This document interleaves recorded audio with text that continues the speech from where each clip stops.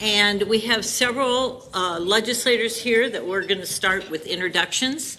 And we don't want to fall too far behind because we do have several presenters that are coming to us from distinguished positions. Committee members, we do have an event tonight at 6 p.m. at the Rio Grande Winery. And if you don't know about it, at breaks, we can give you the information about it. So let's please start. Senator Campos with introductions. Thank you very much, Madam Chair. Of course, to the Vice Chair, to the members of the committee, to our staff, and of course to the guests that are here with us. State Senator Pete Campos, representing all our parts of 7 counties in northeastern New Mexico, and it's always great to be here in Las Cruces, regardless of the time of the year. Thank you.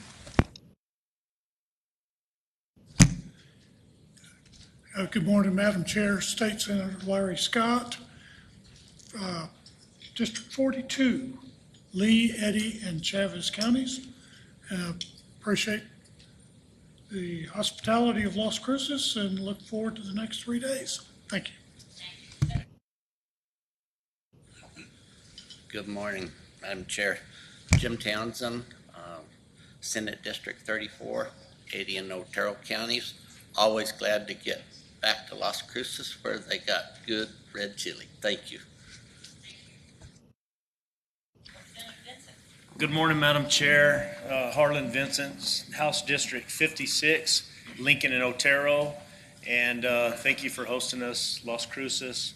Went and had some good Mexican food last night, and it's always nice to be here.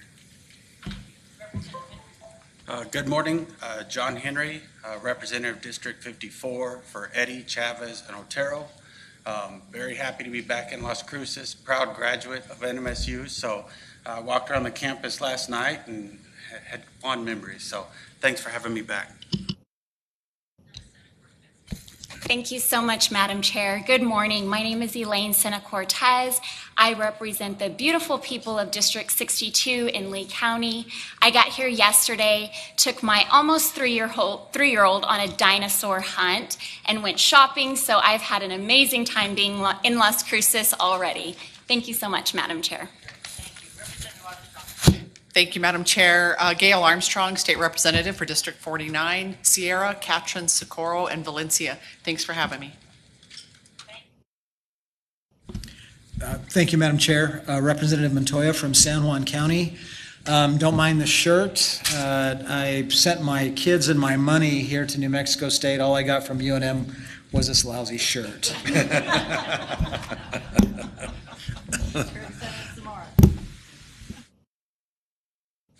Good morning, Madam Chair, members of the committee, and attendees. My name is Martin Zamora.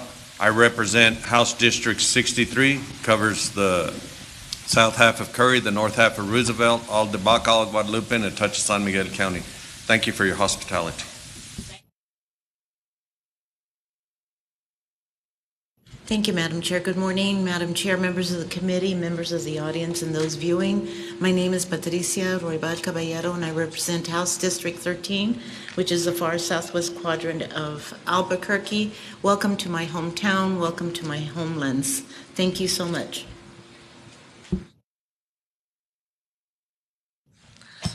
Thank you, Chair. My name is Representative Kathleen Cates from District 44. District 44 is all of Corrales, the northern part of Albuquerque, and many parts of Rio Rancho. Thank you. I always love being here in Las Cruces. Good morning, Madam Chair. Good to be with you, and good morning, Las Cruces. Great to be with you, and thanks for coming to the meeting today. And thanks for having the meeting here in Las Cruces, Madam Chair. Thank you, Madam Chair.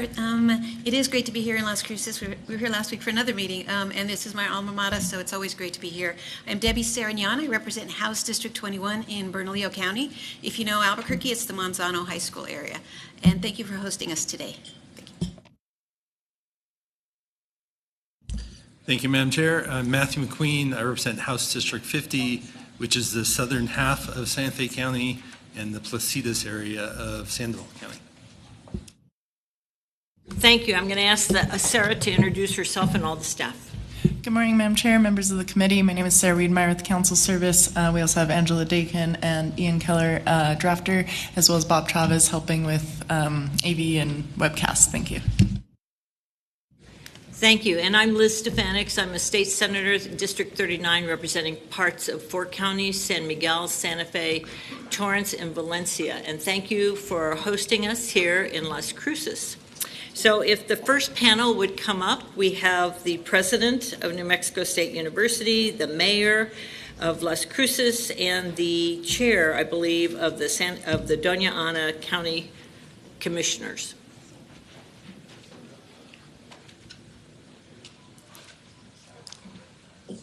So we'll start with the president, please. Let's see if this worked, Madam Chair. So, Madam Chair, thank you for having us here to. Okay, so a reminder to all of our speakers and our committee members, we can have one mic on at a time. I'm a big offender, so if we could all remember that. Thank you. Okay, Madam Chair, let's try this again. So first of all, thank you for being here. Obviously, we take a lot of pride in having you here. We're excited to be able to welcome you, and especially this committee, because we do spend a lot of time and a lot of our research monies on water. We have some of the best experts worldwide, and so we're very proud of this. I do want to say one thing. So after having undertaken a trip through all 33 counties, visiting all of our extension offices this summer, I know a little bit more of the people you represent and the challenges, the different challenges that each one of you faces. So it's been a great trip for me and my executive to go around, meet many of you in your locales, but also get a sense of how our land grant mission really needs to exemplify itself across the state. And for both Representative Vincent and Representative Henry, I'm going to become a part-time resident of your counties because I'm about to buy a cabin in Cloudcroft, just so you know. So, back to the topic at hand. We are about to start our semester. We're really excited. Our enrollments are up. Yesterday, if you were on campus, you probably saw a lot of kids walking through the gates. We had probably one of the biggest numbers of, I think it was over 1,000 students who came both to the convocation and through the walk to the gates. This speaks to the vibrancy of this campus. And coming back to this topic at hand, we really know that our research in water is crucial at this time. I know that this is one of the big topics that the state is taking on in the next few years, given the scarcity of resources and what is happening nationally and in this state. This year we've had a lot of rain, so that's been great, but we can't always count on the rain, so we have to figure out how we're going to work with our water resources, and hopefully you will be getting a little bit of that flavor throughout the presentations these next couple of days, and also through your visits in places where work is being done that I think is going to be and continue to be transformational. So I'll keep it short and leave my colleagues to be able to present there and introduce themselves as well. But thank you again for being here. This is an exciting time to be here. Thank you, and I'm sure there might be some questions later, and for all of you. Thank you. So let's now go to the mayor. You don't have to keep passing. We have two there, so yeah. Well, good morning. Thank you, Madam Chair, committee. Thank you. As Mayor of Las Cruces, I want to welcome you to our beautiful city of Las Cruces, and of course to Aggie Nation, as I am also alumni of NMSU. It's great to have you here so that you can see how beautiful Las Cruces really is. When you see the sunrise over the Oregon Mountains and you see our beautiful sunsets, you'll know how beautiful this city of the Crosses and Mesilla Valley really is. So thank you for being here. Thank you for allowing us to come here and speak and welcome you and talk about some of the things that we have going on in Las Cruces. very, very excited. I got a note. I think it was Senator Campos that said, regardless of what season it is, you're here at the best time. We actually have 5, our normal spring, winter, summer, fall, and chilly season. So you're here right at the peak. It's chilly season. Best time to be here in Las Cruces. And we're very excited and very pleased because, what you do with water and natural resources is so important to New Mexico and so important to the Mesilla Valley. We have the sunlight, we have the soil, we have the water. Our backbone is that of agriculture, and it's so important. And it's important for us to partner with NMSU with all their research and development, and to partner with the county with all the agriculture that goes on there. But for us as a city, it's the growth and development. And I want to share with you all some good news that we have here in Las Cruces. We did receive a $60 million grant, a federal grant for infrastructure. We will have a new road where our high school, if you come in from the east side from the Oregon Mountains, is Oregon Mountain High School, and that's Mesa Grande. That will travel south all the way to Loman, connecting about 50 miles. But what it creates for us is just on the northern part within the next 4 years is about 4,000 new homes. Attainable homes, affordable housing, commercial, industrial. So we're going to see a spike and a growth in the city of Las Cruces with that infrastructure, that grant of $60 million. I think that's the most we've ever received in the city as a grant, and we're very excited about it. But, with every blessing, there comes burdens, and it's the water usage. Our most valuable resource, and how do we conserve and how do we continue with that? And then also the tying into that infrastructure and what it leads to bottlenecks in different areas, and the roads and things that we're going to need for funding to help us with that infrastructure growth and demand. But it's very exciting of what's happening in Las Cruces because, again, it goes back to our natural resources that makes this area so beautiful that people will want to move here, and we've got a great opportunity. But I want to put that in the forefront that, in order to look forward for that growth and development, we're going to have to also take care of our resources. So I appreciate what you all do and how you look at that and what you'll set up for the future, just sharing what's going on with Las Cruces. And again, thank you all for being here. Thank you. And now the chair of the County Commission. Good morning, Madam Chair, members of the committee. Thank you for saving the best for last this morning. Hopefully I can do that position justice. My name is Christopher Chalder Hernandez. I'm the chair of the Doñana County Board of Commissioners. I am also an NMSU graduate. Although not born and raised here, I chose to finish my degree at NMSU. And on behalf of my fellow commissioners, welcome to Doñana County. Just a couple things that Doñana has been working on that's really exciting, and you all, that has to deal with a lot of the things that you're going to be talking about today, is that the county has submitted an RFI to look at the brackish water under the industrial park of Santa Teresa. We are waiting for that RFI to come back, which will be helping us leverage private-public partnerships to explore a possible desalinization plant in Santa Teresa. With that being said, it will help us bring clean drinking water to a lot of residents in that growing area, all up and down the border. And it would be definitely looking at what is happening currently in El Paso, Texas, where they've been doing this for decades.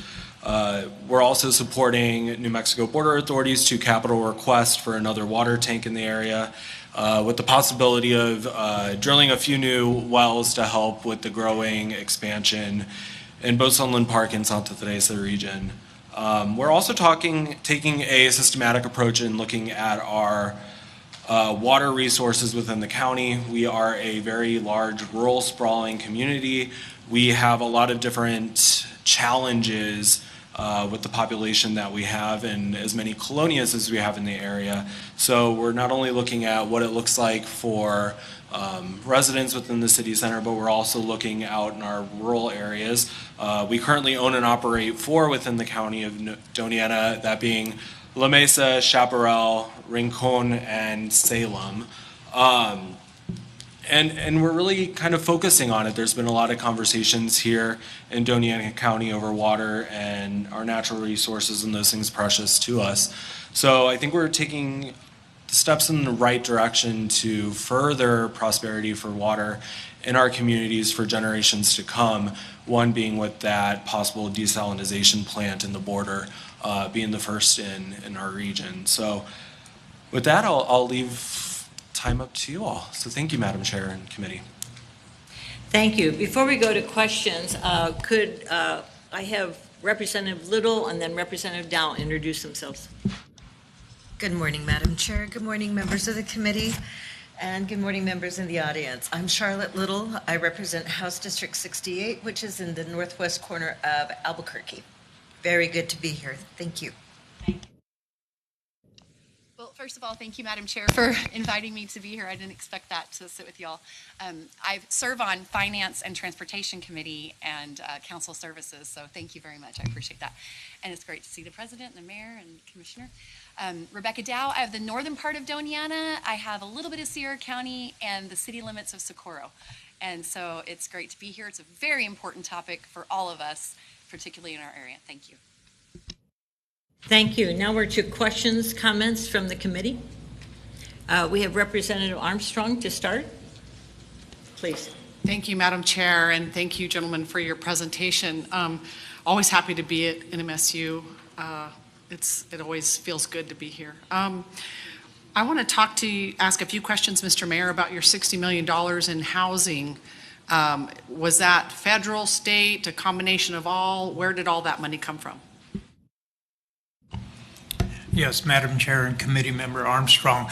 Yes, that is a private-public. It was a federal funding grant through a developer here, and so that's how that was obtained. We, as a city, are the fiscal agent to receive the funding and make sure that that road is designed and inspected and approved. Thank you for that. I've noticed a lot of housing going up. Is any of it, Madam Chair, for low income? Yes, Madam Chair, Committee Member Armstrong. Yes. So with the development that's going to go in that area, 40% of that has to be affordable housing. So there will be affordable housing, attainable housing, and then as a developer decides for the housing, but we'll have a mixture. We just recently passed our new land use code here in the city of Las Cruces. It is more flexible and creative so that we can have commercial, we can have multi-use families, we can have affordable housing, and maybe we can look at even zoning some of the area for industrial. Thank you for that, Mr. Mayor and Madam Chair. Are there gas lines running to every one of those new housing units? At this time, there isn't with that development. The developer has used some in some areas north of town and also has some subdivisions that do not have gas lines and is all electric homes. So there'll be a mixture depending on how we go in that direction with the developer. Thank you for that. And so it's a permit that was only allowed to be permitted if it was all electric? No, ma'am, that's not the case at this time because it is, like I said, we're 3 to 4 years away from that infrastructure taking place. At this point, we'd have to work with El Paso Electric on utilities and look at our water lines and even whether we're going to go with gas lines in that area or all the area or a partial area. It just depends how we can connect and how we go in that direction. Thank you for that. So none of these are permitted only for all electric?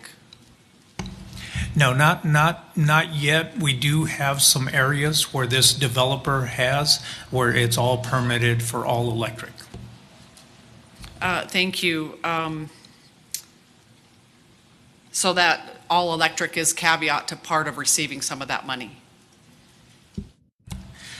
No, I don't think that was part of the grant approval for this grant that took place for the 60 million. I think it's just more for the infrastructure and tying in and helping alleviate a safe route from Highway 70 to Loman and Las Cruces for traffic control safety, for future development.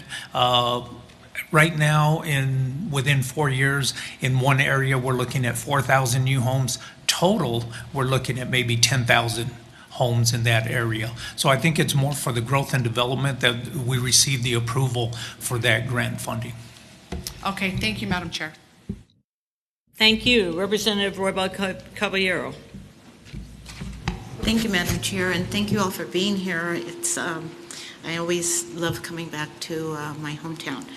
And I have a question for each one of you briefly. I'm going to start with Dr. Ferme. And my son is a graduate of NMSU, and I am of UNM. So that makes our family living very interesting when it comes to sports particularly and academic achievements. So for the purposes of this committee, Madam Chair, I'd like to know how NMSU, and I followed the progress through the years, is leveraging research and innovation to help us all in New Mexico adapt to what we are seeing as long-term water scarcity and climate changes in agriculture, particularly in water-intensive crops, because you are our main institution in this area. I'm interested in that. Thank you. Madam Chair and Representative Roybal Caballeros, thank you for that question. I'm very excited to be able to answer that question because we have incredible research, not only in the more traditional areas where water is being done, especially with regards to industry, but also obviously in agriculture. And the partnerships that some of our agricultural experiment stations are starting to have, both with the counties and the towns and the cities where they reside, but also internally working on, sort of drought-resistant crops, making sure that there are new, let's call it, looking at how the evolution of certain genetic types actually favor less consumption of water. Those are all really high on the work that we're doing. We're seeing it especially on the eastern side, in our research centers like in Clovis, Tucumcari, and in Artesia. So that is a central aspect of what we're doing.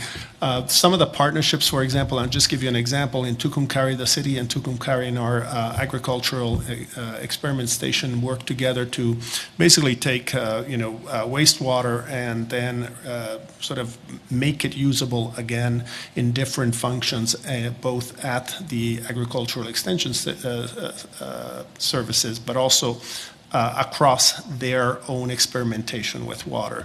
So it is something that we're advancing because we need to do this. And, you talk about water, now the term escapes me, but precisely the need to reduce the consumption of water in those water-intensive crops is one of the principal aspects of this research. So, yes, the answer is we are really committed to that. And as I said, we have really intense and great researchers both at our stations and on campus that are evolving that research. Thank you, Madam Chair, and that is very important because we look to your institution for guidance in this area. Thank you. Moving on to Mayor Enriquez. Good to see you. Mayor, how is the city, and particularly because of the area and the region that we're in, interested in knowing how the city is engaging with El Paso and Ciudad Juarez to address cross-border water challenges in the Rio Grande Basin? And in answering that, do you believe regional water compacts are working as intended? Thank you, Madam Chair. Thank you, Madam Chair, Representative Caballero. Thank you for the question. Yes, I believe you know, for me firsthand, it's establishing that relationship with El Paso and Juarez. So I have developed a good relationship with Mayor Johnson and Mayor Cruz Cuellar Perez. And we're always looking, you know, we have that battle and we have that issue all the time. There's just some litigation going on right now that it's hard to say if it is working or not. But the relationship is there so that we can take care of what we have and work together is definitely there. Thank you, Madam Chair, and relationships do matter in the long term also. Thank you for that. And finally, Commissioner Shalho Hernandez, I hope I pronounced that correctly. We're oftentimes in the state and federal governments sometimes presume certain positions. That glare is killing me right now. But from the county perspective, what role can local governments play in strengthening water planning, particularly when state and federal policies oftentimes lag behind local realities? And we've been attempting to address how we can balance this and give credence and in priority. So I'd be interested in knowing how you respond to that. Thank you, Madam Chair. Madam Chair, Representative, the county has been leveraging our partnerships, especially with NMSU and other entities, to look at what the future of water is. And you're correct in stating, you know, the state did a great job. They put out the strategic water bill, which we're going to be going and applying for grants here pretty soon, which is great because it definitely fills in the gaps between what a county or a municipality can do compared to the state and the federal government. But we've been seeing a lot lately here at the local level that leveraging those partnerships that we have, we're able to further the investment in the communities when it comes to those water issues as well as water supply. And we're kind of looking towards the future by having those conversations early on. But we are noticing that there's a lot of challenges that are arising right now. And I think with the help of the state of New Mexico as well as county government, we're able to leverage different kind of funding structures to look at how we can move forward in that regard. Thank you, Madam Chair, and thank you very much for your responses, all of you. Thank you. Any other questions or comments from the committee? Yes, Representative Cates. Thank you, Chair. Thank you so much for your presentation. Thank you. I do love Las Cruces. The audience is a great show of engagement on this topic, and I do appreciate it. I look forward to being able to tour the desalinization project as well, and I'm looking for that. Just a couple of quick follow-up questions. The housing that you talked about that is through federal and state grants, and currently it's an all-electric. Is any of that being subsidized by using solar, while you take advantage of the fact that at least for the first 4 years will be all-electric? Thank you, Madam Chair and Representative Cates. No, the grant was for the infrastructure for the road. What will generate from that infrastructure will be additional housing, the growth and development in our community. There'll be several different permits allowed, whether they're all electric or gas lines in areas is yet to be determined. Affordable housing will be part of that, as 40% of that development on the northern side of that road has already been approved. So there will be a mixture there. Like I said, we just passed our new land use code, having that ability for creativity and flexibility. So thank you for that clarification. I also am interested in knowing, as everyone in the country and the state are dealing with different housing issues, whether it's transitional or entry level, do we know if our university or student housing, and is that affecting the city itself? Do we have a shortage in that, and do we have a plan to expand that with any kind of workforce, whether it's for our hospital, our teachers, or students?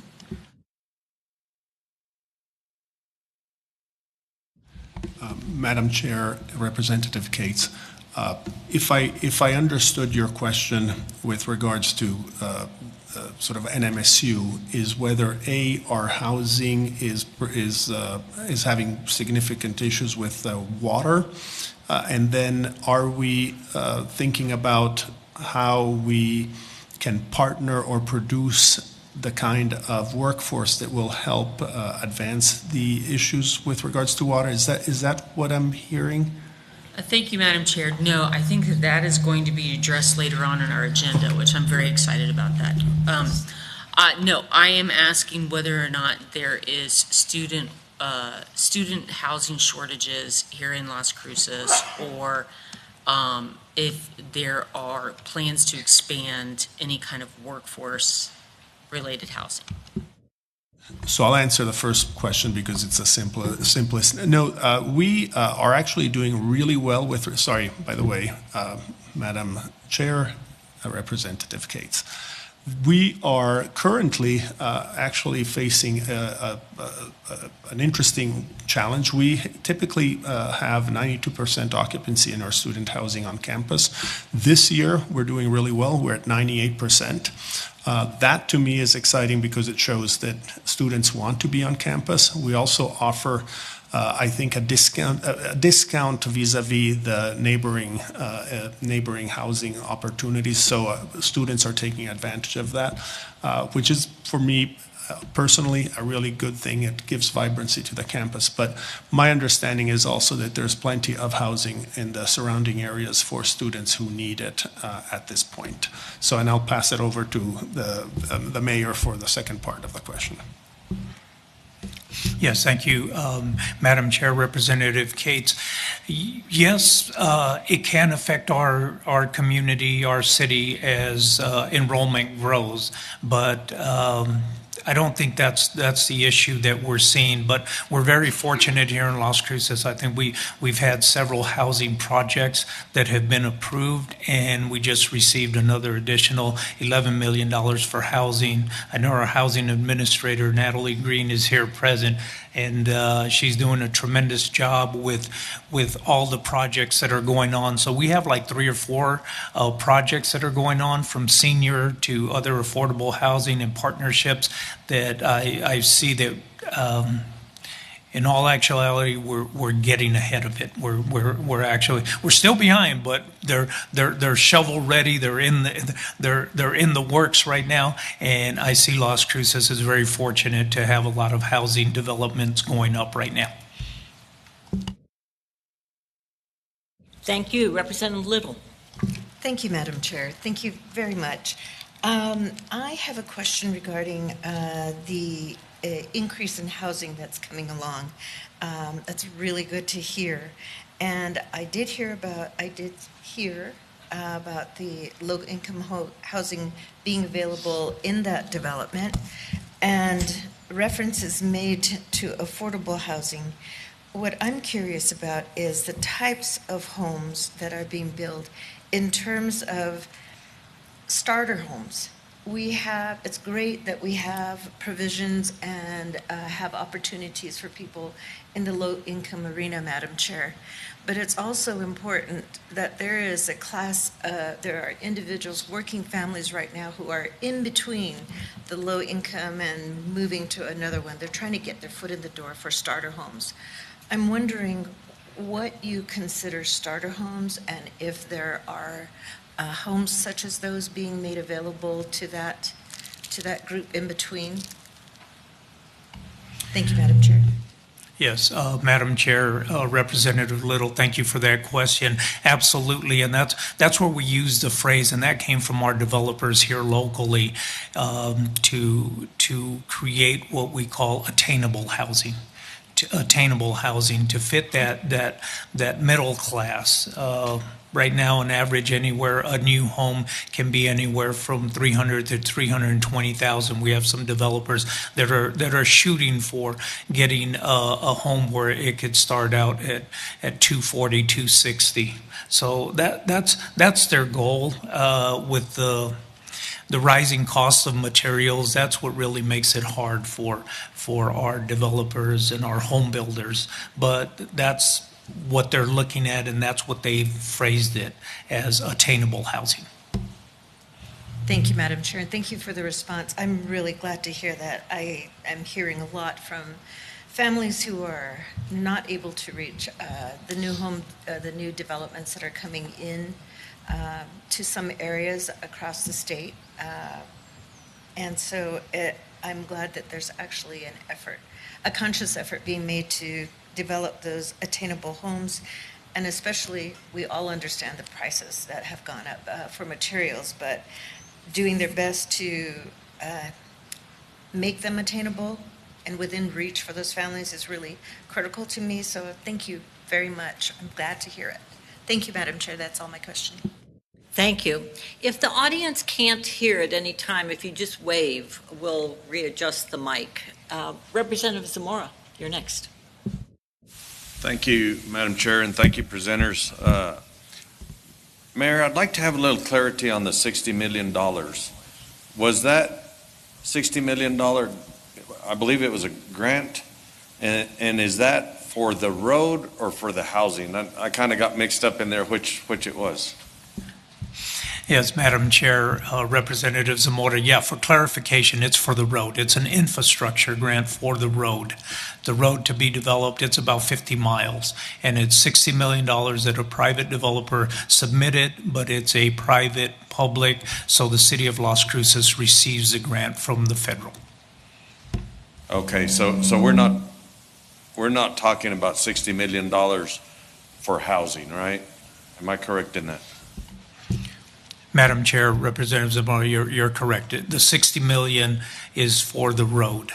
The developer has acreage there that has already submitted and put a plat out for a subdivision area there that will generate about 4,000 homes, and 40% of that will be affordable housing. Thank you. Thank you for that clarity. And are you receiving any money from the state of New Mexico for housing here in Las Cruces, Mr. Mayor? Yes, we've been I'm sorry, Madam Chair, Representative Zamora, yes, we have. I think recently, our most recent one, we've received $11 million for about 4 different housing projects that are going to take place here in Las Cruces.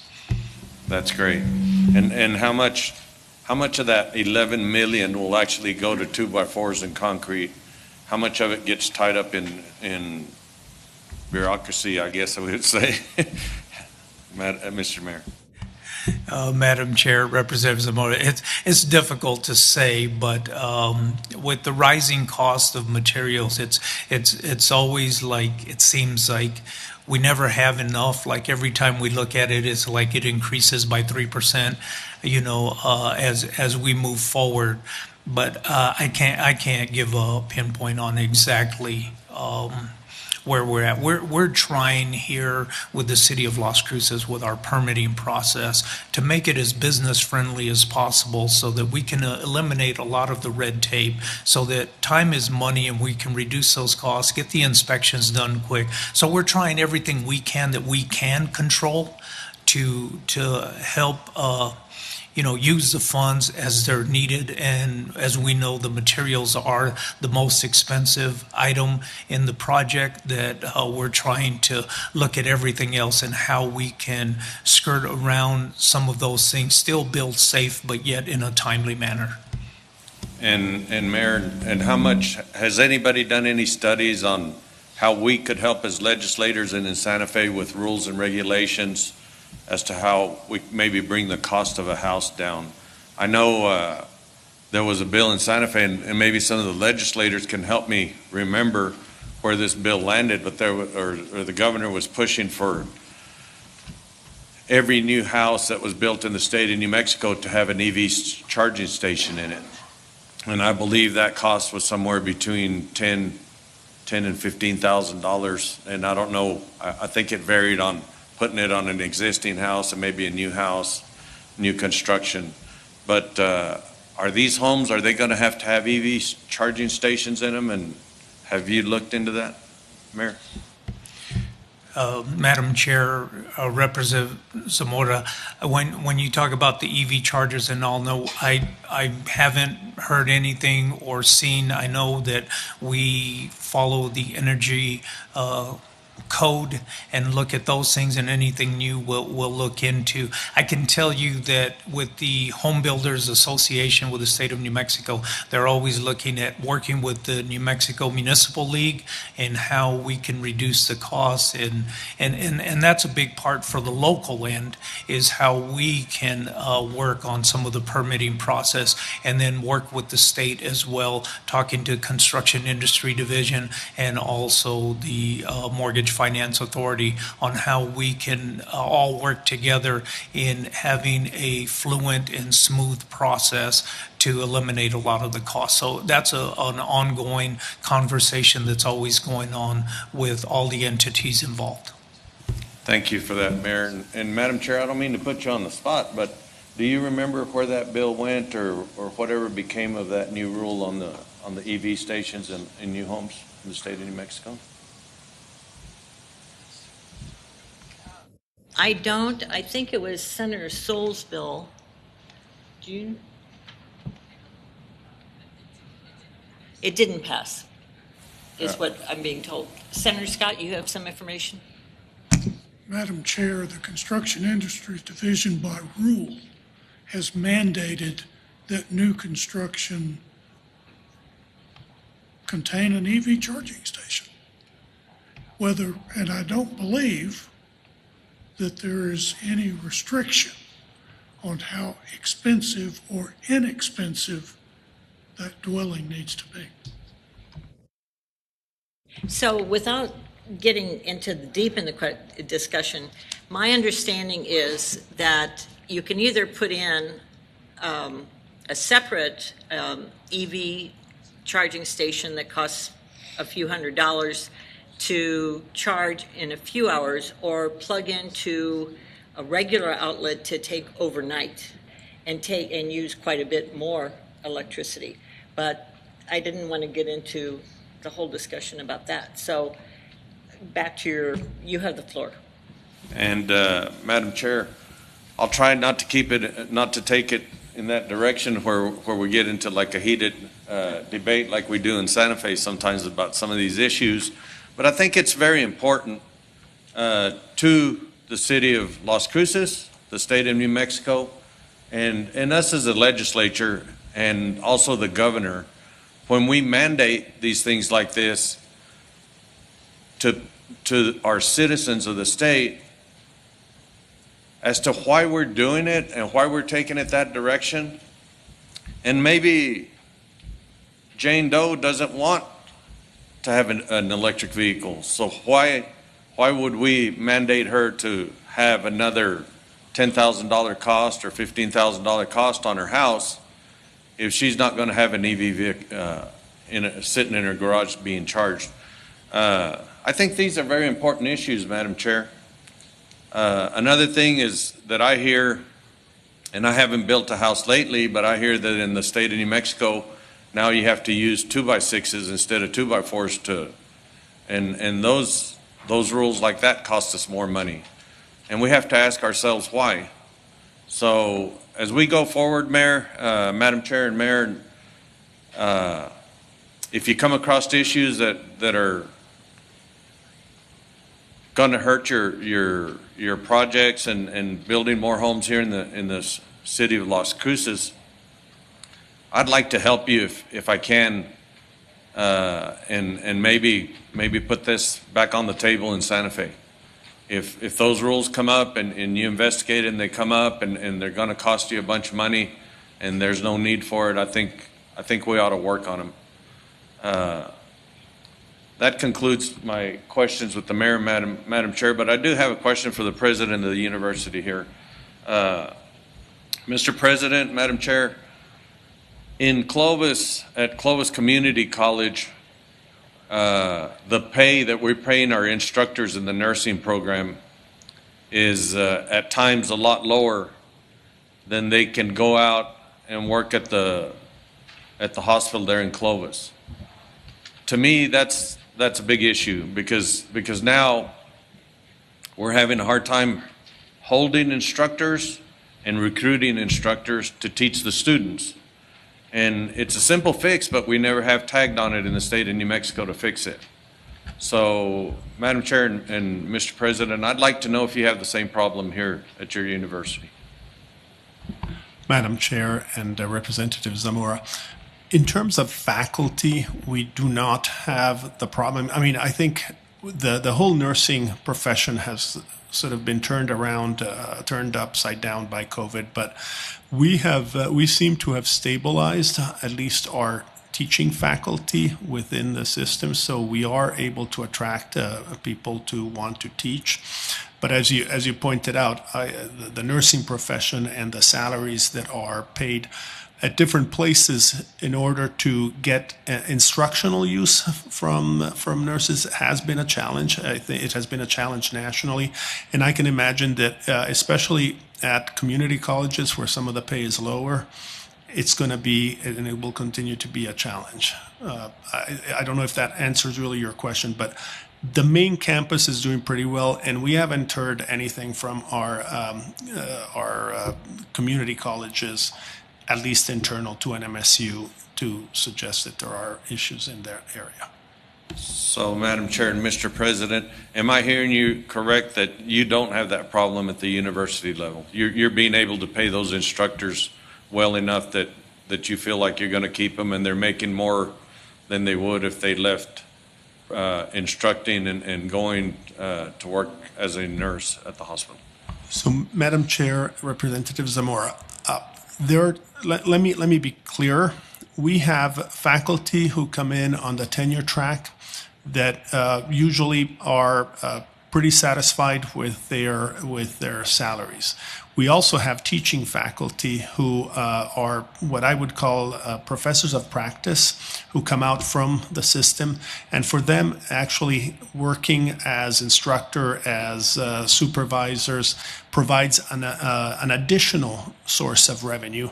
So in fact, it is something that they are excited sometimes to do because they do love teaching, and they add it on to their regular profession, which makes it easier for us to get good quality of external and up-to-date professors of practice. So it's a little bit of both things, which helps us maintain the quality of our teaching. Thank you, Mr. President, and thank you, Madam Chair. That concludes my questions. Thank you, Representative Zamora. I next have Senator Steinborn, then Senator Townsend. Thank you, Madam Chair. Good morning again, gentlemen. So I have a few questions for probably each of you. Mayor, just a little bit about the road. So you had mentioned it's a 50-mile road. Is that right, Madam Chair? Madam Chair, Senator Steinborn, it's approximately 50 miles from Oregon Mountain High School to Lowman, so where that neighborhood Walmart is on Sonoma Boulevard.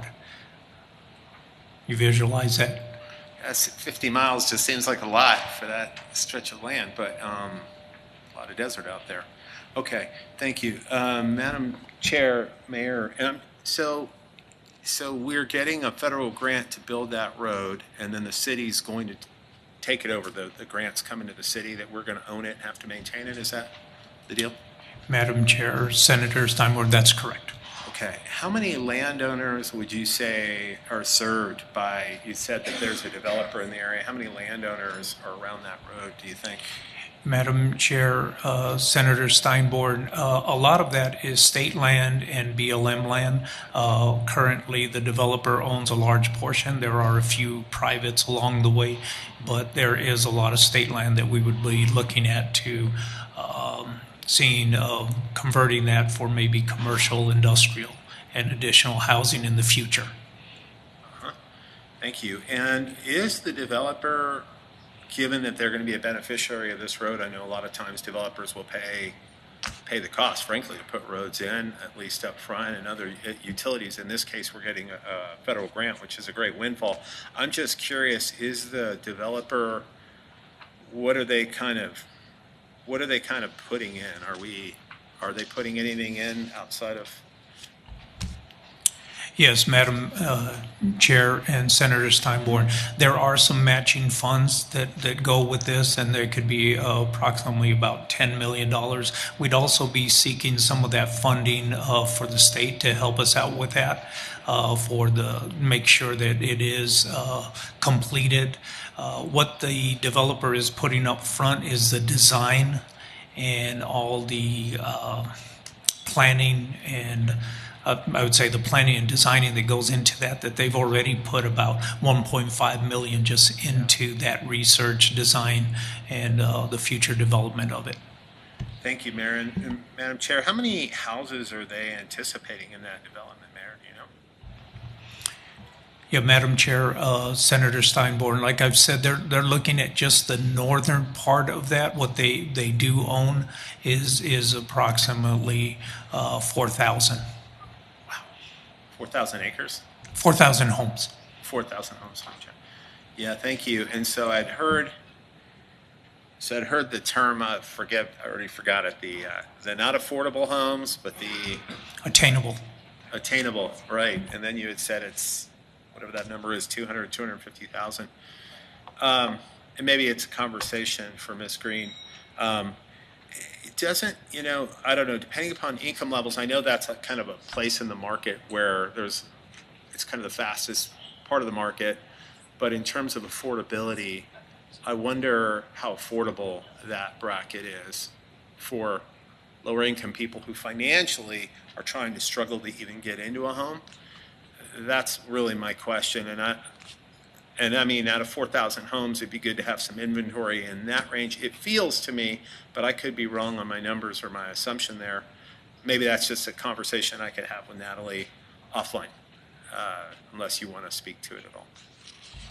No, Madam Chair and Senator Steinborn, absolutely, we'd have to bring Natalie into the conversation. But just speaking on behalf of the factors such as interest rate and what the developer can do and how they can get ease of entry into those homes will be a lot of factors into being able to finance that, because it is difficult. It is very challenging. Thank you, Mayor. And while I'm on this topic, are any new parks planned to serve that area in the area of the development? Yeah, Madam Chair, Senator Steinborn, yes, that would be part of it. It would. I don't know exactly what the percentage would be, but definitely when they do that, there would be that, and I would be advocating for public safety, such as fire stations, and maybe we'd have East Area Police quarters as well for public safety and early response. Thank you. Yeah, and we hear that from our constituents all the time, and kids in neighborhoods, that the need to have accessible nearby parks, and the time to do it is when it's being built, and we're negotiating with a developer. So I think that's super important. And obviously, you have a lot of resources in that part of the county going in, or that are already there, community centers and stuff like that. So right on. That's all I have for you right now. Thank you, Mayor, for all you're doing for Las Cruces. You really are doing a great job, and appreciate it. And so, Mr. President, I have a question for you. I know you've really championed AI. You've really brought technology, the new technology era to Las Cruces with some of your focuses. Can you talk a little bit about what you're doing here to make AI more integral to NMSU and to New Mexico? Madam Chair and Senator Steinborn, sometimes you need to leverage what you already have. And we had really good people already at the university, not only in the fields closer to what AI would be, which is probably computer science and electrical engineering, but across the university. And in fact, I believe that last week some of our researchers presented on the work that is being done in AI in agriculture up north. So what I did was try to bring together all these forces into an institute, and the state was generous enough to provide us with some funding last year.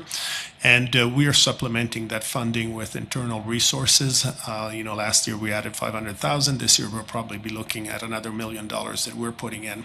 So that is for a couple of reasons. One is to create synergy between the different places in the university where AI is being produced, because there's always really fertile room for cross-pollination when you have these researchers. But the other one is really to fulfill our mission as a land-grant institution. We are, in some ways, a more applied knowledge in some areas institution. And so using AI machine learning and thinking also, obviously, about the many challenges that it's producing these days, because it's not just an indiscriminate use of AI and machine learning, but it's also trying to figure out the ethical, compromises, but also the ethical issues that sometimes AI produces. But in my vision, it was really about how do we partner with many of the other areas of research in the university. And obviously for this committee, water is an important one, because a lot of the research that is being done on produced water and brackish water, on recycling and reuses of water, produces a lot of data. And that data is becoming almost unmanageable if we don't put some kind of, I don't want to call it control, but some kind of rationalization. And I do believe that AI and machine learning will help us do that. But across the board, I'm excited about the possibility of seeing where, in fact, we can increase the research that we're doing in this area. I mean, as I said, my travels across the state have also allowed me to see, for example, how in ranching, virtual fencing has become a big thing, and AI and sensors have really helped to make that a much more viable format of what we do.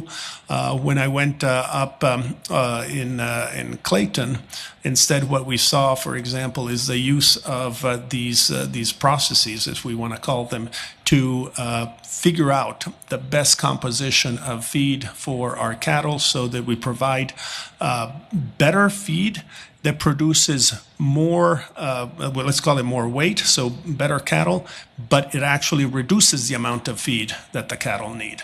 So these improvements, I believe, really fall into the mission that we have to give research and innovation that helps the state. So we'll continue to do that. I know that we're part of a consortium in New Mexico, but there's also really good work that is being done in the Borderplex region. So we're looking at that as well. And especially as manufacturing is coming into the region, they're looking, and most industries right now are looking for AI savvy students. It doesn't mean that they have to be AI majors. We do have the first bachelor's of science in AI and machine learning at the university in the state, but it's also about embedding it in all of our majors, because it's already there. So it's just, how do we train our students to be better at using it in a way that is responsible and, let's call it, useful for the state. Thank you. And Mr. President, I just have one more question, and I know we might be kind of tight on time, so are we doing all right? Yeah, we're doing fine. Okay. It's kind of one question with two parts. So before you came here, before we started the Opportunity Scholarship, we had a problem with, we were really bleeding enrollment, and sorry, forgive, I know you know this, but we were bleeding enrollment at all of our universities. It wasn't just NMSU, it was all of them. And we, coming out of COVID and maybe prior to that, so the Opportunity Scholarship really turned that around, helped to turn that around and get more people on a pipeline to go into school, which is great. And now I know there's a trend of more people going online for school, and New Mexico is really adapting to that. NMSU, I should say, is adapting to that. So in a macro sense, could you just speak to how enrollment is going at NMSU, and then the role of the Opportunity Scholarship, the continued role, which is a thing that we fund. It's not cheap, but in my opinion, it's one of the most important investments we can make. Can you talk about the continued importance of that in NMSU, and also changing strategies and meeting changing times? Madam Chair, Senator Steinberg. So I know we're actually tight on time, because I could actually take a long time here, but let me be very, very specific. Our numbers across the system right now look like we're going to have an enrollment growth of about 1,000 students. Of those, about again, we're projecting out because we're still not at census, but about 120, believe it or not, are going to be on main campus, and about another 450, 500 will be online. And but our regional community colleges are also all growing, so we're seeing growth across the board. Now, what you ask is a fundamental question: does the Opportunity Scholarship have an influence? Certainly, it does, and it creates opportunity precisely because it takes away the tuition element for a lot of students, and that's point one.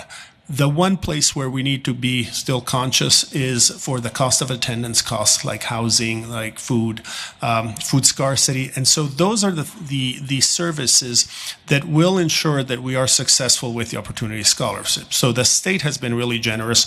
We need to continue to be really careful to all of our students and how they have been either prepared academically, but also in terms of their own, let's call it home economics, to the realities of college. Because the Opportunity Scholarship takes away the one pressure point. But the pressure point doesn't go away. We still know that we have a lot of students who use our food pantry. We have a real drive to try to eliminate that need for our students. And as we have come to realize, the other pressures are always there, and especially in academically, we could probably do a better job of pre-preparing our students, and we're doing some of these bridge programs coming in.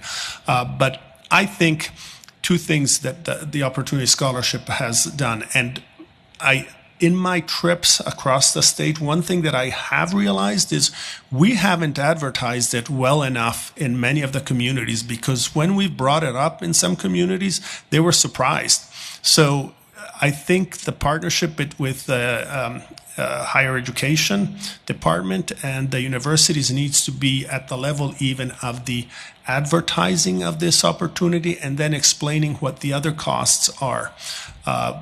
One initiative that we haven't gotten to yet, but I'm thinking very seriously is we need to put our costs, our total cost of attendance, on our websites so that students can see what it really looks like, not only having had the Opportunity Scholarship taken away, but so they can realize what the other costs are, so that we can partner with them with the other aspects of their financial experience.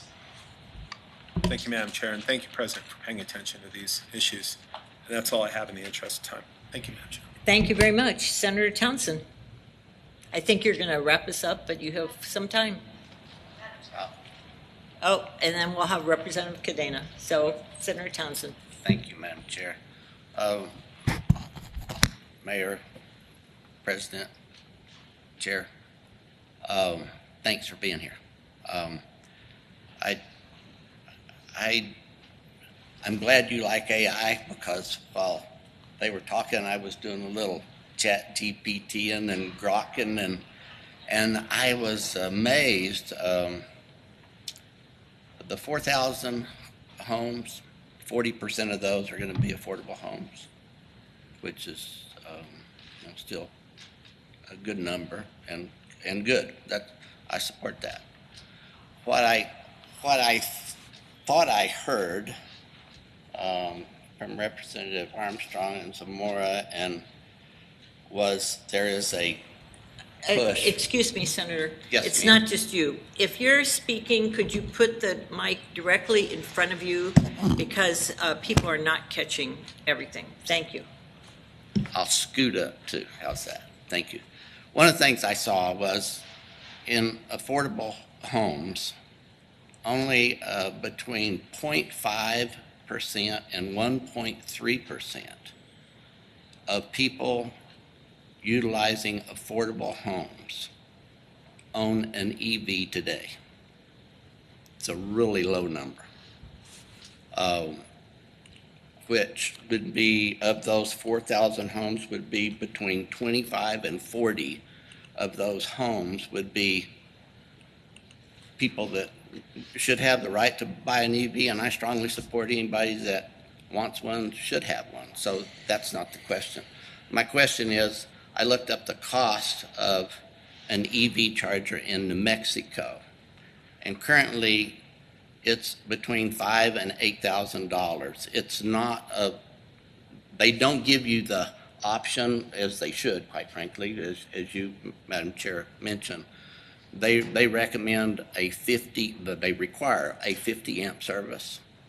And that's really not the cost. The cost on 4,000 homes to add 50 amps of load per home is over 200,000 amps of incoming power structure to that grid. That's where the real cost is, and it's huge. It's hundreds of thousands, it's millions of dollars. So I would I would hope that as you go through the process, the other thing I looked up, Madam Chair, just because I didn't know, what's the percentage of people that want natural gas in their homes? Between 69 and 74%. So if you want to meet the needs of people that are utilizing these homes, which we should meet their needs, you would do a lot more by offering multiple fuel sources, gas and electricity, than just trying to push an EV mandate. So that's one thing that I want to make sure that you understand. The second thing, Mr. President, I heard you were at 98% in your housing. Kudos, good job. It seems to me that how much of those are students that have assistance in their housing? Do you know off the top of your head? Madam Chair and Senator Townsend, I don't know off the top of my head. Well, the thing that coming from the business world, the thing I got to thinking about is, on one hand, you have a public-private partnership trying to build 4,000 homes. And on the other hand, you're subsidizing students coming in that kind of either depletes the market of people going out to rent private supported housing, or you're basically forcing the market rate down a little bit. Kids going to college, I get it. I mean, I'm there, but if we're really going to promote a public-private partnership, which I'm a strong believer in, we shouldn't undermine that effort on the other side. So I would hope that that we look at both sides of that. Senator Steinborn mentioned something that I was interested in. And this road, wherever it goes, I don't really get where it goes, but what I do understand is there's $60 million of foregone capital that a developer has had to put into a development in order to extract a return on his investment for land that he owns adjacent to this. How many private entities are benefiting from this $60 million? And has anybody really looked at that? I mean, I always become a little bit suspicious when I see a huge dollar amount going into an area and somebody's developing right next to it, like, voila, they hit the jackpot here, you know. They got a big benefit of $60 million and they didn't have to put the infrastructure out there. How many private landowners are there that are benefiting from this $60 million? Do we know? Madam Chair, Senator Townsend, to be exact, no, I don't. But it is a jackpot for Las Cruces because there is some of the private ownership that this developer has, and then there's other privates, and then there's a lot of state land and BLM land that's available. But what it also brings to us that we can use some of that state land for some commercial and maybe looking at some city property that we have out there for industrial as well. So it's a huge economic developer for this community for the future. It just doesn't serve one individual. It's good for the whole community. And I'm not, Madam Chair, I'm not arguing that. But I have to try to protect those dollars. You say that as a singular developer, is that correct? Is there just one developer? At this time, it's one developer that put in for the private grant, for the federal grant that was received, that the city receives. But there are multiple that will benefit from this. Okay, I'll leave it at that for now. Thank you, Madam Chair. Thank you, Mayor. Thank you, Representative Cadena, and would you please introduce yourself as well? Yes, thank you, Madam Chair. I'm Representative Lara Cadena, and I'm honored to serve in House District 33 here in Doña Ana County. So that includes the historical communities of the Tortugas Pueblo, Mesilla, and San Pablo, as well as NMSU's main campus, about the west side and south side of Cruces, and lots of the valley. And I was peacefully enjoying some yogurt and berries in the back, Madam Chair, but I got fired up when I heard our colleague Senator Steinborn ask a couple of questions in relationship to the Opportunity Scholarship. So I just quickly wanted to make a comment about what's coming up for me from constituents and young people across the state this time of year with higher ed coming back into full swing. So just as context, I have two teenagers. One is starting their freshman year of high school at Las Cruces High, and my older daughter just graduated from Las Cruces High in May. And certainly for me, what I felt for a couple of years now was that the Opportunity Scholarship was political propaganda promised by one politician that we never delivered on.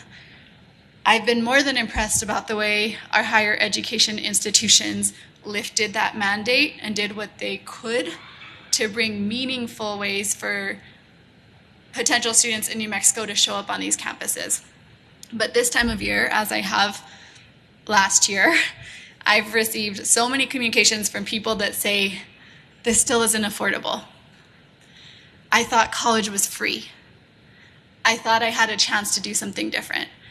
So, and I hear from a parent of a graduating senior that's about to start college herself, I heard about a couple of families who changed plans, who had kids that maybe were going to go to Texas or Arizona or Colorado and got bribed back, like, it's no tuition in New Mexico, I'll buy you a new car, we'll go on a cruise, stay here.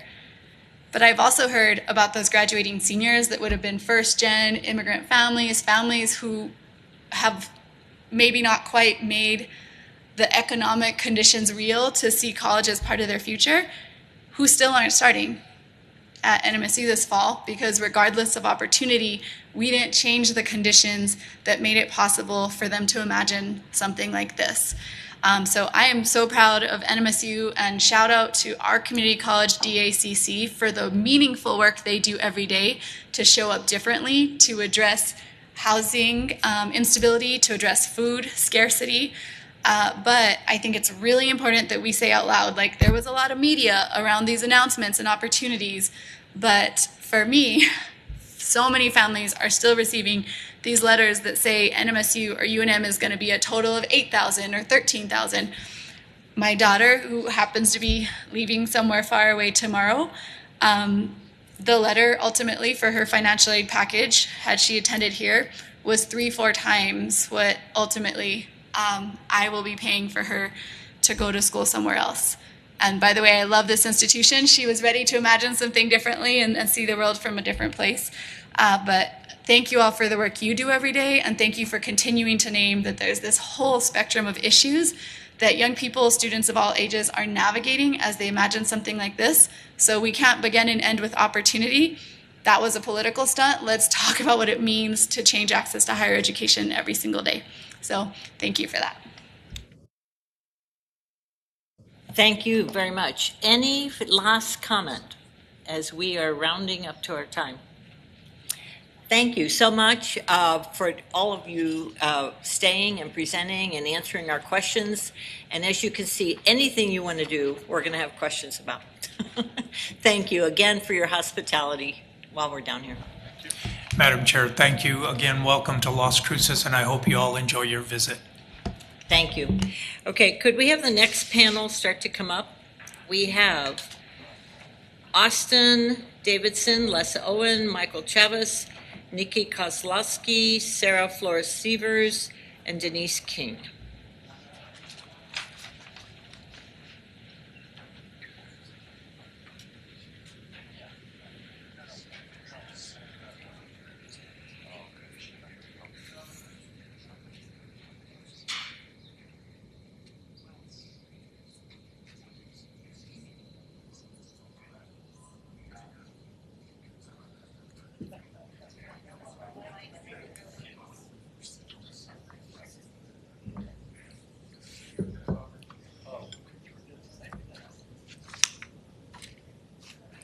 Committee members, this meeting, we're trying to focus on food and ag, and of course, water and everything. So quite a few of the presentations that you're going to see while we're down here is related to that. So, are you ready? Okay, please, go ahead, Austin. And just, everybody, please introduce yourself. We have people watching online as well as here in the room. Thank you. Thank you, Madam Chair. Members of the committee, my name is Austin Davidson. I'm a fiscal analyst for the Legislative Finance Committee. I will be giving you a presentation specifically on the recently passed reconciliation bill and its impacts to the federal budget, and in particular, its impacts to SNAP, or Supplemental Nutritional Assistance Program. It'll be something like this. It'll be in front of you. It's also going to be up there. Included in this presentation is also a breakdown in some of the Medicaid impacts because of the federal reconciliation bill. I will not be going into those. I'll be focusing mainly on a high level of what the reconciliation bill did, and then also changes to SNAP. So turning to the first page. Excuse me 1 second. If you're chatting, you need to go outside or probably downstairs because it's all coming forward. Thank you very much. Go ahead. Madam Chair, members of the committee, the first page of your presentation, well, I guess technically the second, is a breakdown specifically of what the federal budget in FY24 looked like. So there's that first section. It's going to be that mandatory spending, and then there's going to be the discretionary spending, and then there's going to be the debt interest, and those are what's called the total outlays. That's the total budget of the federal budget, specifically $6.8 trillion. And then the inner ring highlights the total revenues. So that's the amount of money that the federal government is bringing in, and then the outlined circle is what they're spending, and you see that difference is what's creating that deficit, roughly $1.9 trillion. So the large portions of the mandatory spending are going to be Social Security, Medicare, and then Medicaid, and then within discretionary are two separate buckets. That's the military spending and then the non-military spending. And then that light gray area over there, the net debt interest, that's the amount that the federal government pays on the amount of debt that our country currently holds, roughly $800 billion. Turning next to the second page of the presentation, this gives two separate graphs. The first one is a growth of the federal deficit, and then the second one is the amount of federal debt that is held by the public. And there's going to be a presentation by the Consensus Revenue Estimating Group tomorrow in front of the Legislative Finance Committee, and they will give more information about specifically these two graphs and how the reconciliation bill will be changing them. Turning next to the third page, this is a helpful breakdown of the total revenues. This is the amount of money that the federal government is bringing in through taxes. The largest portion, $2.4 trillion, is the individual income taxes, the second being payroll taxes, and then the third being corporate income taxes. And now this has roughly grown by about 7 to 8% every year, and I think that's an important number to keep in mind when you turn to the next page, and that's going to be your total outlays. You can also think of it as the amount of money that the government is spending.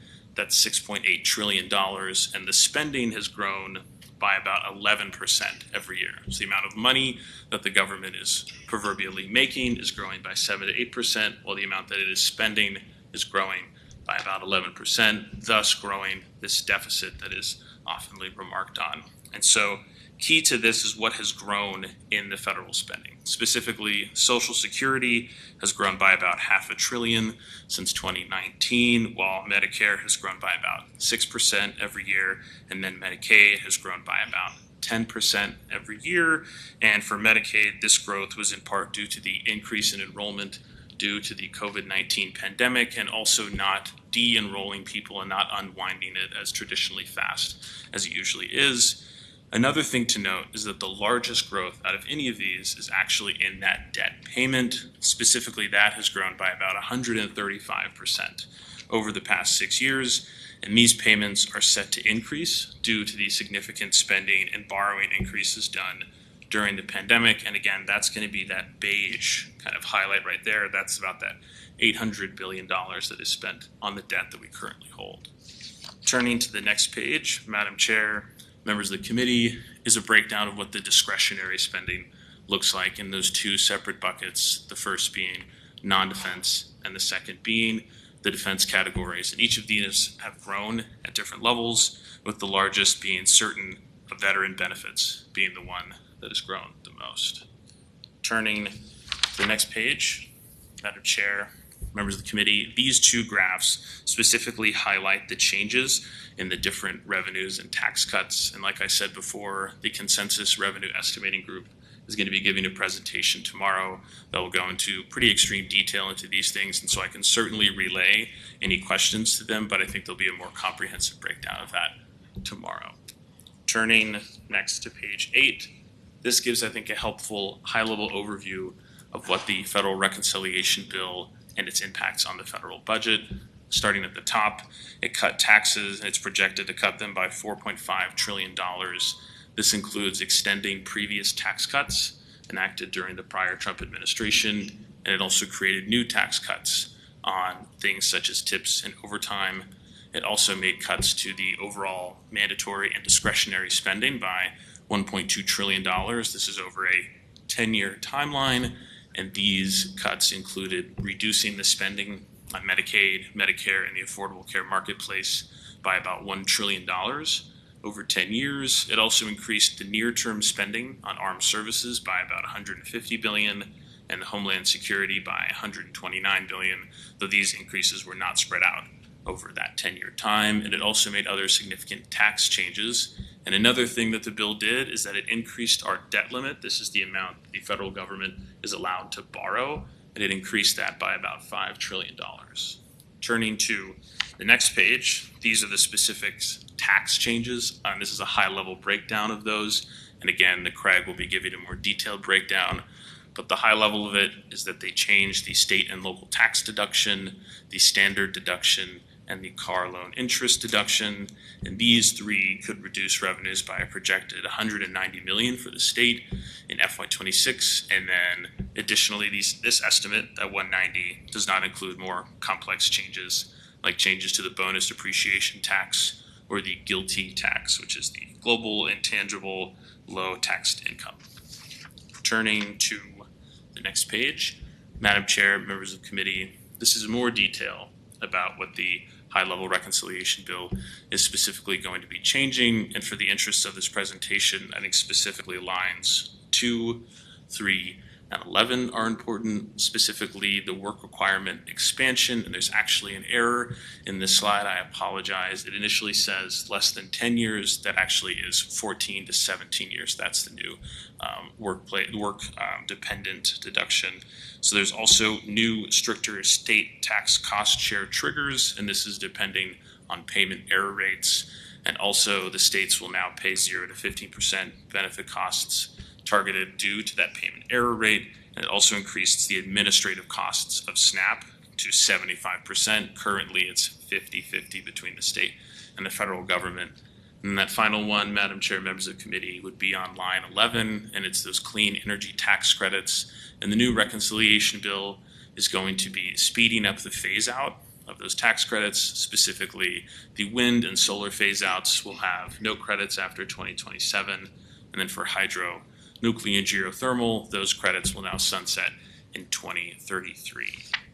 Turning now a lot of pages, Madam Chair, members of the committee, because the next 10 pages go into Medicaid. And in the interest of time for the rest of my panelists and for the interest of this presentation, if you could turn to page 20, that is next when there's more discussions of the impacts to SNAP.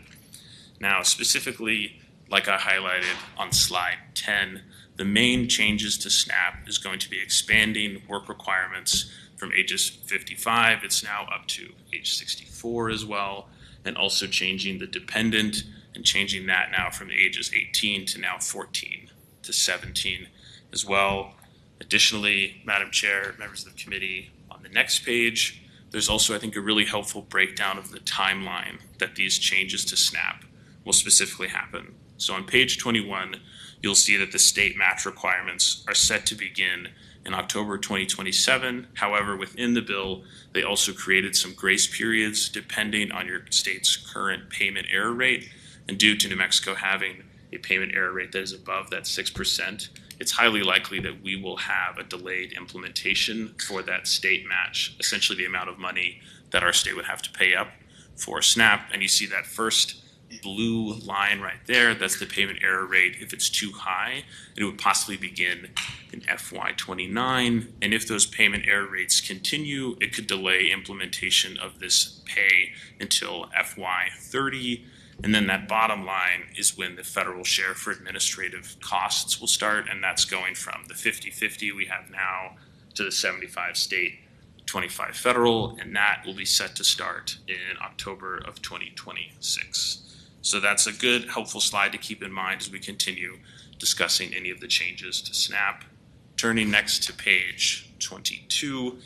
This is more of a breakdown of these costs that the state might see depending on the payment error rate, and these are changes that the bill also put through. Current law states that the federal government pays 100% for benefits, and now due to this change in the reconciliation bill, you'll see the graph over there kind of highlights the sliding scale depending on how much the state would then pay for SNAP. So say, for instance, in that second column, if our state had a payment error rate of between 6 to 8%, we could pay possibly $57 million in terms of current SNAP. And then if it goes up to 10%, it could go up to $115 million. Over a 10% error rate, it could go to $173 million. But again, the caveat to all of that is our current payment error rate will probably trigger a delayed implementation of those payments until we get below the payment error rate, and then it will be implemented. Turning to the final slide, discussing SNAP, this specifically highlights those administrative cost changes. So that first part of the table highlights that the current law states that we're paying roughly $37 million, and the federal government is also paying $37 million. That's that 50-50 match. But then, due to the new changes from the reconciliation bill in October of 2026, we will then be paying $56 million, the 75%. Then the federal match will be that 25%, or the $18.9 million. Additionally, the other changes are changing the work requirements, expanding those from 54 to 64, and also changing the dependent from 18, and it's now going to between 14 to 17. Excuse me. Madam Chair, members of the committee, the final slide of this kind of gives a high-level overview of what the next steps are in terms of planning for this. Specifically, there's still a significant amount of uncertainty on the status of specific programmatic federal funding. For instance, things like workforce training and education. Many of the bigger fiscal impacts from reconciliation are not in next year's budget cycle, nor are they in the traditional language of a backfill. And so the next steps as a state are what would or should a framework look like for analysis to help with recommendations on what to do next. And so the current draft LFC budget guidelines for what to do next suggest treating these requests for replacement the same as if an agency was asking for new expansion funding. And that framework would specifically include looking at, is this program specifically addressing a priority of the community? And then presumably also looking at if this federal program that will be replaced has robust information about how effective it has been in addressing that priority. And then also, is this program's funding being reduced or eliminated, or is it being permanently or temporarily eliminated, and how we can use that analysis going forward.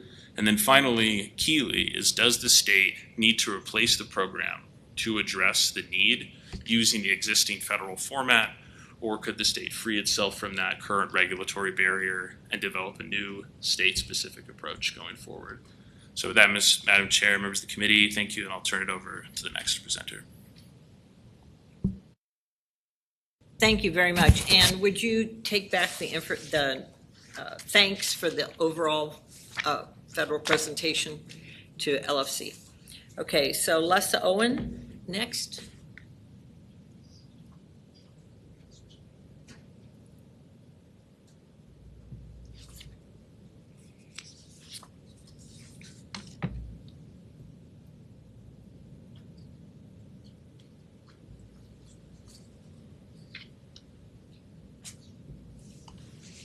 Good morning, Madam Chair, committee members.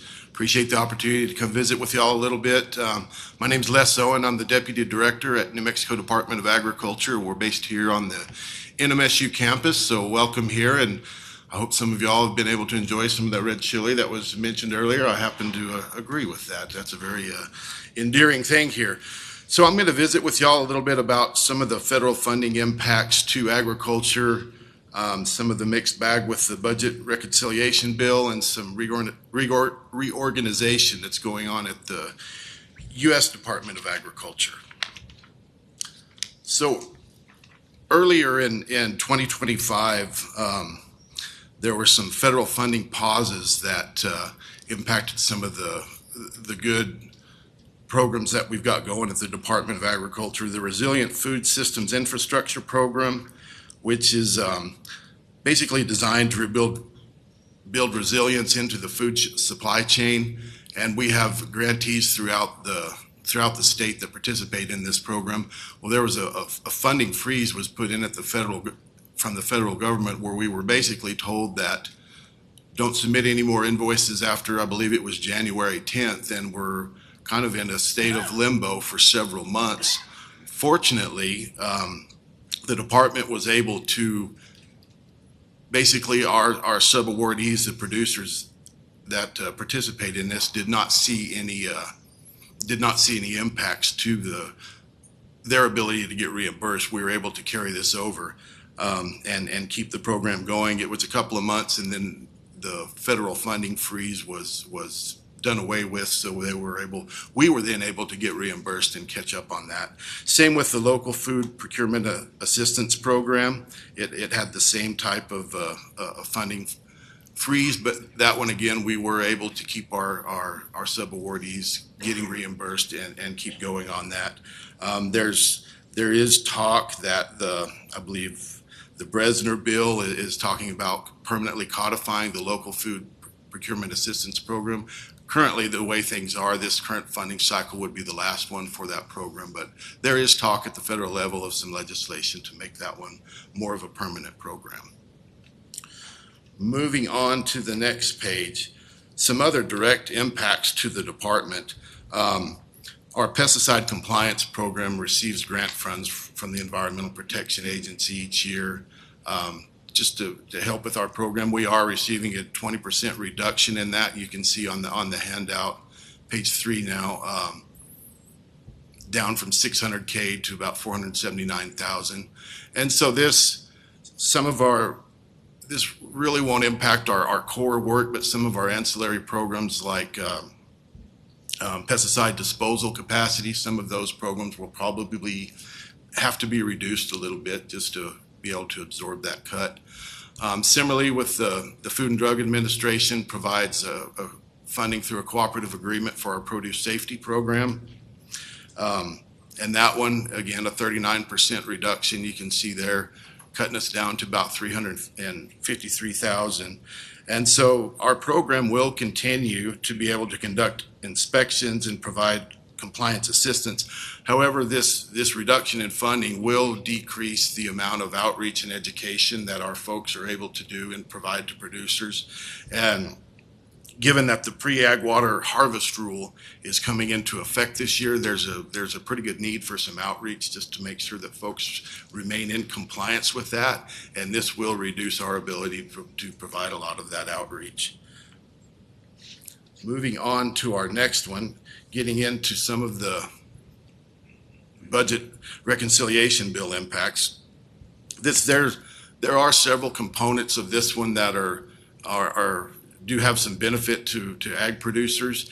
Kind of going to focus on those as some of my colleagues are hitting on some of the other cuts. Farm safety net and disaster support, the agricultural risk coverage program, price loss coverage program funding.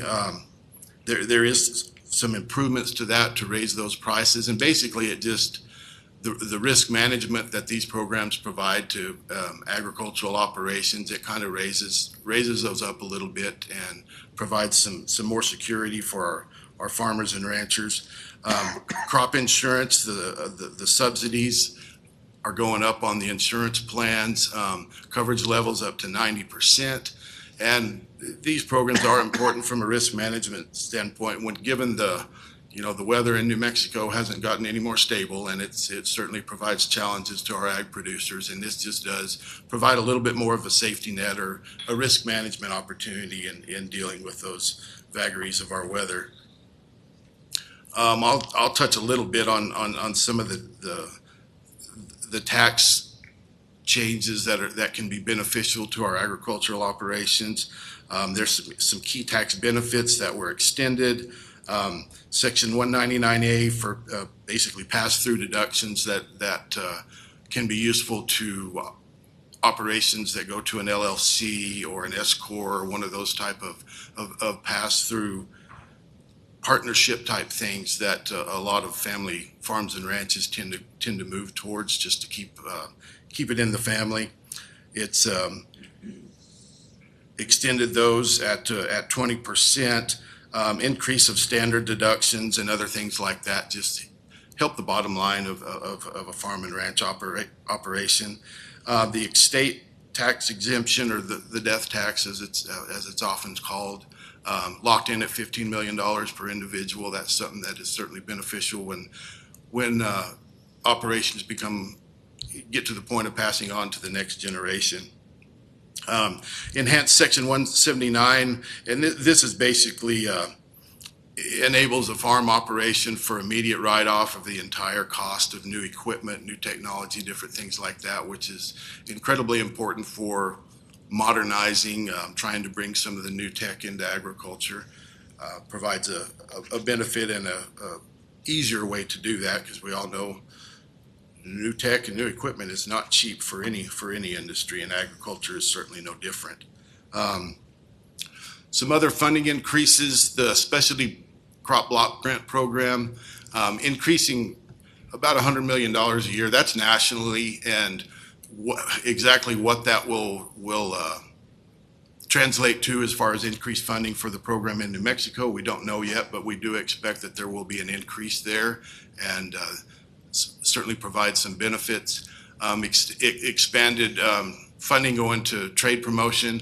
Again, that $285 million is a nationwide increase in that program, but there will be some of that funding, additional funding will come to New Mexico, and that will help our folks expand market opportunities, both domestically and internationally, and to open up new markets for some of our producers.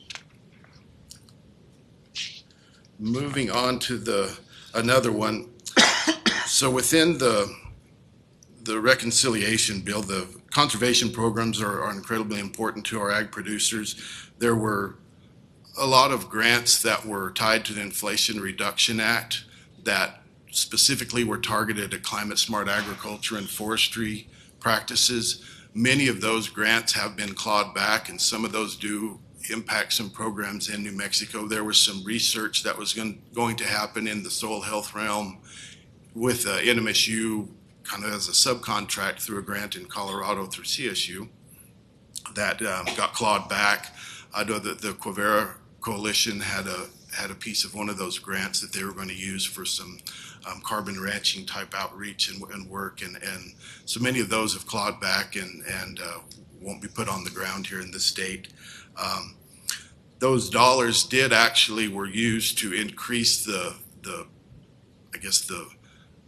baseline funding for some of the important conservation programs, like the Environmental Quality Incentives Program, Conservation Stewardship Program, Agricultural Easement Program, and Regional Conservation Partnership Program.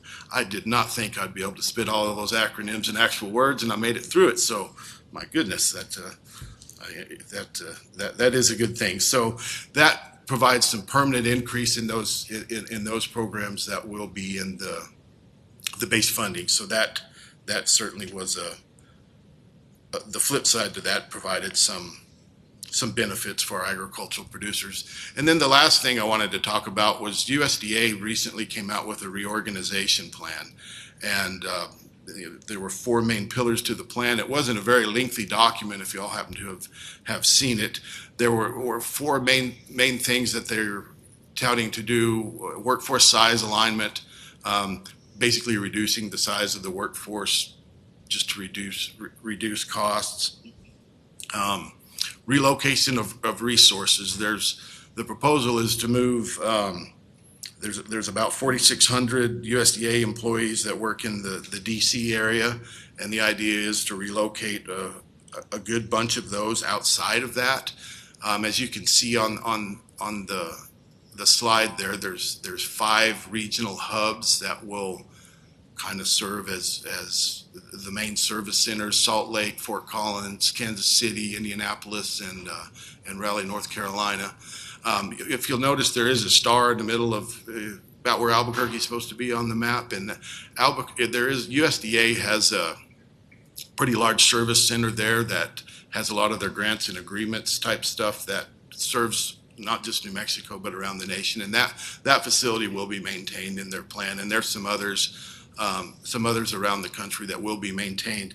There's a tremendous amount of questions, though, as to what will and what will not be maintained. There is some talk of some research centers will be maintained and kept in operation, while others will not. And that's a huge question, because the research that comes out of those is incredibly important for advancing agricultural technologies.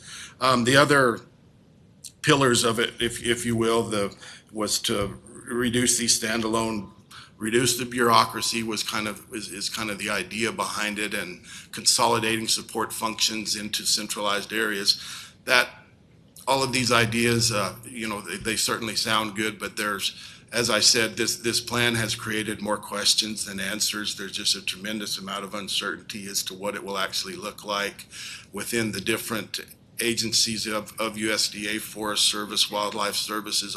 All of those serve incredibly important functions, and it's with NRCS and their ability to provide the technical support to our producers on the ground. We don't know exactly what that's going to look like. Hopefully we won't see a reduction in that or an increase in time for the processes that have to move through these agencies in order for something to happen on the ground.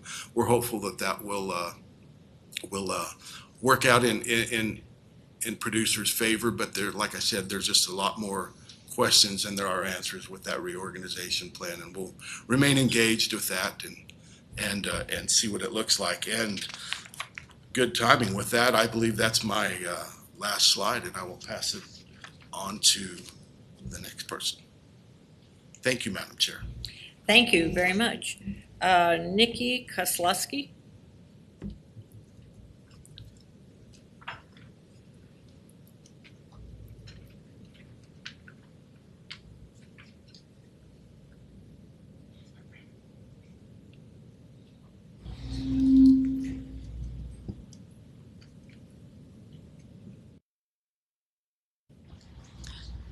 Good morning, Madam Chair and members of the committee.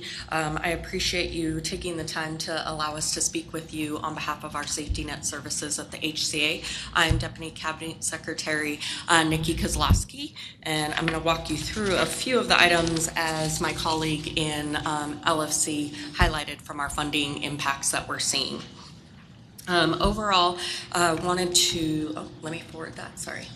Remind us how many New Mexicans the HCA currently serves. We serve 848,000 New Mexicans, about 40% of our population, and specifically for SNAP, 23% of our population is using our safety net services. On the next slide, I wanted to remind that every New Mexican will be impacted by this bill, and across our programs specifically, as about $1.3 billion in SNAP revenue is at stake for 1,700 New Mexican grocery stores, farmers markets, convenience stores, as every dollar that's spent there is fueling their jobs, they're fueling more revenue within our economy. And so it will be a very large impact to New Mexican as a whole. We also have a very high rate of child food insecurity, about 23%, which we do believe is likely to worsen due to the downstream impacts of this bill. Overall, the investments that we have made in the past few years have reduced our child poverty from worst to 17th in the nation, so about an 8.9% impact overall, and we do believe this is likely to reverse this trend. So very large impacts that we're seeing from our organization. On the next slide, highlighting a few of the things that my colleague already spoke about from LFC, but the new requirement for us to share a portion of the cost based upon our error rates. Currently, we are over goal, and we'll share that in a later slide. But what we'll see from that is a significant amount of loss of funding due to that, as he mentioned, from 50 million all the way up to 150 million impact just from an error rate. And so based upon where we're at, we do expect to be in a delayed implementation, but there are risks with that because if we happen to get better at the error rate, then, but not significantly, we could see one of those impacts of those three ranges that were shared. Overall, the federal funding match, so the 50-50 match to the 75 is another impact of about 57 million. We also believe that resetting the formula of the benefit amount, so in 2022, we saw a change to how they did the formula for benefits. It's also called the Thrifty Food Plan. It had not been done since 1970. So that we did see a 21% increase in funding received from that change, and we do believe that likely they will reduce it. And so that has not been clarified yet. That is done each year. So this year's impact, we did not see that, but we do expect an impact in FY27. The additional work requirements will, we will see a drop in who is eligible based upon that. We did implement beginning this year for 4 of our counties, and with that we did see about a 40% reduction in eligibility based upon folks actually doing the work requirements and reporting back to us. So we're estimating around that same take rate, but it'll be a larger impact overall to the state. Also, eligibility reductions. This is really around they're changing the SUA allocations, so they're not allowing internet to be part of your bills any longer, as well as having to show proof for heating and cooling as part of your separate bills, that like if you potentially have that separate, or if you're in a housing situation that already pays for those things. So we'll have to provide more documentation on that. And then also narrowing the SNAP eligibility for non-citizens is a coming impact as well.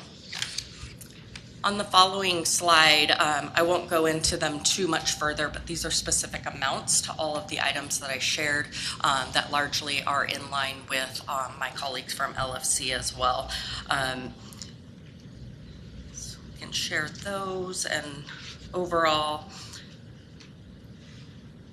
on the next slide, our impacts to the SNAP changes on elderly and disabled cases. So during our 25 session, we were appropriated funds to bring up the minimum amount for our elderly and disabled population to $100. We did see a very large growth this year, and we do believe that based upon the growth over the 3-year pattern, it'll be about 80%. So we are seeing that we'll need to appropriate more funds to maintain that, but mostly because we do believe that the Thrifty Food Plan will bring the amount down. So with the growth as well as the reduction in the minimum amount, we'll have to supplement that program.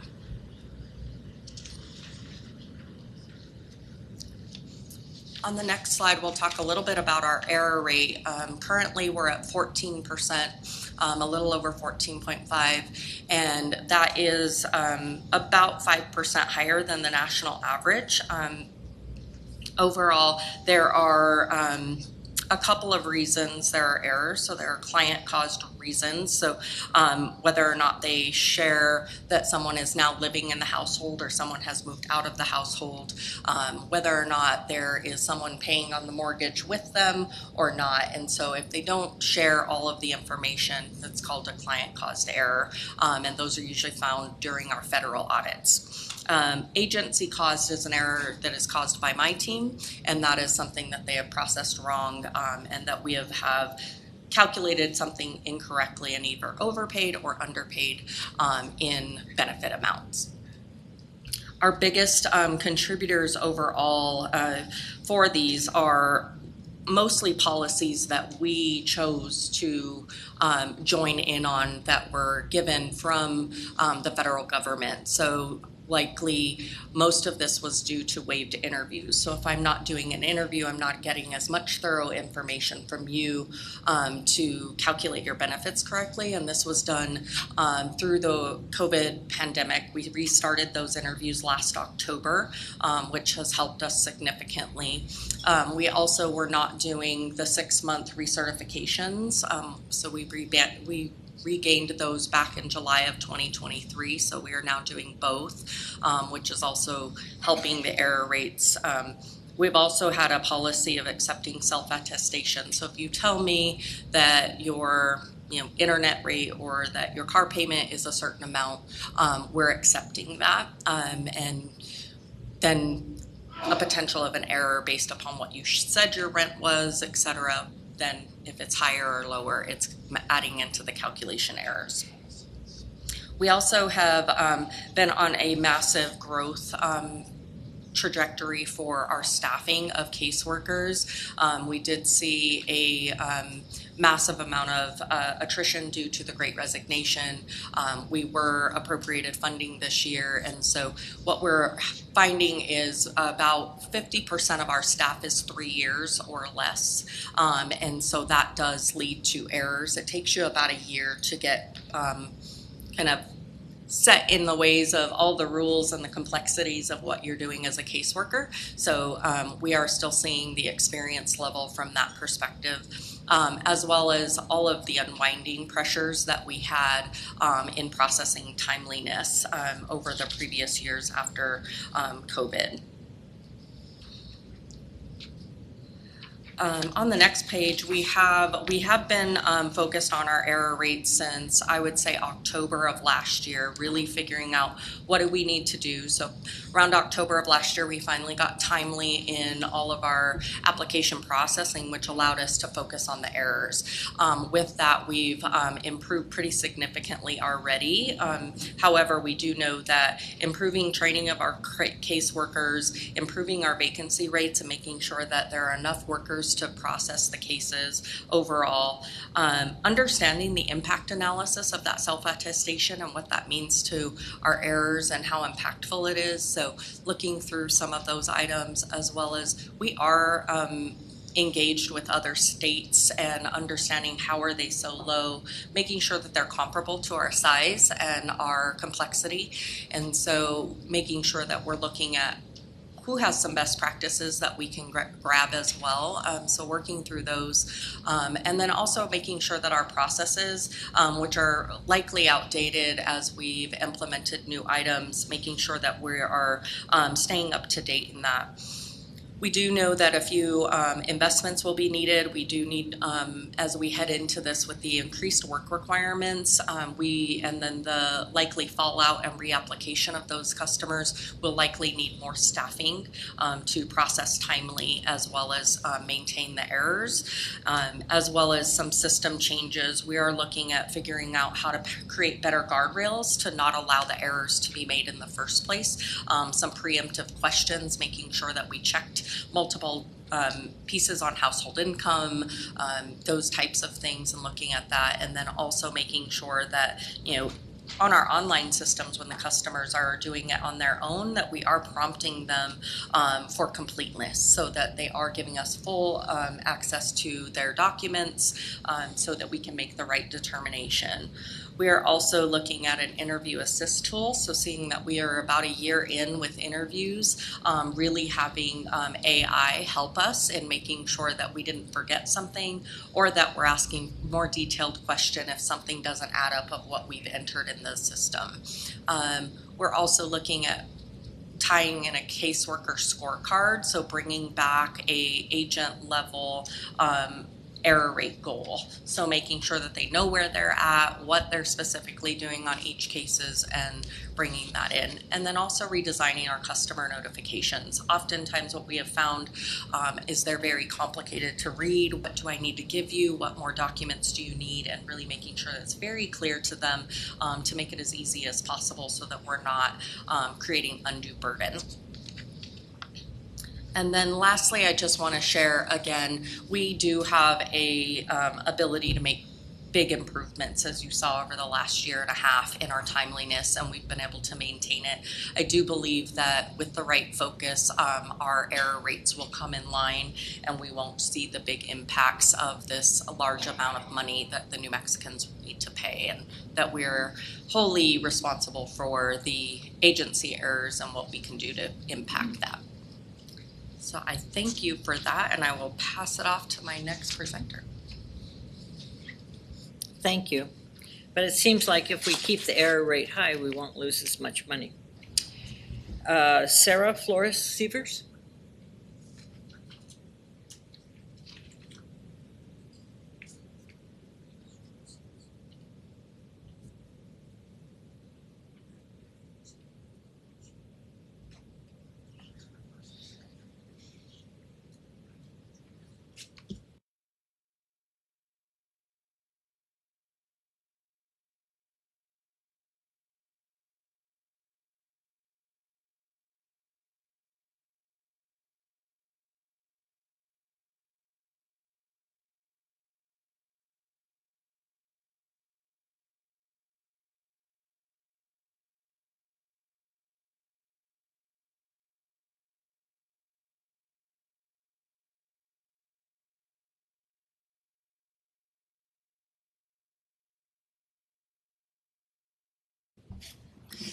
Would you like good?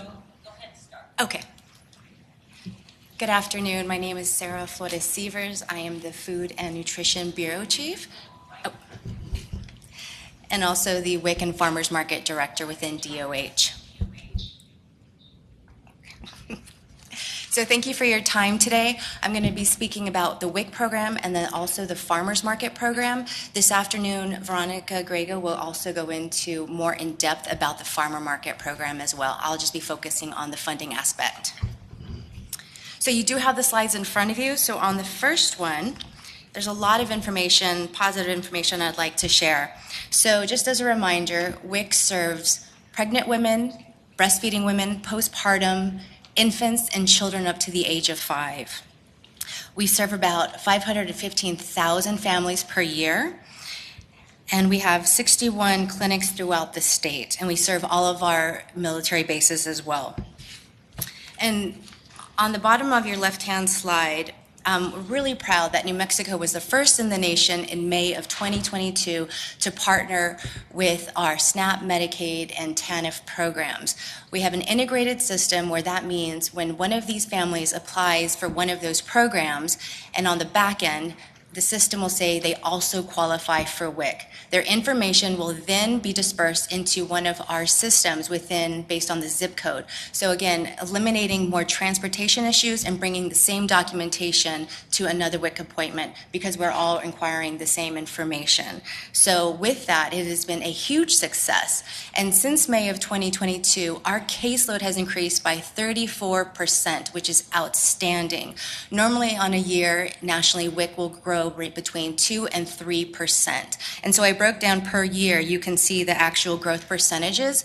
So that is a wonderful increase that we're able to close that safety net and serve more families, especially now. And then because of this new partnership, we're also averaging between 500 and 700 families per month.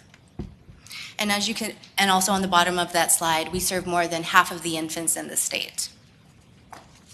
And so it's a great partnership, and we're doing a lot of advertising WIC and SNAP better together, because WIC is usually the stepping stone and then graduating into SNAP if needed. On the next slide, page 3, I'll go into potential resource limitations for the next year. And I do want to clarify that WIC was not mentioned in the big, beautiful bill. So one of our issues, as I alluded to, it is a wonderful thing that our caseload is increasing and that we are able to serve more families. But with that, the first bullet that you'll see, page 3, thank you, our F&S base grants for food and admin need to be accounted for and adjusted accordingly. They could not keep up with the increased growth because this has never been seen before. So that's one thing that is putting us at risk, but we are already in contact to get these base grants reevaluated to accommodate the additional admin and food funds that we need to serve all of our families. I did want to point out that WIC is mentioned in the President's bill to cut the produce, which is our CVB. It is an additional allotment of money. As you can see, we have $54 to $13, and for our breastfeeding mothers, $26 to $10. So we're hoping that this does not pass, because below, the fruits and vegetables are our #1 redeemed item, which is phenomenal. It is great that our families are getting the fresh produce that they need. So we're hoping that is not eliminated. And then the third bullet I do want to mention, because we do have money coming from HCA that's filtered through DOH for the SNAP education component. Unfortunately, as you heard earlier, that SNAP education funding has been cut. And on the bottom of the slide, I did want to give you an idea of what the WIC annual budget is. This is for FY24, a breakdown for food grant, admin, and our formula rebate that we are required to have. And that formula rebate money goes directly back to food. And then on the left, I just wanted to highlight some special projects that we're focusing on now into the next year. We will be having 5 WIC mobile vans, 1 through each region, so we can go to where the families need us most, especially with transportation issues. So if it's a community center, church, outreach events that we can partner with all of our other agencies here at the table, we can do so. We're also very excited to finally go to online EBT. This is what SNAP currently has. Right now, we have the smart card chip, where unfortunately we have to physically have the card to come into the clinic to load the benefits. Now that will be obsolete. We can load the benefits through the cloud. And then our high-tech smart WIC app we're really excited for, that's already in use right now. Families can upload their documents, they can request an appointment, they can change and cancel their appointment, take online nutrition educations, and it is also a shopping app. So if they have questions at the supermarket, like, is this an WIC approved item, they can scan it and it'll tell you yes or no. So we're just trying to meet the families where they are, keep up with the new generation with being tech savvy. So this has been a huge success. So now I'm going to switch over to the Senior and WIC Farmers Market Program. Thank you. Okay. So with the WIC and Senior Farmers Market Program, this is funded out of the Food Farm Bill.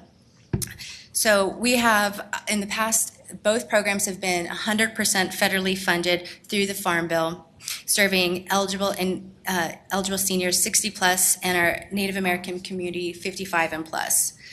Luckily, 2 years ago, we were receiving state funding that was non-reoccurring from the Governor's Food Initiative, which has helped us serve more seniors throughout the state. And I wanted to show a breakdown from WIC families to our seniors and then the non-reoccurring state funds.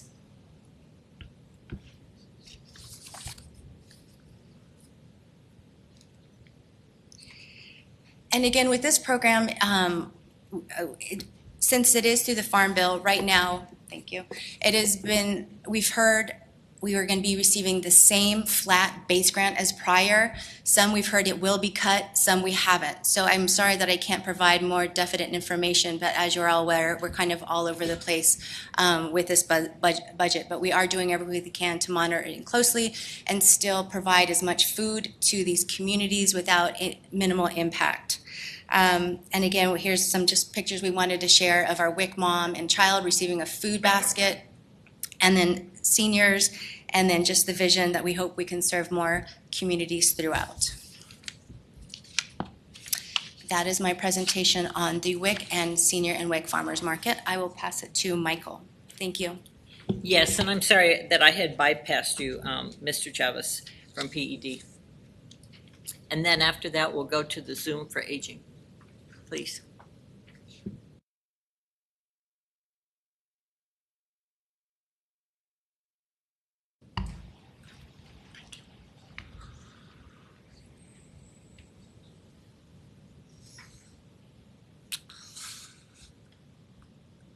Good morning, everybody, Madam Chair, members of the committee. I'm Michael Chavez. I'm the manager with the Student Success and Wellness Bureau under the New Mexico Public Education Department. So I'm going to be talking about the federal funding cuts and the impacts on New Mexico's food systems. So, over the years, our names kind of changed in what we've done as a bureau. But basically what we do is we oversee the National School Lunch Program. We have approximately 245, that's a typo now, for school year 25-26 school food authorities in the state of New Mexico. That includes public schools, charter schools, private schools, Bureau of Indian Education entities, and residential child care institutions in our state. Also part of under our purview and under our supervision is Senate Bill 4, which was passed in 23-24. And that was the Healthy Universal School Meals Act, and that's to implement healthy universal school meals in our state. And that's to ensure that all students in the state of New Mexico eat for free. So part of our carve out with that overall spending, which was about $42 million for this year, we're using $2 million in funding for the New Mexico Grown program.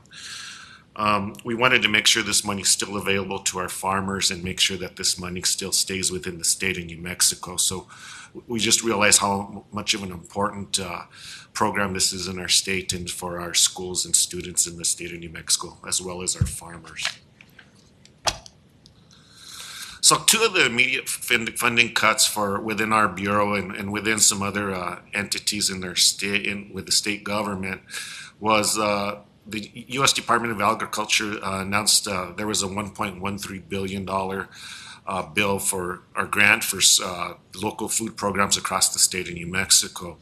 Specifically, New Mexico received $5.6 million, which was earmarked to support local food schools and child care cooperative for PED and the early child care and care department over a 3-year period. So ECECD, as we call it, they were going to be the administrator, and we were going to be working on kind of what we were going to do on the parameters over this grant. That funding was immediately cut, and then we were writing a grant in relation to the Patrick Leahy Farm to School grant, which was about $500,000, and that funding was cut as well for this school year. So another program, and this one could be an impact, and we're still kind of monitoring this, but as of this year, and it's called Sunbucks, or the Summer EBT program, is kind of two different names, but now it's called Sunbucks here in the state of New Mexico. As of this past July, over $35 million in benefits has been given out for eligible students and families. The way this program works is students that are eligible, they can receive $120 and their families for groceries to purchase at stores during the summer months. The 3 months over the summer months under the parameters with the U.S. Department of Agriculture is $40 a month. So the 3 months would total $120. We already have 294,000 students that are receiving this for this year.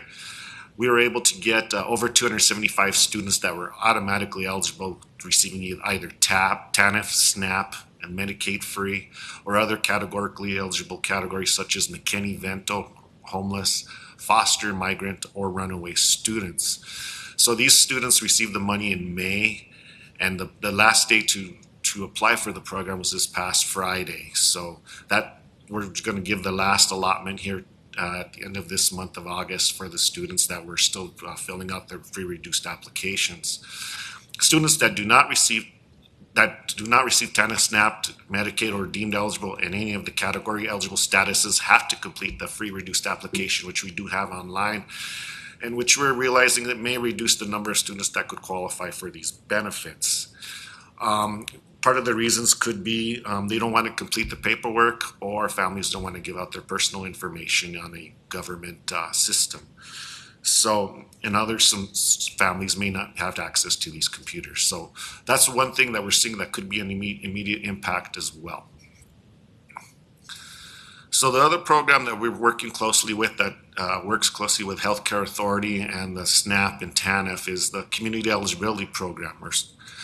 So as of this year, for 25-26, we'll have 858 New Mexico schools or 203 school food authorities eligible for the Community Eligibility Program. So this program is a federal program that started in 2014-15, and it's to reimburse schools that are high poverty to serve meals for free to all students without collecting applications and alleviating the paperwork burden. In school year 25-26, we were able to get all 100% of the schools to participate in the CEP program eligible. And that'll be, like I said, 203 school food authorities or 858 schools in the state of New Mexico. So that's the majority of the schools that are currently participating in the National School Lunch Program. And what we're going to do is we're starting to already work with schools for next year under the Community Eligibility Program. If you do start it as your first year, you're eligible for 4 years. So everybody's going to be on it this year, but they're on different 4-year cycles. What we're trying to do, since the benefits, and we're anticipating the change next year, we want to get everybody into the community eligibility provision that is eligible to participate for 26-27. So kind of a little bit of a graph here and kind of what's gone on this year with how much we spent on claims. We have approximately $215 million that we've spent for school year 24-25 in claims. $169 million was with the federal, and about $45 million was on the state. We were allocated, like I said, a little over $41 million this past year, so we had to ask for a supplemental income for this school year to pay the schools that we're a little bit short on. So that's about 79% of the funding on the federal side, and a little over 20%, almost 21% on the state side. We want to ensure that we're spending as much of the federal dollars as possible and not using the state allotment. As you know, it's an expensive program, the Universal Free Meals Program, and it's going to get more expensive as meals start to cost more across the state and federal reimbursements increase. So it's been a lot of work, kind of just what we've been trying to do. We're proud of kind of staying on top of this and trying to stay ahead of the curve of kind of what we're going to anticipate moving forward with the meals programs in New Mexico.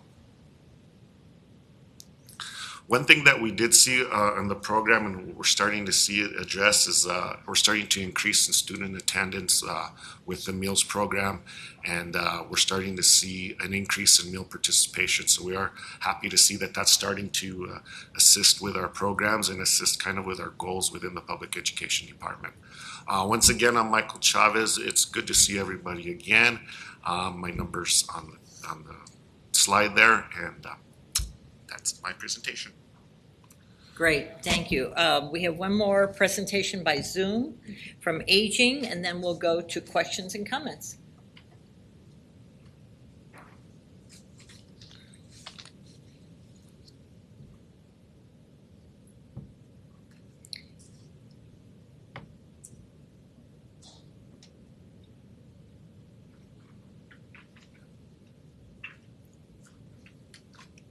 I'm sorry. Oh, go ahead, and Denise, are you on? Morning, and I am, and hopefully you can hear me. The connection has not been the best this morning, but I'm going to turn my video off to strengthen that connection, but hopefully you can hear me. Good morning, and Madam Chair and members of the committee. My name is Denise King. I'm with the Aging and Long-Term Services Department, the Aging Network Division Director, overseeing the federal funds and state funds that support our aging network. That includes our area agencies on aging, the Older Americans Act services, as well as our volunteer senior corps programs and our senior employment programs. What I'd like to go over today, and hopefully you received this slide deck, is a few of our known stats of our aging population here in New Mexico. New Mexico, as of 2020, we had 10% of our older adults 60 plus having reported self-reported that they were having difficulty living independently.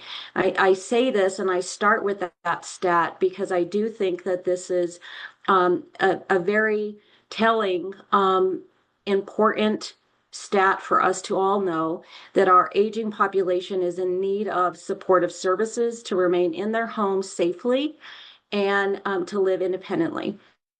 And they're reporting that the need for their ongoing supplemental nutritional incentives, and that includes SNAP benefits. We have many of our older adults that receive our lunch meals from senior centers across the state. We have 240 senior centers that include the tribes, pueblos, and nations. We have approximately 70 tribes, pueblos, and nation centers. So of those 240 senior centers, many of our older adults that are receiving lunch meals in the form of congregate meals or home delivered meals. Those that are receiving home delivered meals being assessed once a year, determining that they are in need and they have mobility issues and they're in need of that home delivered meal. We know that the service of that home delivered meal, that the cost for that service is higher than our congregate service, and growing. We have a large home based clientele, seniors that rely on that one meal per day, 5 days a week, or those that are scoring high nutritionally and needing weekend meals. And so I think it's important for us to act now as we have our aging population growing. By 2040, we will have an increase of our population by 200,000. And that means in 15 years, we would have had 28% growth of our aging population, and that's 60 plus. We are 10th in the nation currently of our 65 plus age group that are nutritionally at risk. And so I think those are alarming and that we need to take note of that. Many of our older adults, even though they're receiving those meals that are very important from the senior centers, they are too very reliant on the food boxes that they are receiving from the New Mexico Healthcare Authority in the form of those food boxes. It meets the nutritional gap many times, in addition to the SNAP benefit. We routinely hear from our seniors that the amount that they're receiving in SNAP, having been reduced, is still a gap filler for what they are in need of. Now they do need more, and they're always advocating for themselves of having more in SNAP benefits. As a department, we have transferred for the last few years funding at the end of the year to Healthcare Authority to do one-time increases to those SNAP benefits so that our seniors can have that as a add-on to what they're currently receiving in SNAP benefits. So the funding cuts, although unknown, is very alarming for this population because we do know that our aging population is growing and they're in need, and keeping them at home for as long as we can is very important. I do want to highlight a few other stats with our population, in that New Mexico has the 5th highest poverty rate for our 65 plus population. So that's 13.7%. Of those receiving SNAP 60 plus, we have over 64,000 seniors that are receiving SNAP benefits, and that was as of FY22. I just heard from Healthcare Authority on this morning that of those seniors receiving boxes, food boxes from the food banks, that it's just at 10,000. So those are, again, some alarming stats that I wanted to share with you, that these are our vulnerable older adults that are in need of those important and supportive programs across many departments, from Aging and Long-Term Services to the Healthcare Authority and Department of Health. Many of our older adults also get referred, because they're nutritionally at risk, to Department of Health for the senior farmers market vouchers. And it's important that they're able to also have those fresh fruits and vegetables added to their diet to increase their nutritional value of what they're receiving. The additional stats that I'd like to go over today, and we're on the next slide, is our performance measures at the department. And our first performance measure that we report on is of our older adults 60 plus that are receiving the congregate and home delivered meals and that are assessed on an annual basis. It's a needs assessment, and there's 3 parts to that assessment. One of them is the nutritional assessment that's done, and those that are nutritionally at risk. This last year, FY25, it was 25% of our older adults were nutritionally at risk. And I say that again because those are the seniors that we collaboratively, between Healthcare Authority, Department of Health, and others, serve. And so it is important that we really track any kind of funding need and funding potential cuts, because it's this vulnerable population that will be significantly impacted. And of our older adults, those that received home delivered meals and congregate meals in FY25, our numbers went up. There was 4,191,156 meals served out of our senior centers for our older adults. We serve over 50,000 unduplicated consumers across the state, and that's growing. And so we saw a over 4% increase over FY24, that I think that needs to be noted, that growth, we need to continue to support the funding, although the state funding, general funds support this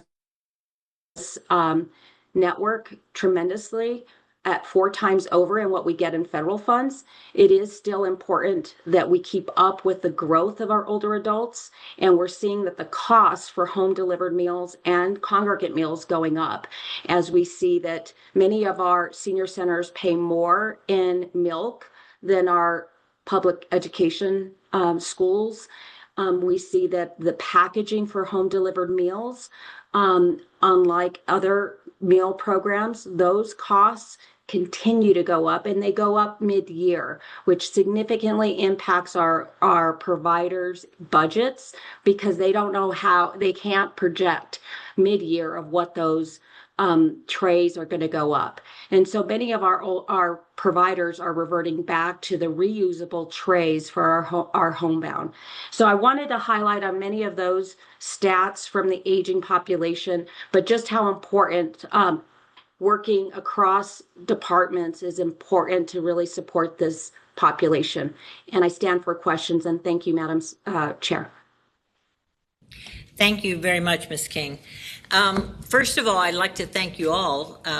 It's given us a perspective from all the state agencies. I appreciate your time, your coming to the meeting today. So let's see how many people have questions. I'm going to start with Representative Dowell, but others who would like to be recognized? Okay, thank you. Let's see. Him for Steinborn. Who else? Okay, Little. Roy Caballero. Thank you, Madam Chair, and thank you for the press. Just a minute. Scott, Senator Scott. I'm trying to get everybody so we know how many. Yeah, I have her. Okay, so we have 1, 2, 3, We have 6 people who would like to be recognized, and so if you just keep that in mind, we're not having any time limits, but just keep that in mind. Representative Dow. Thank you, Madam Chair, and thank you, members, or thank you, presenters. My first question is for USDA, and on the farm safety and disaster and the crop insurance. That seems that's a pretty important benefit for New Mexico producers, considering our floods and our fires and the cascading events. How is that going to help cover with insurance, and what does that do for our producers? Madam Chair, Representative, thank you for that question. Basically, with the increased subsidies for insurance policies, it will lower the premiums that producers will have to pay. Some of the increased coverage levels will kind of raise the payments that will come in. If there is a crop loss, it will raise the amount of that's covered. So it increases their risk management portfolio. It makes it a little more affordable, and it makes it have more robust coverage, I guess would be the best way to describe it. And Madam Chair and presenter, do they have to use this to restore their practices, or are they able to take that and move out of state, sell the farm? Madam It's an Chair, insurance payment. Madam Chair, Representative, these insurance payments, once they've received the insurance payment, and I hate to paint a broad brush, there's a lot of specifics with each different type of program, but once they've received it, I don't believe that there's any requirement that they put it right back into their operation. As you mentioned, they could decide to give up on that and try something else. Thank you, Madam Chair, and thank you for that. And I know that chili and pecans are a specialty crop. Does New Mexico have other specialty crops? I see they have an increase in funding as well. Madam Chair, Representative, thank you for that question. And specialty crop block grants are tailored to a lot smaller crops, and my apologies, I'm not extremely familiar with the different types. Some types of like legacy type, like quinoa, some of the less wide-known ones, pecans would probably not be a specialty crop block grant because they are such a large established crop within the state. It's more niche market type things, emerging markets, those types of activities. Thank you, Madam Chair, and thank you for that. I do think pecans are, but on the conservation programs, that's an increase in the base rate. Madam Chair, yes, ma'am. So we're not going to have to rely on one-time funding. That base rate just went up. Madam Chair, Representative, yes, that the overall base levels after this will have increased on a permanent basis. So that's great news for New Mexico because we fully utilize those from our Farm Service agents. Okay, so, Madam Chair, my next questions are for PED. I was curious, did they start? Oh, is cannabis a specialty crop? Madam Chair, Representative, I don't believe so. Thank you, Madam Chair. Thank you for that. I don't think it is either, but I will find out. Okay, on the free and reduced meals, Michael, I just want to thank you. It's been quite a while, but I worked with you for many years, and you were always so kind and gracious to the non-public schools, which serve quite a few low-income children, especially during the pandemic, making sure that they got those EBT cards that had first only gone to public school kids. I want to thank you for being committed to homeschool, private school, and those families that are low income, that are using non-traditional methods of education. I just want to thank you for that. But my question is in regards to the free and reduced applications. Do they not have to fill those out for the other title programs? Madam Chair, Representative Dow, thank you for the kind words, first of all. They do not need to fill them out for the other programs based on the fact we use the direct certification numbers like for Title I, and they use the ranking based off the direct certification. So Title I schools don't need to use that. We're working closely within our department to make sure that they can use that, and it's a more accurate way to determine poverty versus the free reduced applications, because it's kind of difficult to determine income when the free reduced applications when you contact families. Thank you, Mr. Chair, and thank you for that. And what about non-public schools? Madam Chair, for non-public schools, those ones do need to do free reduced applications still because they're still part of the National School Lunch Program, and the direct certification numbers within our state are so low. So we are making sure that we're working with them and providing them training to fill out these applications on a daily basis, especially right now. So that's correct. Thank you, Mr. Chair. And my questions are for WIC now. In the Farmers Market Program, I don't think I understood this slide correctly, that we're around $60 million in funding coming to the state, and almost $20 million of that is administrative costs. Could you explain that to me? Madam Chair, yes, Representative Dow. I think there's just some confusion, so I apologize because I know the slides weren't up.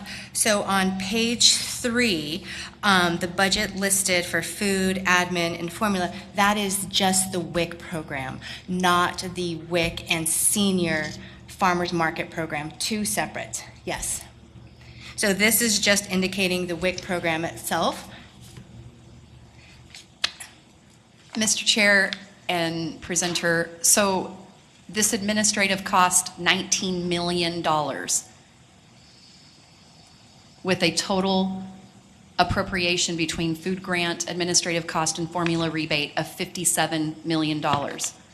It appears that the administrative cost is over a third. In the blue bar? Yes, correct. Okay. And that is, and again, sorry, that is just clarifying for the WIC program itself. So, okay, Mr. Chair, and so then what is the total percentage of administrative costs? I'm going to have to get back to you Okay. on that. Thank you. I do really appreciate the farmers market program and the double up food bucks, and I hope we find a way to prioritize this because our farmers, the average age of a farmer is over 60 in New Mexico, and this is one way that small producers and folks are doing direct to, they're able to sell their smaller crops, and it's really important for us to grow our next generation. But the senior mill sites, there's a lot of senior mill sites in this region that are in jeopardy of closing. Maybe not in the city limits of Las Cruces, but in this region, from Deming, Hidalgo, Grant County, Sierra County, Socorro County. They are all really struggling to be funded, and I hope that we put some more emphasis on how we're going to sustain these senior meal sites. We've learned at Indian Affairs Committee that the tribal have a base funding that allows them to be sustainable, but a lot of these rural areas are in jeopardy of funding. I'm wondering, Mr. Chair and presenter, if there are times when delivery is actually less expensive. I know of a county up north at one of their mill sites has less than 30 meals a week, and they have a site that's open for in-house and delivery. It seems like in that case, delivery would actually be a cost savings instead of having to have a facility that's open as well as the deliveries. If one person in the household qualifies for the indigent delivery, does the spouse or other seniors living in that also get their meals delivered, or do they have to travel to the site? Madam Chair, Representative, I think that could be answered by all of us since we've all worked so closely together, making sure what you alluded to, that we can maximize food delivery from each agency throughout the state. And this afternoon, Veronica's going to go into exactly just that. We just were awarded a first refrigerated food truck. So she's going to give more information on that. But just speaking just for the farmers market program and eligibility, yes, we always want to inform the family, yes, if anybody else qualifies, please let's sign them up to just spread the food out, and so they're not just sharing that food box. But it does unfortunately go back to eligibility for the WIC and senior program. Thank you, Madam Chair. So a spouse could get a delivery at home, and the partner or other household member would have to travel to the food site if they're not eligible for indigent. Madam Chair, Representative Dow, we do not do food home delivery, just speaking for my program, but the others might if you would like to chime in. Thank you.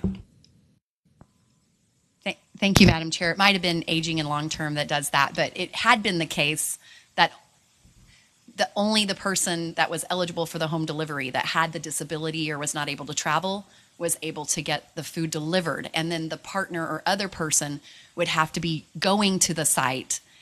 Anyway, I think there are some cost savings that we're really going to have to look at. and some strategic thinking to solve the problems. Where some counties have 6 and 7 meal sites, most of us, the region down here in the Southwest, has one, and I don't know of one that has adequate funding this year. Thank you, Madam Chair. Thank you, Representative. Representative Henry. Thank you, Madam Chair. I think most of my questions are going to be toward the Cabinet Secretary Kozlowski. Is that how you say it? Perfect. I just have two quick questions that might lead to more, but I'm looking at page. Now I've lost the page. You cited in your slides that 457,655 SNAP participants. Out of that number, how many of those are citizens? And then how many of those are non-citizens? Is there a difference, or are those all citizens?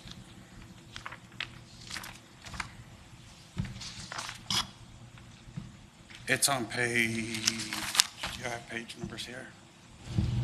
It's on this page. Madam Chair, Representative Henry, I'm not sure that we have that breakout of the citizens on the slide deck, so I can get back with you on that. But we are seeing a narrowing of support for non-citizens, mostly are due to children.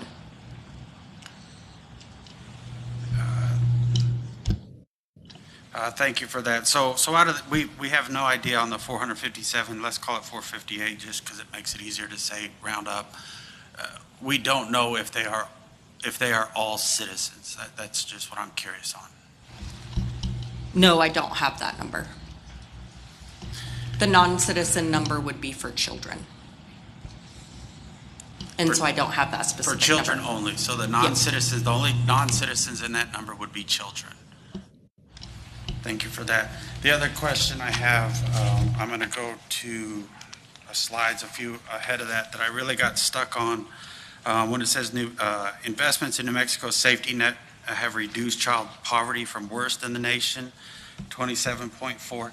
Can you tell me what, I see the 8.9, but when I'm actually doing ChatGPT, which I think we've heard a few folks have mentioned that before, I thought I broke it for a second. It didn't have an answer, but it actually did come up with an answer. It shows us that we're still in childhood poverty before you put into all these other things into it. We're still the worst in the nation. Is that correct? The stat that was listed was due to an independent study, and we can get you that. That was run for the year of FY, I believe, 23 and 24. So I can share that study that was done that we cited in this one. Thank you, Chairman, Cabinet Secretary. I can tell you the one I looked up, it said the only reason that there's an 8.9 that we've moved to 17th is because you add in all this other supplementary poverty measures. If you actually look at childhood poverty, we've actually been worse than the nation for the past 4 years. Nobody unfortunately has beat us at that. So can you tell me, what have we done to reduce childhood poverty actually? Madam Chair, Representative Henry, based upon the citing, it was due to food insecurity and poverty, and so helping families with our safety net services are adding into an income that they wouldn't have to utilize, and that was what the study was, boosting up childhood poverty based upon the safety net services. So, Mr. Chairman and Cabinet Secretary, so in your slide when it says that the New Mexico safety net have reduced childhood poverty, that's probably an incorrect statement, correct? Because we have not reduced childhood poverty over the last 4 years. So I don't know that how by us not reducing childhood poverty over the last 4 years, how now this is going to reverse a positive trend, which I don't see a positive trend because we have continued to stay the worst over the last 4 years. Am I right on that? Where am I missing my numbers? Madam Chair, Representative, I'll have to get that study and understand specifically what was in there, as you mentioned, in what you were able to look up, maybe holistically from a child poverty perspective, that statement could be incorrect. So I'd have to look at the study and understand exactly what factors went into that. Thank you, Madam Chairman. Yes, if you could do that, because the ones I'm looking up are American Community Survey tends to continuously have us as the worst. The only time that we get better, like I said, is when we add that supplementary poverty measures, which is assuming what you're referring to. But I would still have a hard time with the statement of that this is going to reverse the positive trend, considering that our trend, again, has never been reversed. We continue to stay the worst. So I would love to see how that statement actually plays into effect. The other one is just one up from that, downstream impacts on school attendance and academic performance. Can you tell me the justification how this is actually going to affect school academic performance? Madam Chair, Representative Henry, yes. Essentially what we have found is, as my colleague at PED mentioned, that we are seeing school attendance improve. We are seeing behaviors in school likely improving due to having food. And so not having as much food insecurity, they're able to focus, they're able to attend. So those are where that statement is coming from. So Mr. Chairman, sorry, almost skipped it. So we're saying that school attendance is up only because of food security. Is that what the statement I just heard? Madam Chair, Representative Henry, no, this is just a factor of what we're seeing based upon safety net services. So this isn't only because of SNAP. This is saying based upon SNAP and what the risks that we have of any cuts to SNAP could have impacts in these areas. Okay, Madam Chairman. The other question I have, and maybe I missed it somewhere, it was probably in this presentation somewhere, not just yours, but one of them. So the children that are going to school, is there still lunch provided and breakfast provided at school? Madam Chair, Representative Henry, yes, they're still being provided breakfast and lunch on a daily basis.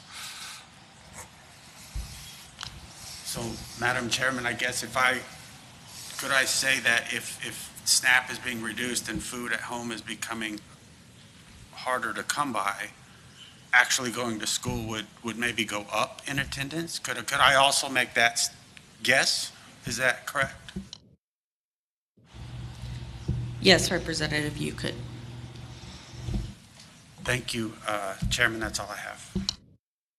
Thank you very much. Next is Senator Steinborn, then Representative Little. Thank you, Madam Chair. Thank you, panel. Boy, that's a lot to digest. I've got some just kind of high-level questions. Number one for Austin at LFC. 30,000 feet.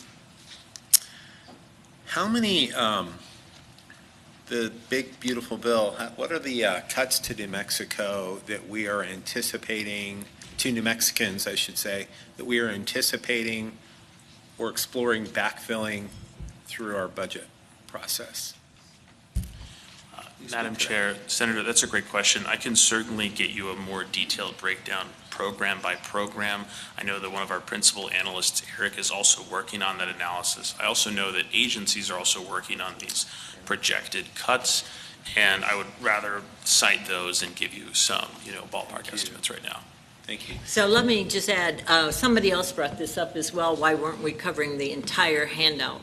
And in particular, we're looking at food systems in this particular committee. And that's why I was saying that the handout was done very well by the director and his staff. But there are many questions that we're not getting into in this committee, and I recognize that. Thank you. Indeed. But you still have the floor. Thank you, Madam Chair. Yeah, indeed. The budget, that bill touches many areas of New Mexico.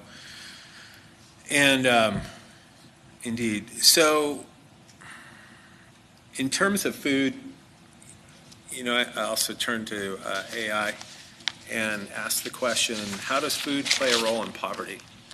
And it plays a great role in poverty. And I think, yes, New Mexico has historic poverty, and there's a lot of reasons for that, I suppose. But cutting food is not the way to get out of it. And it's just going to make it worse for those states, not just ours, but a lot of states, including a lot of red states, that have a lot of poverty too, by the way. So my question for you, Assistant Secretary, or are you the Assistant Secretary? Get that right? Okay. Thank you. So in terms of SNAP, you kind of reference the state backfilling those reductions. Is that kind of what you anticipate? Obviously, there's some different cost shares mandated by the law, but also some cut potential. Do you anticipate the legislature, hoping the legislature will backfill those, and what would that cost us? Madam Chair, Senators, there are programs that we have anticipated potential of backfilling. However, the biggest impacts that we're seeing are going to be a requirement. So the error rate will be a requirement as a cost share of the benefit. So it's, if your error rate is that high, they're saying you're going to be on the hook for it. The other piece is the administrative costs changing. There are a couple of programs, as we mentioned, our SNAP Ed program is ending, and whether or not we'll likely backfill that funding or not. So we do have those out to the legislator for special session. Thank you. Real quick on the error rate, how do they determine that? Do they audit the state and figure out what our error rate is? Madam Chair, Senator, yes, they do a federal audit each year. Interesting. And I noted we're not, we lead in a lot of things, but we're not leading in the error rate. I would point that out. It's good to reduce errors, but New Mexico, national, I mean, seemed to be what I saw in the chart. Is that correct? Yes, that is correct. So that's good. And then I saw that we anticipate just a lot of people losing SNAP because of new requirements, new work requirements, or whatever. Yeah, Madam Chair, Senator, that is likely what we are seeing. We're about 55,000 customers we're anticipating losing due to work requirements. So the new requirements, as my peer in LFC mentioned, were due to the age changes as well as the dependent changes. So it used to be 18 and under for children. The parent did not need to work. Now it'll be 14 to 17, and they will need to work. They will need to work 80 hours a month. But what we did see in the implementation of those work requirements for the 4 counties this year was a 40% drop in customers remaining eligible. So they were either unlikely to find employment or retain employment or report that they were employed. So a 40% drop in who was eligible.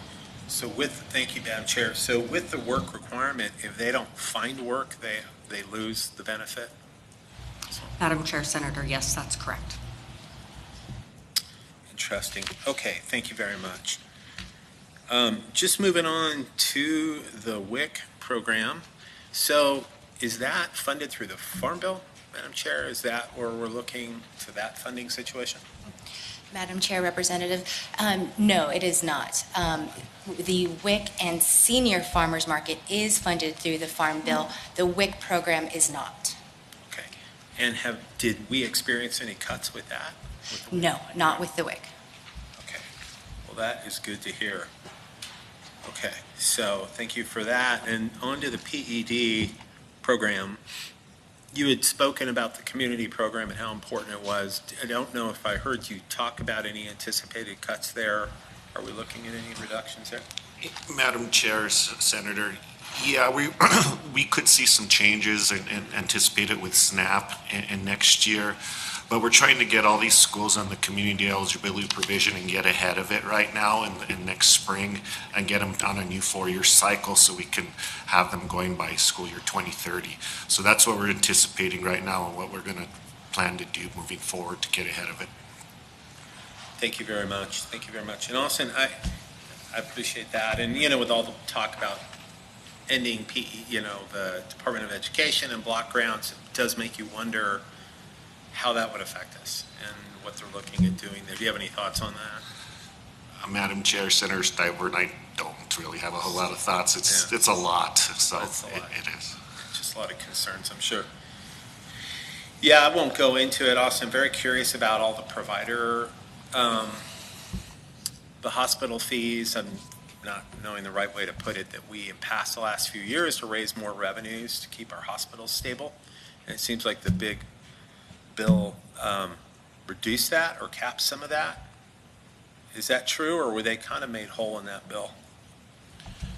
Madam Chair, Senator, that's a great question. I do not have that for you right now. I can certainly ask Eric, and he can certainly provide you a detailed explanation of those costs. Okay, because that speaks, of course, to the provider issue that I know many of us are concerned about. That's all I have. I really appreciate the good work you all do, and hopefully we can continue to support your efforts. So, thank you, Madam Chair. Thank you, Senator. Next is Representative Little, then Representative Roybal Caballero, then Senator Scott, then Representative Montoya. Thank you, Madam Chair. I appreciate the presentations today. A lot of my questions have been answered. I think I have three, I hope, brief questions.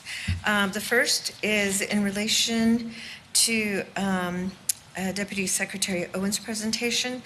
I was just curious as to, let's see, on page 3 you had the impact, and one that caught my eye was on pesticide compliance-related grants.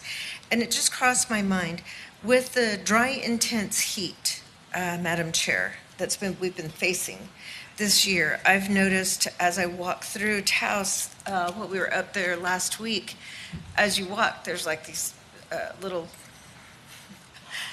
greeting of grasshoppers going through as I'm walking through, and it's frightening. My family are farmers in the reservation I come from, and I'm just wondering if this dry, intense heat, as I know it, has an impact on the pests that proliferate. Is that also going to be impacted by the ability to, what's the term, to deal with those pests, going to be impacted by the reduction of funds directly to farmers, Madam Chair? Madam Chair, Representative, so your question is, did this reduction of funds, will it impact the ability of producers to apply pesticides where they need? Is that? Thank you for that question. This will not. These EPA funds that come to us are used to. One of the programs I mentioned, we do a pesticide disposal program where old, no longer useful or no longer viable pesticides can be brought in, and we use these funds to help dispose of those in an environmentally friendly manner, that type of thing. But short answer to your question, no, this will not impede the ability of folks to spray the things that need to be sprayed. Thank you. Thank you very much. Madam Chair, my second question is directed to Ms. Flores-Sievers, please.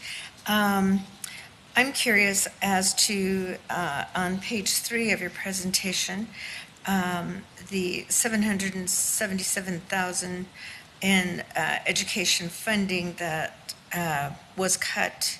I'm wondering if there's a chance that you may have the numbers of individuals that might be affected by this, them or their families. Thank you, Madam Chair. Madam Chair, Representative, I can get those numbers for you. I'm just reporting on that other program's behalf, so I do apologize for that. Not a problem. Thank you, Madam Chair. That's fine. My last question is, and I think you touched on this before, but if you've got something to add on the, Madam Chair, on the staffing that's been impacted. One moment. No, as a matter of fact, Madam Chair, I stand corrected. I correct myself. I did get the information that I needed to that question, so thank you very much. That's the end of my questions, Madam Chair.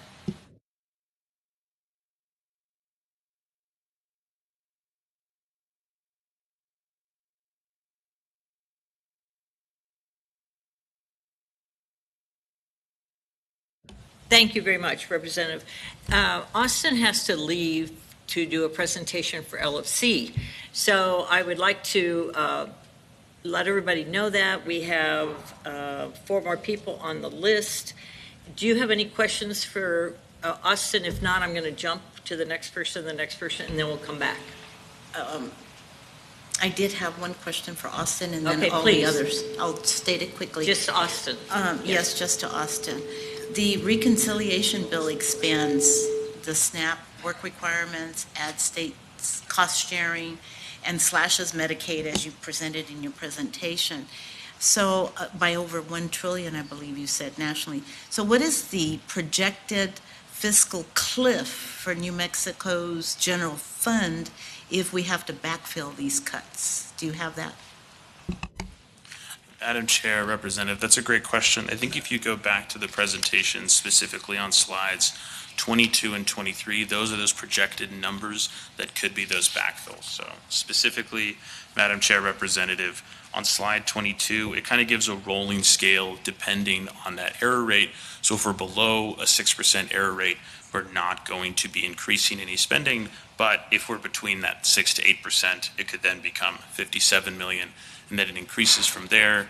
But again, also keep in mind, there is also that grace period that's been implemented where if states do have a high error rate, that implementation will be pushed back. Now, in terms of the costs for administrative costs, that is going to be more in the immediate. That's going to be in October of 2026, and that's that change from the current 50-50 admin cost share. It'll now become 75-25, where the state will be incurring an additional 25%. And on slide 23, you'll see it's going from 37 million to then 56 million. So those are the initial estimates of that potential cliff that the state will be incurring. Thank you, Madam Chair. Thank you very much, and good luck on your presentation. May I proceed then? Oh. So Senator Scott, do you have anything for Austin? Okay. Representative Montoya, anything for Austin? Please go ahead. Thank you, Madam Chair, and thank you for handling it that way, because all of my questions are for Austin, and they're budget questions. Madam Chair, in Austin, so we've removed means testing from several programs. I think SNAP and school lunches, maybe not SNAP, but school lunches, we've removed means testing. Is this part of the reason that we're facing any, and follow-up to that is what other programs that there is a federal limit have we also either done away with means testing or we've increased the who qualifies? I know we've done this with Medicaid where we've increased. Madam Chair, Representative, I think my colleagues at HCA could maybe provide some of that information. I do not have that information currently as to those changes. I can certainly ask Eric to provide you a breakdown of those specific questions. Why don't we do that? Because I can ask this question later when we go back through. I don't want to jump the line to ask a question other than you. So what I'm looking for is it appears we're going to be at odds with the federal government because we are providing beyond federal limits. And so the way it's being presented is that we're being punished, that New Mexico is being punished and for being out of compliance. But out of compliance is something we've done as a legislature, which is increasing either the percentage of poverty for someone to qualify or doing away with means testing altogether. So whereas we've, as a legislature, have acted as if it's us expanding is a good thing, instead what we're doing is providing maybe for folks who don't need the help, which I hear the exact opposite argument when it comes to tax policy. Well, this group of people doesn't need it. But when it comes to our programs like SNAP, like meal programs, like Medicaid, we seem pretty ready to go well beyond the established limits. So if you could get back with me, I would like to know that either prior to next, for sure before the session begins. And that would be very, very helpful. So thank you, Madam Chair. I'll ask my other question later. Thank you. We'll circle back. Representative Kate for Austin. Thank you very much, Madam Chair, and thank you very much for this very detailed presentation. I know that often in one of my disappointments of this process is that we often, or LFC often creates data based on what something is cost, but not what is something has been saved. I would ask that I am sure that many of these programs were historically created based on a percentage of savings, such as when we realize we feed children and mothers, there is a drop in infant mortality. When there is an increase of food and less food scarcity, is there a decrease in criminal activity? I think that there's some historic, I understand it's not current, but some historic percentages that are available for when we present data on the cost, that we can at least look at historic percentages of savings of why those programs were initiated to begin with. And thank you very much, Madam Chair. Thank you. So Representative Sariñana for Austin, and then we'll circle back to the regular questions. Thank you, Madam Chair, and thank you for your presentation. So Austin, on page 22 and 23, do these estimates take into account technology needs, updates to the applications, upgrades to the systems or network? Is any of that taken into account here? Madam Chair, Representative, great question. Currently, these projections do not take that into account. So they could potentially be higher if you took those into consideration. So that was my next, so LFC and the state will be looking into the cost, and my committee will be too, just to help you. All right, thank you. Thank you very much, Austin, and I know you need to go on to your next committee. So committee members, we're going to go back to the list, but in the meantime, I know the smell of food might be tantalizing. So if you'd like to go get your plate, please do, because after this, we have public comment, of which there are many, and then we have a 1 o'clock presentation. So we will continue with questions, but if you'd like to get your plate of food, please go ahead, committee members.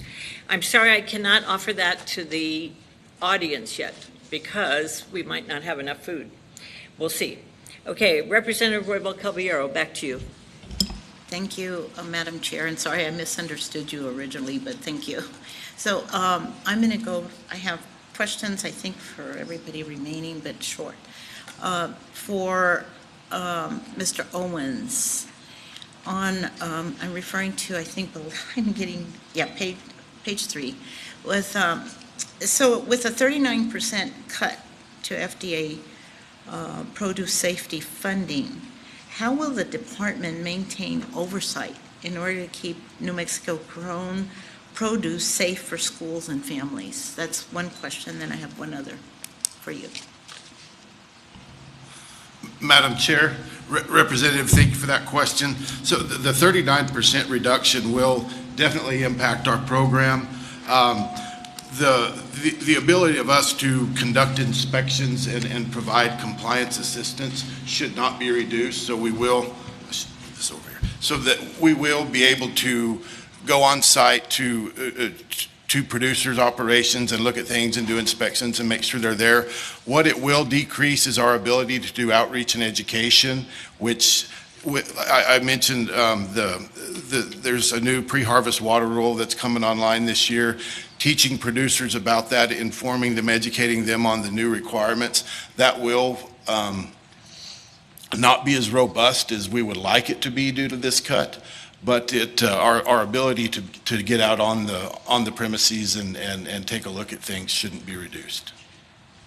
Thank you. It's good to know it won't affect compliance. Thank you. So my next question has to do with page 7, and that is the rescission of the Inflation Reduction Act climate smart funds means that we will have fewer resources for sustainable practices. So how will the department prevent farmers from abandoning soil and water conservation efforts in our state, which is water scarce? Madam Chair, Representative, thank you for that question. That,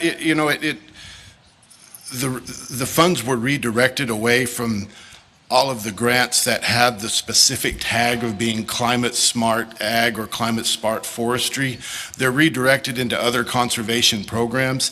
So it's difficult to say exactly where they will end up. They will, through the Environmental Quality Incentives Program, Conservation Stewardship Program, all of those, the funding's basically being moved into those. It just may not be targeted specific. It could be targeted at like soil health practices, those types of things, but it may not be because it's a more broad conservation program than just targeted at that specific climate smart tagged group of practices.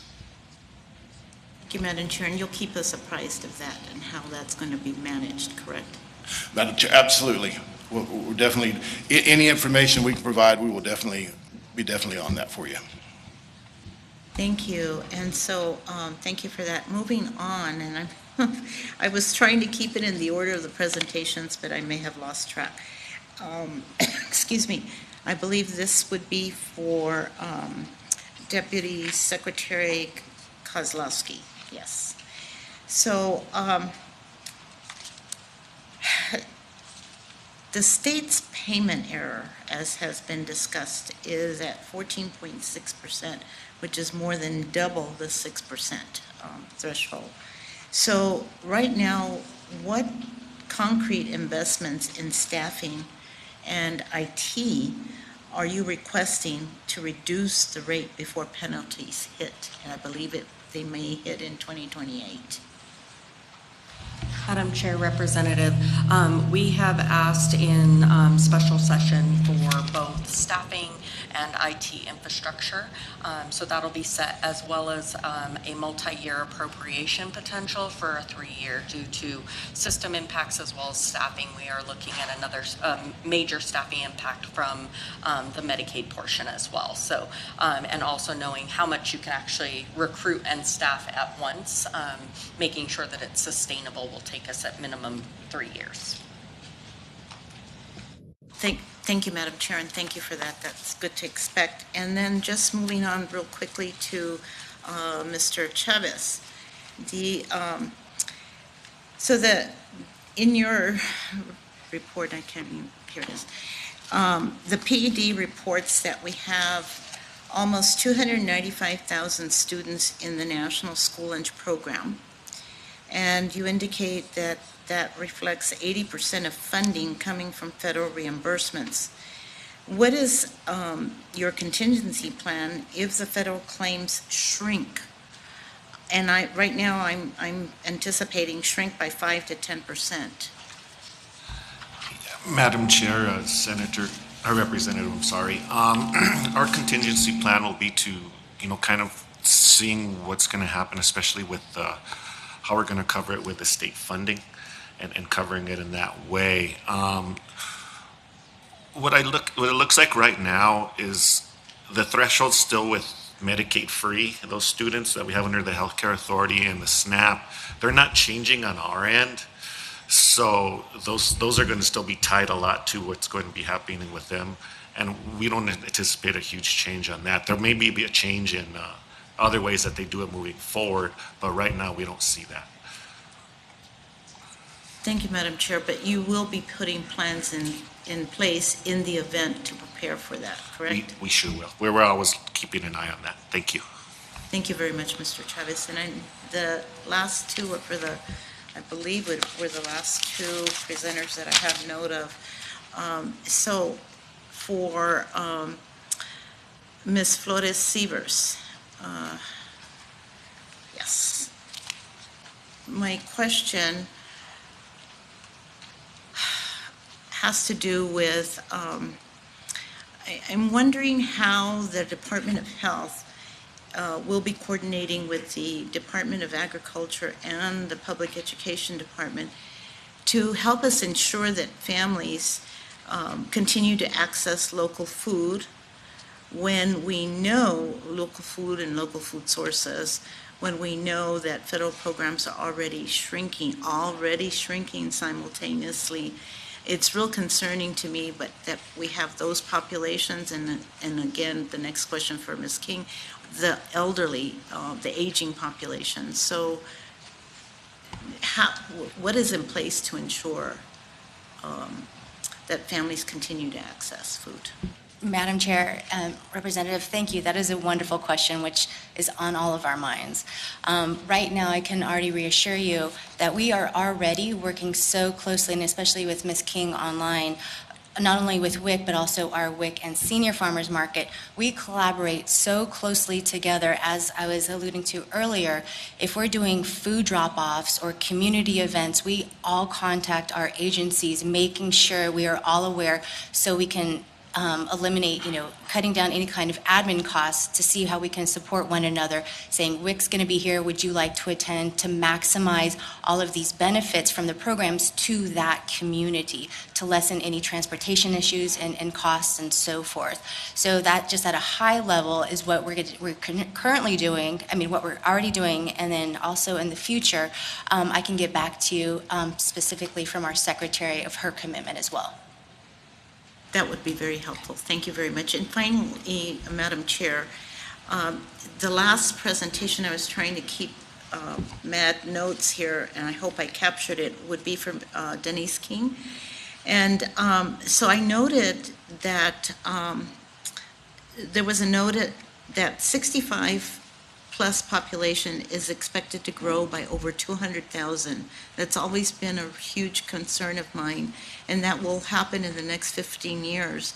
So I'm wondering how the department is planning to handle the surge in food assistance demand if the federal resources continue to decline at the rates that they're declining, but also as part of the overall budget whatever that is called right now. And I don't know if Ms. King is still online. Do you think I should save that question? Or Ms. King, are you still online? Madam Chair and Representative, I am, and thank you for that question. The department is committed and has been committed and to our older adults, and yes, that is a true factor that by 2030 we will be expecting that our population 65 plus is going to increase by 200,000. And so those that receive services that are under the Older Americans Act, which is the 60 plus, we will see even a larger increase. And so our food and our nutrition programs are the highest accessed service under the Older Americans Act services. And so our commitment is to see that the funding is requested to support this specific service for the congregate meals and the home delivered meals, and prioritizing the federal funds that we have. And that includes the NSIP funding, the Nutritional Supplemental Incentive Program funding that supports the raw food costs for the meals. And then also our New Mexico grown food, which we have continued to expand on for our network providers to purchase local sourced foods to incorporate in the meals. Thank you, Madam Chair. And this is the final question, and if you can't answer it directly right now, we can have an offline conversation. But noting that same data, I noticed that New Mexico ranks third nationally for senior food insecurity with about 18.4% at risk. Are there particular safeguards that you have in place that you plan to advocate in order to prevent the SNAP cuts worsening for seniors from they going into complete hunger?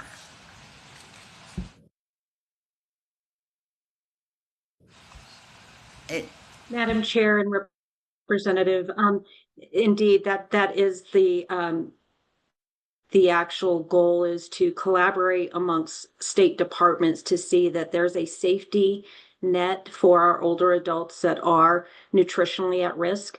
And as it has been said, we work closely with Department of Health, with the Senior Food market vouchers, as well as with the healthcare authority, with the food boxes, to see that that gap is filled for those that are nutritionally at risk. And so for those that, as you said, that with us being third in the nation for food insecurity, our focus is to identify those that are being assessed on an annual basis that are scoring high, nutritionally high, of what we are scoring 6+ on that needs assessment. And so getting them connected to local food banks, to local providers in their area to see that that gap is filled. Thank you, Madam Chair, and thank you very much to all of you for your great presentations. Thank you. Thank you. Senator Scott. Thank you, Madam Chair. I guess my questions would primarily be directed toward the Secretary, and we'll start on page 6. And I see that there are 457,000 plus participants in the program. Madam Chair, Madam Secretary, can you tell me what the total SNAP distributions were for 2024?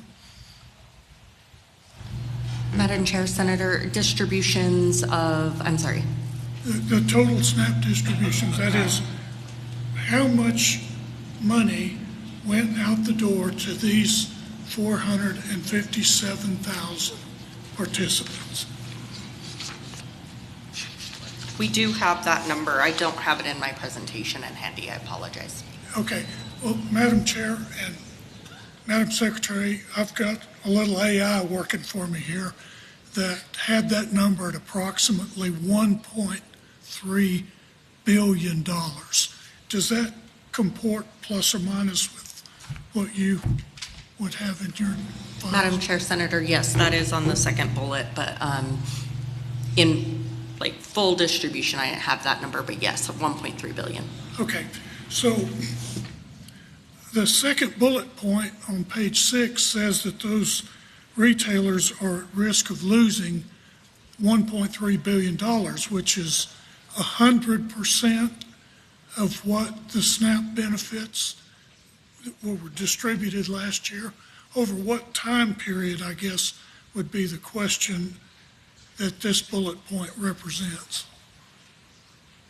Madam Chair, Senator, I will have to look at what that time period would be for, because we are looking at a multi-year impact overall because of when the work requirements go in, when the 50 food plan changes, when the potential for our differences of each of the error rates potentially could be coming in. So those could be over a multi-year factor. So I can get back with you on that one.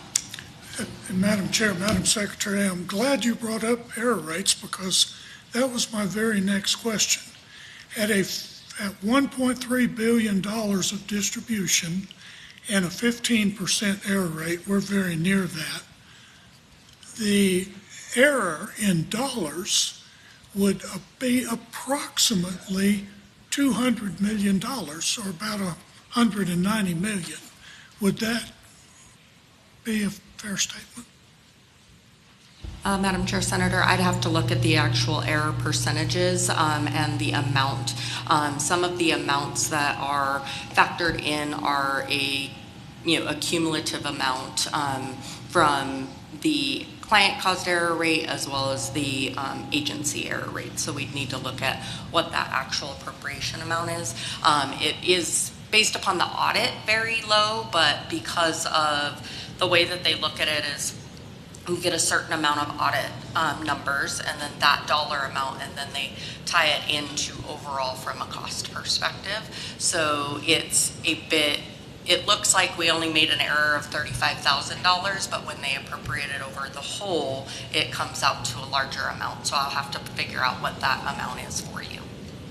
Okay, I guess I was trying to simplify the math, but out of $1.3 billion of distribution, if the error rate is 15%, that would be close to an error of $200 million.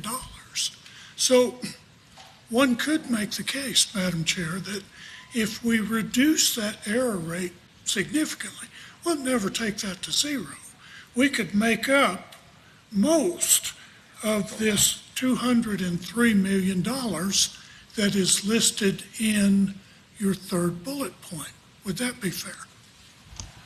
Madam Chair, Senator, yes. So the 203 is the culmination of what we would have to potentially pay as a cost share. So not that we would lose the actual funding for SNAP. It's what the state would need to pay to cost share the benefits.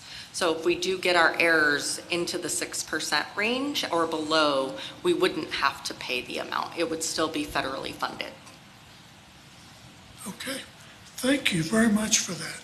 And then my last question, Madam Chair, has there been any effort? I know that folks in New Mexico at 200% of the poverty level are eligible for SNAP benefits. Has there ever been any effort to quantify how much of the New Mexico economy is underground? That is, cash or off-book compensation. And if there hasn't been, is that something that we should be looking at with respect to some of these programs? Madam Chair, Senator, I am not certain of that answer. I know that we do have our current FPL at 200%, but I'm not sure what factors have driven that and how much of that would potentially be off-book funding or items that they're, when they're considering the poverty level. So I'd have to look at when or what was factored into that when that change was made. Okay. Thank you, Madam Chair. That's all I had. Thank you, Madam Secretary, for your answers. Thank you, Senator. And I'm really encouraging everybody to go eat because we're going to keep going. Representative Montoya, you're next. Madam Chair, I think I'll wait till I hear back from Austin, and I think I'm good. Thank you. Thank you. Representative Kate. Thank you, Madam Chair, and thank you very much. I know these reports are very detailed, and you, Madam Chair, and you're projecting possibilities based on. We're trying to figure out how like any law is interpreted. And projecting. So I do very much appreciate that. I want to go back to my statement with LSC with Austin, is I understand what you're projecting are the actual costs. I would like presentations to have a history. Why does this exist? Why does this program exist? So that we know as policymakers things can change and changes to the program can occur. Cultural changes. Maybe, this is not a value of ours anymore, or we have a better value or one that we want to fund more. But having a little bit of history, I know the attorneys don't let us put purposes in our bills anymore, but it does help for a policy decision maker to understand what was the purpose, what did this program want to address when in its original inception. So that as we make those changes, as we review our cultural changes and our changes in priority, we understand what the purpose was as well. Thank you, Madam Secretary, as well. Thank you, Madam Chair. I am going now first with, and I understand this is just with food insecurity. Do we have statistics based on elderly facing food insecurity currently or in the past with increased hospitalizations or a cost analysis of what assisted living and nursing homes are compared to at-home care. We have that statistics analysis, do we not? Representative, I'm going to ask Ms. Denise King to try to answer that from Aging and Long-Term Services. Thank you, Madam Chair. Thank you, Madam Chair and Representative. I don't have that information readily available, but I will absolutely get that back to you. Thank you. Thank you very much. And thank you, Madam Chair. This is a question for Sarah. In our current SNAP program, you were very enthusiastic about that we are now able to provide SNAP through the cloud and being able. Do we provide any kind of food service or SNAP on an emergency basis, such as to address food insecurity during a wildfire or other natural disasters?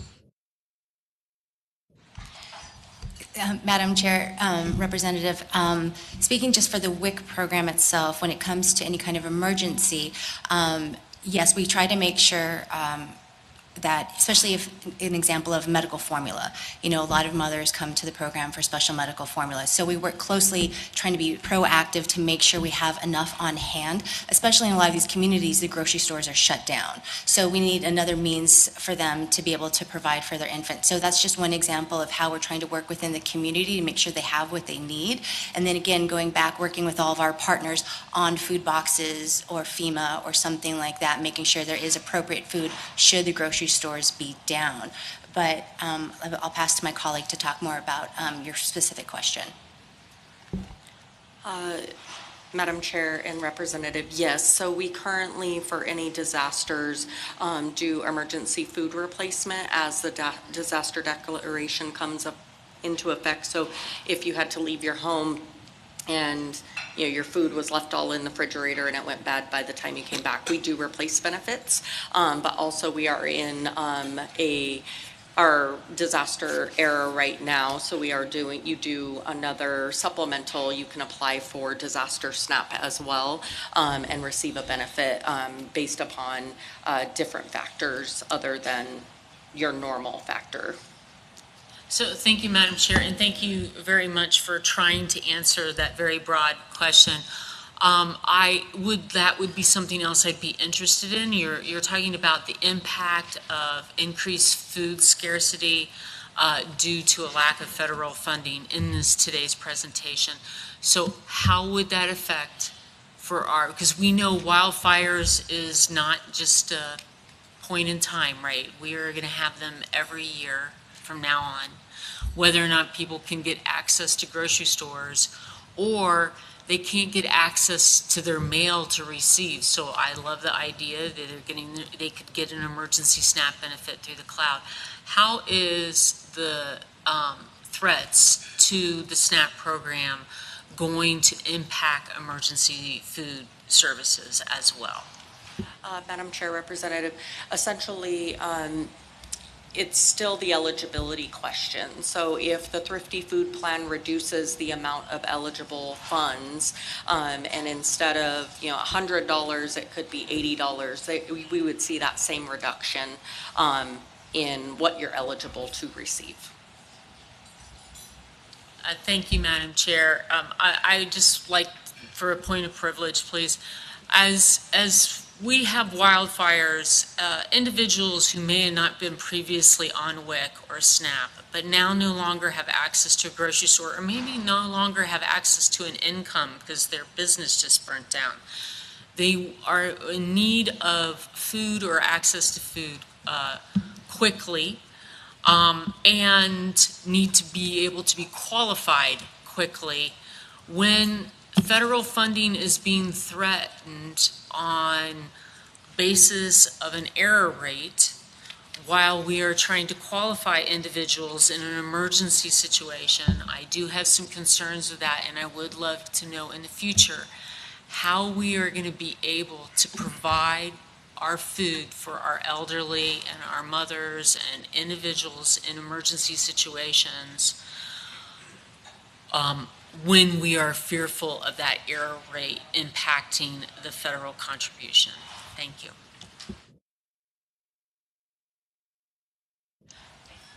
Thank you very much. Seeing no one else on the list, I would like to thank this panel very much. You've presented quite a bit of information. Thank you. Thank you, Madam Chair. Yes, Senator. I heard you, and maybe I misunderstood, but you made a comment right at the end of one, I guess just as we went to questions, about the best way to save money was, I think you were in error. I don't think you meant to say this, that to keep the error rate high. Well, right now, Senator, we are benefiting from the Alaska provision by having a high error rate. And eventually that will go away, but right now it's to our benefit. Well, I understand the basis of your comment, but I would think that long term, and for the health of for the state, reducing the error rates is in our best interest. Thank you. So thank you very much, you all. Thank you. Okay, so we have a person or two who want to make a public comment, and then we'll take a 10-minute break so that everybody can finish eating and come back. And I have Christine Dobbins, or Dobbins, who, if you're here, would you please come up? Is there anybody else who wants to speak that's here in the audience for public comment? And do we have anybody on the Zoom? If you're on the Zoom and you raise your hand, is there anybody? Nobody on Zoom. Okay, so would you please introduce yourself for the record? Hello, my name is Christine Dobbin. I'm from Anthony, New Mexico, and I currently go to NMSU. I'll be graduating with a master's in public health degree this fall.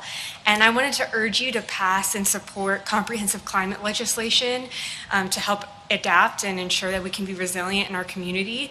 Extreme heat is killing our most vulnerable, elders, farm workers, every single day, and our livelihoods.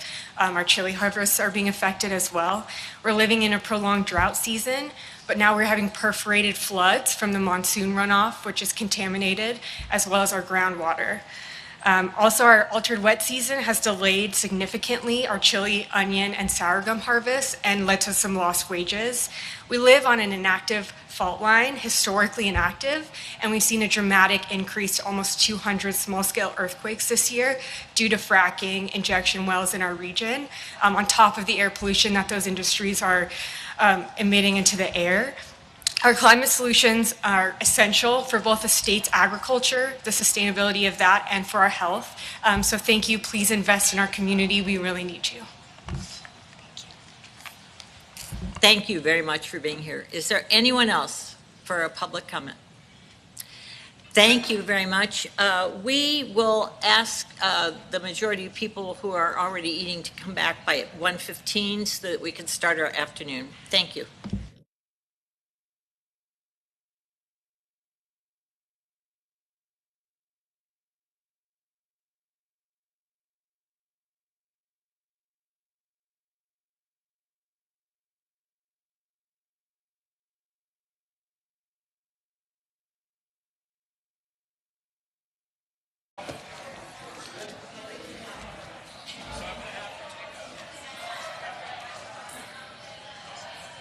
Yeah, so much as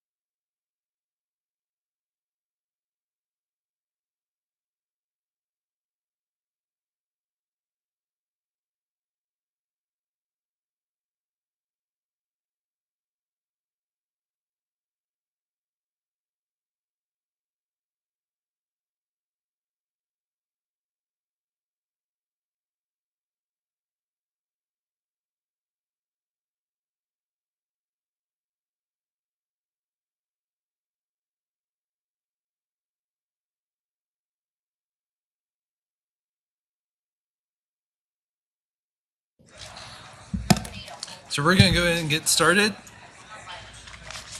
So I would ask the folks in the back who are still mingling around and chatting, if you want to continue your conversation, you can take it outside or in the hallway.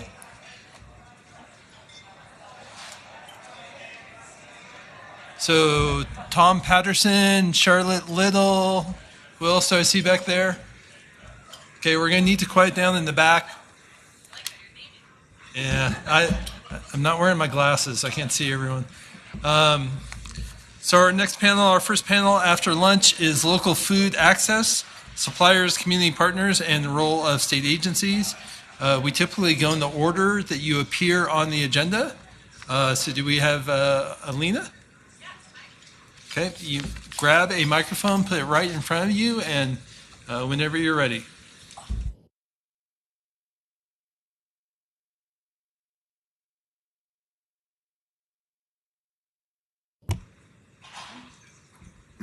Good afternoon.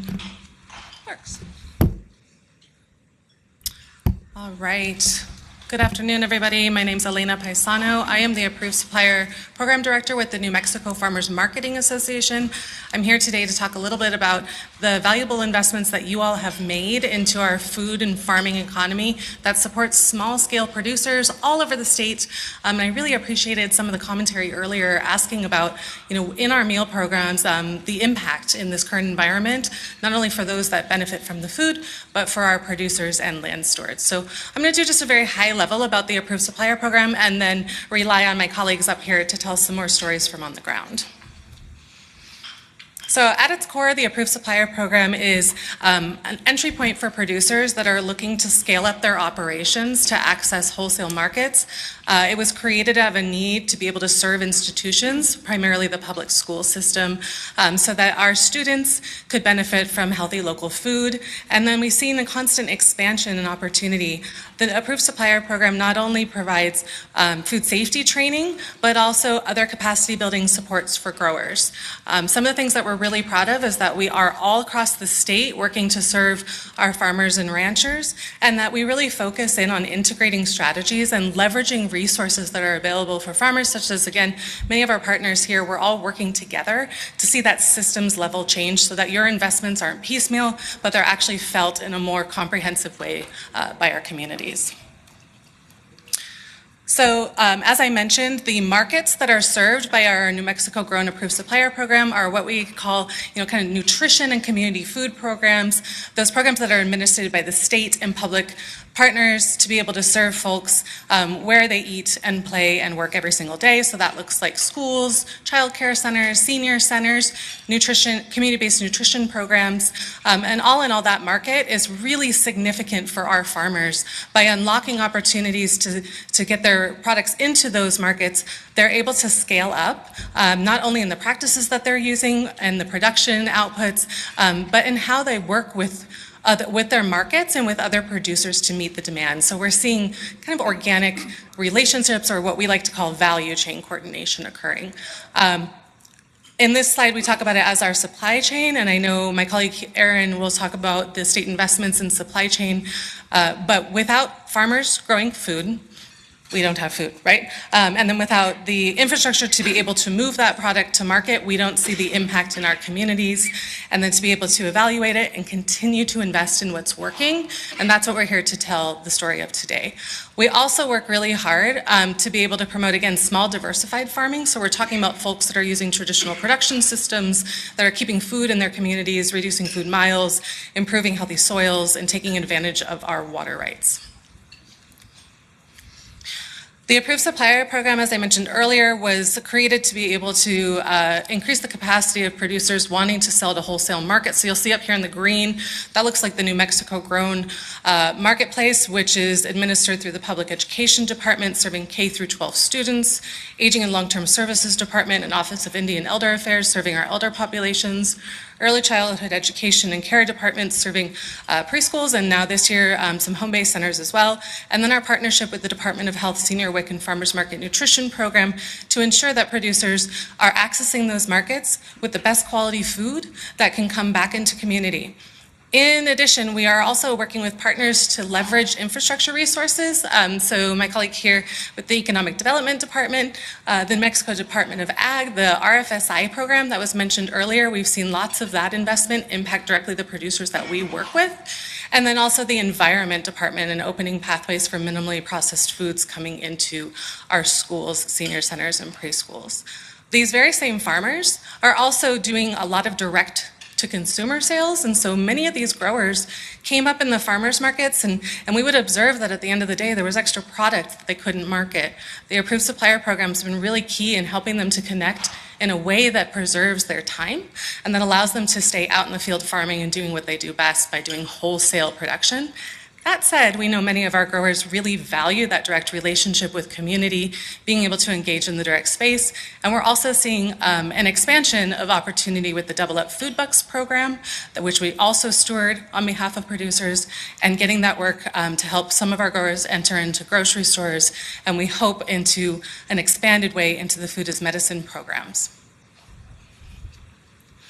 I'm not going to spend too long here on the buyer side equation, but I wanted to talk a little bit about the impacts of your investment in New Mexico Grown to date. New Mexico Grown has been around for about 12 years, and it's a state incentive program to increase local foods in schools, senior centers, early childhood education centers, and food banks through the regional farm to food bank pilot. The program grew from 2012 when we had just a couple dozen producers serving a set of 10 schools, and now we've expanded to well over 250 farmers and ranchers across the state, and the markets are continuously growing as well, as you'll see here. Our approved suppliers are generally very small farms operating on less than 10 acres, majority of which are considered by USDA to be historically marginalized or disadvantaged, so we're able to leverage those federal investments to support them as well. And overall, we see somewhere between a $4 and $5 million market opportunity that's going straight back into the pockets of our farmers and ranchers. Double Up Food Bucks. I'm not going to spend too much time on this here today other than to say I heard a lot of really valuable conversations today about the impact of nutrition insecurity on New Mexico. Double Up Food Bucks is a proven strategy to address that in a way that uplifts community autonomy and supports our farmers with a dependable, reliable market through the match program. We encourage and hope to see that continue because there are many growers that utilize all of these programs, some here today that will talk about that are accessing multiple markets through their entry point into the approved supplier program. This is my favorite part, but I won't spend too much time because I'm first, but to be able to talk about the stories that actually happen on the ground. We know that the folks that benefit from this program know the difference between local food and food purchased from mainline distributors. The food tastes better, it's more nutritious, they're able to get products that are culturally aligned that you simply can't get from a broadline distributor like Chico's. Try calling them and asking them for that, right? And so we're able to get those into the institutions. And our food service partners are continuously singing the praises of producers and building lasting relationships that impact the overall institutional food system. We really see the approved supplier program not only as an entry point, but as a sandbox, if you will, for people to try out new innovative ways of purchasing food and to see what works well for their community. So today we are here to make an ask, and you'll continue to see me and my colleagues talking about the approved supplier program. Honestly, we believe that it's a very minimal investment for an incredible amount of impact coming right back into our communities, to the constituents you serve, to our children and elders. We're asking for $430 of recurring funding. I do want to just take a moment to say, one of our challenges, I think you can appreciate, is the state fiscal year and our farming years don't quite add up. And so we're constantly met with this issue of being able to guarantee a reliable market for our producers. And so one of our core strategies at the NMFMA is really to diversify market opportunity. And that's where we're working in grocery stores, retail environments, and also, bolstering sales through farmers markets, as well as the institutions, which was mentioned earlier. For example, the Healthy Universal School Meals Program, deciding to allocate consistent funding to this program is essential for farmers being able to actually put those plants in the ground, and for us to reap the benefits of that come harvest season when we're in a new fiscal year. The other ask is around supporting and bolstering the Double Up Food Bucks program, realizing again that many of our growers have come to depend on that market, and that it also creates lasting impacts on community health and on family behavioral change around food. And so we ask that you consider these, and thank you so much for the opportunity.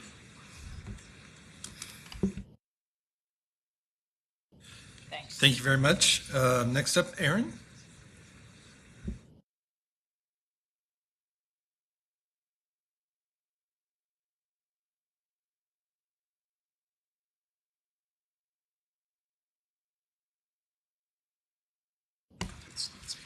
Like this.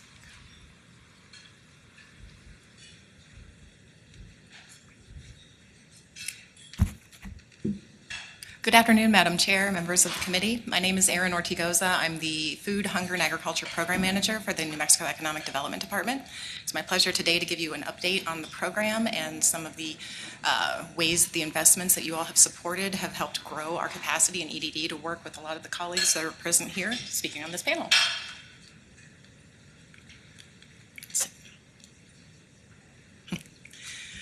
So as many of you are aware, the program mission really began to support the intersection of economic development in New Mexico's food and agricultural sector with increased food security for New Mexicans. This is a pivotal part of the governor's food initiative, and we were one of several agencies to receive funding for dedicated roles to focus on food security. So EDDs developed the ability to focus on financial tools and technical assistance that are very tailored. Is this better? That are specifically tailored for small and mid-scale food processing and agricultural enterprises. We work on the workforce development challenges through creation and retention of jobs, and really focusing on strengthening and diversifying in-state market channels for the producers and food businesses in New Mexico.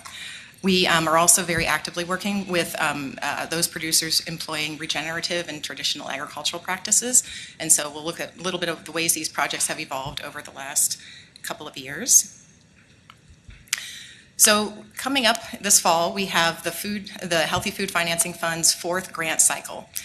This has been made possible by the amazing investment that you all have allocated for us in this coming fiscal year, and we will be providing grants for pre-production, production, processing projects, aggregation, distribution, or food hub projects, and food retail throughout the state, and we'll be providing grants between $50,000 and $150,000 to the awardees selected. A couple of the other initiatives that I'd like to introduce to you all that have evolved over the last couple of years include the New Mexico Food Pathways. This program has been made possible by a federal allocation of funds through the Healthy Food Financing Initiative, and in partnership with Vida Mejor Capital, New Mexico State University, and the Loan Fund and the Santa Fe Farmers Market Institute. We are opening up a technical assistance track for no-cost business consulting and that would lead then to access to capital, grants and low-interest loans tailored toward these businesses, and support for food retail businesses to access SNAP application support. As was mentioned earlier, we're also part of the Resilient Food System Infrastructure Program. We're a sister agency implementing with NMDA, and there's currently 18 projects statewide. The projects are high touch. They're getting a lot of resources and technical assistance for their project implementation, really focusing on the middle of the supply chain, so post-production all the way to back of the retail store, and really honing in on cold storage capacity, aggregation and transportation, and processing within that chain. So this year, we're also going to be launching a feasibility study. We'll be doing a sustainable local food transportation route study for rural frontier communities, tribal and urban regions of the state. In conversations with a lot of our partners and a lot of the businesses we work with, we see a huge need for a current assessment of the landscape of food distribution systems to really evaluate the economic feasibility of establishing or expanding transportation options, piloting new routes, working with what kinds of partnership or investment recommendations and strategies might support longer-term route viability. And we will also be launching a community of practice for food distribution and retailers throughout the state. This is really to hone in on ongoing conversations, productive space for opportunities for networking, mentorship, and collaboration, specialized topic focuses, and again, looking at strategies that lift all ships, right? Everybody's going to be learning from each other in this program this year. So the New Mexico Healthy Food Financing Fund is our cornerstone project that we've been running for now 4 years. This is a map of where all of the projects are in the state currently. Over 41 grants, over $1.7 million has currently been successfully implemented.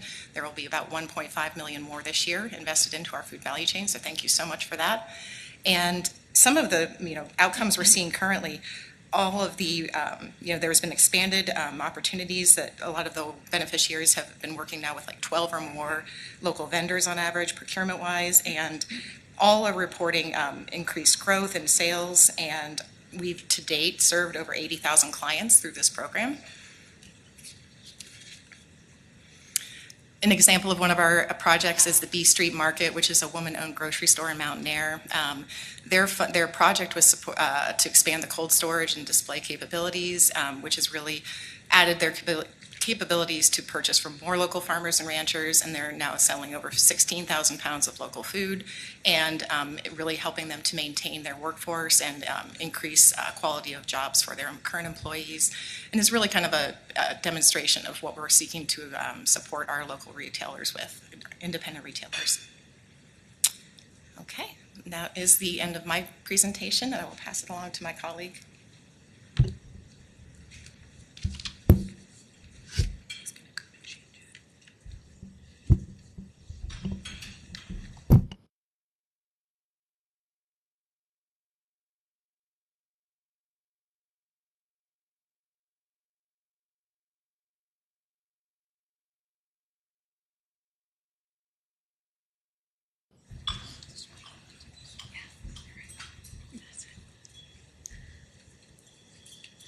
So good afternoon, Madam Chair and representatives of the committee.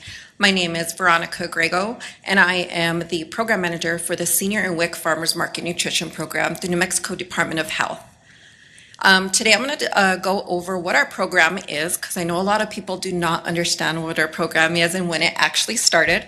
So our program started in 1992 when the Farmers Market Nutrition Act was established for the WIC Farmers Market Nutrition Program. That is for the WIC families that are active on the WIC program. That is for our pregnant, breastfeeding, postpartum infants and children 6 months to 5 years old. New Mexico actually was the first state to implement our WIC FMMP program, and that was through the entire nation. In 2002, the Senior Farmers Market Program became permanent under the Farm Bill. New Mexico implemented it in 2002, right after it was implemented under the Farm Bill. That program is for eligible seniors who are 60 plus, who are non-Native American, 55 plus Native American. This program is income-based. We have always been federally funded, and we do have to go off of the 185% income bracket. As far as state funds, we actually started getting non-reoccurring state funds for this program 2 years ago, and we base that off 200% federal poverty guidelines. In 2021, New Mexico, we actually led the nation in introducing a modern technology system, which included a proof of concept for our mobile app, which you see up here, and for our shopper card, which has a QR code, which allows our participants to go to farmers and get away from paper vouchers and be able to go to farmers markets and purchase their benefits. Prior to this, when they had paper vouchers, they had to spend the entire dollar amount that was on that voucher. So now with this card, they're able to spend a penny to up to the balance of what they get. We do only provide a one-time benefit for the year. That is because of the funding that we do currently have. In 2024, I actually implemented a food box program for our WIC participants, for our children and our mothers who are on WIC in rural areas. And so what I do there is I utilize federal money to be able to take federal food boxes, or actually state food boxes of state produce, which you see here, and our farmers actually are the ones who fill these boxes. This is a program I did with Agricultura, and I'm also doing it with Frontier Food Hub, and these are some programs that are out there that are helping me deliver these produce boxes to the rural areas. As I mentioned, agricultural support. We go out and we partner with New Mexico grown farmers and our food hubs to help them assemble our fresh produce boxes. There is 2 of us in this program that run it for the state, and we do go out there and we do help create these boxes.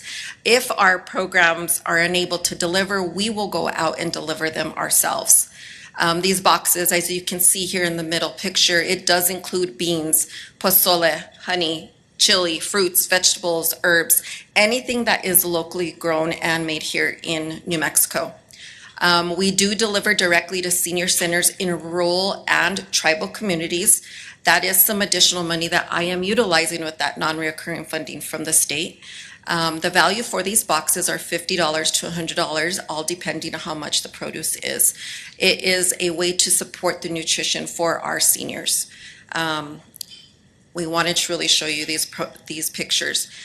Currently, right now, my program does work with 47 farmers markets on the program. We have 608 farmers who are currently signed up to accept our shopper cart and mobile app. We have 40 farm stands and mobile markets that are also on the program in partnership with 4 local food hubs. In state fiscal year 2026, with the funding that I currently have, I can serve 2,385 participants with federal funds. That has gone down. In New Mexico, I'm not sure if my director actually mentioned that, but our WIC program actually serves 459,000 WIC families yearly. So as you can see, I'm not touching that with the funds that I currently have. State fiscal year 2026 for our seniors, we have 15,352 participants that I can actually serve with federal and state funds. That is combined. Aging and long-term care services, last year, their estimated amount was 50,680 seniors that they serve. As you can see, there's a pretty large gap there as well.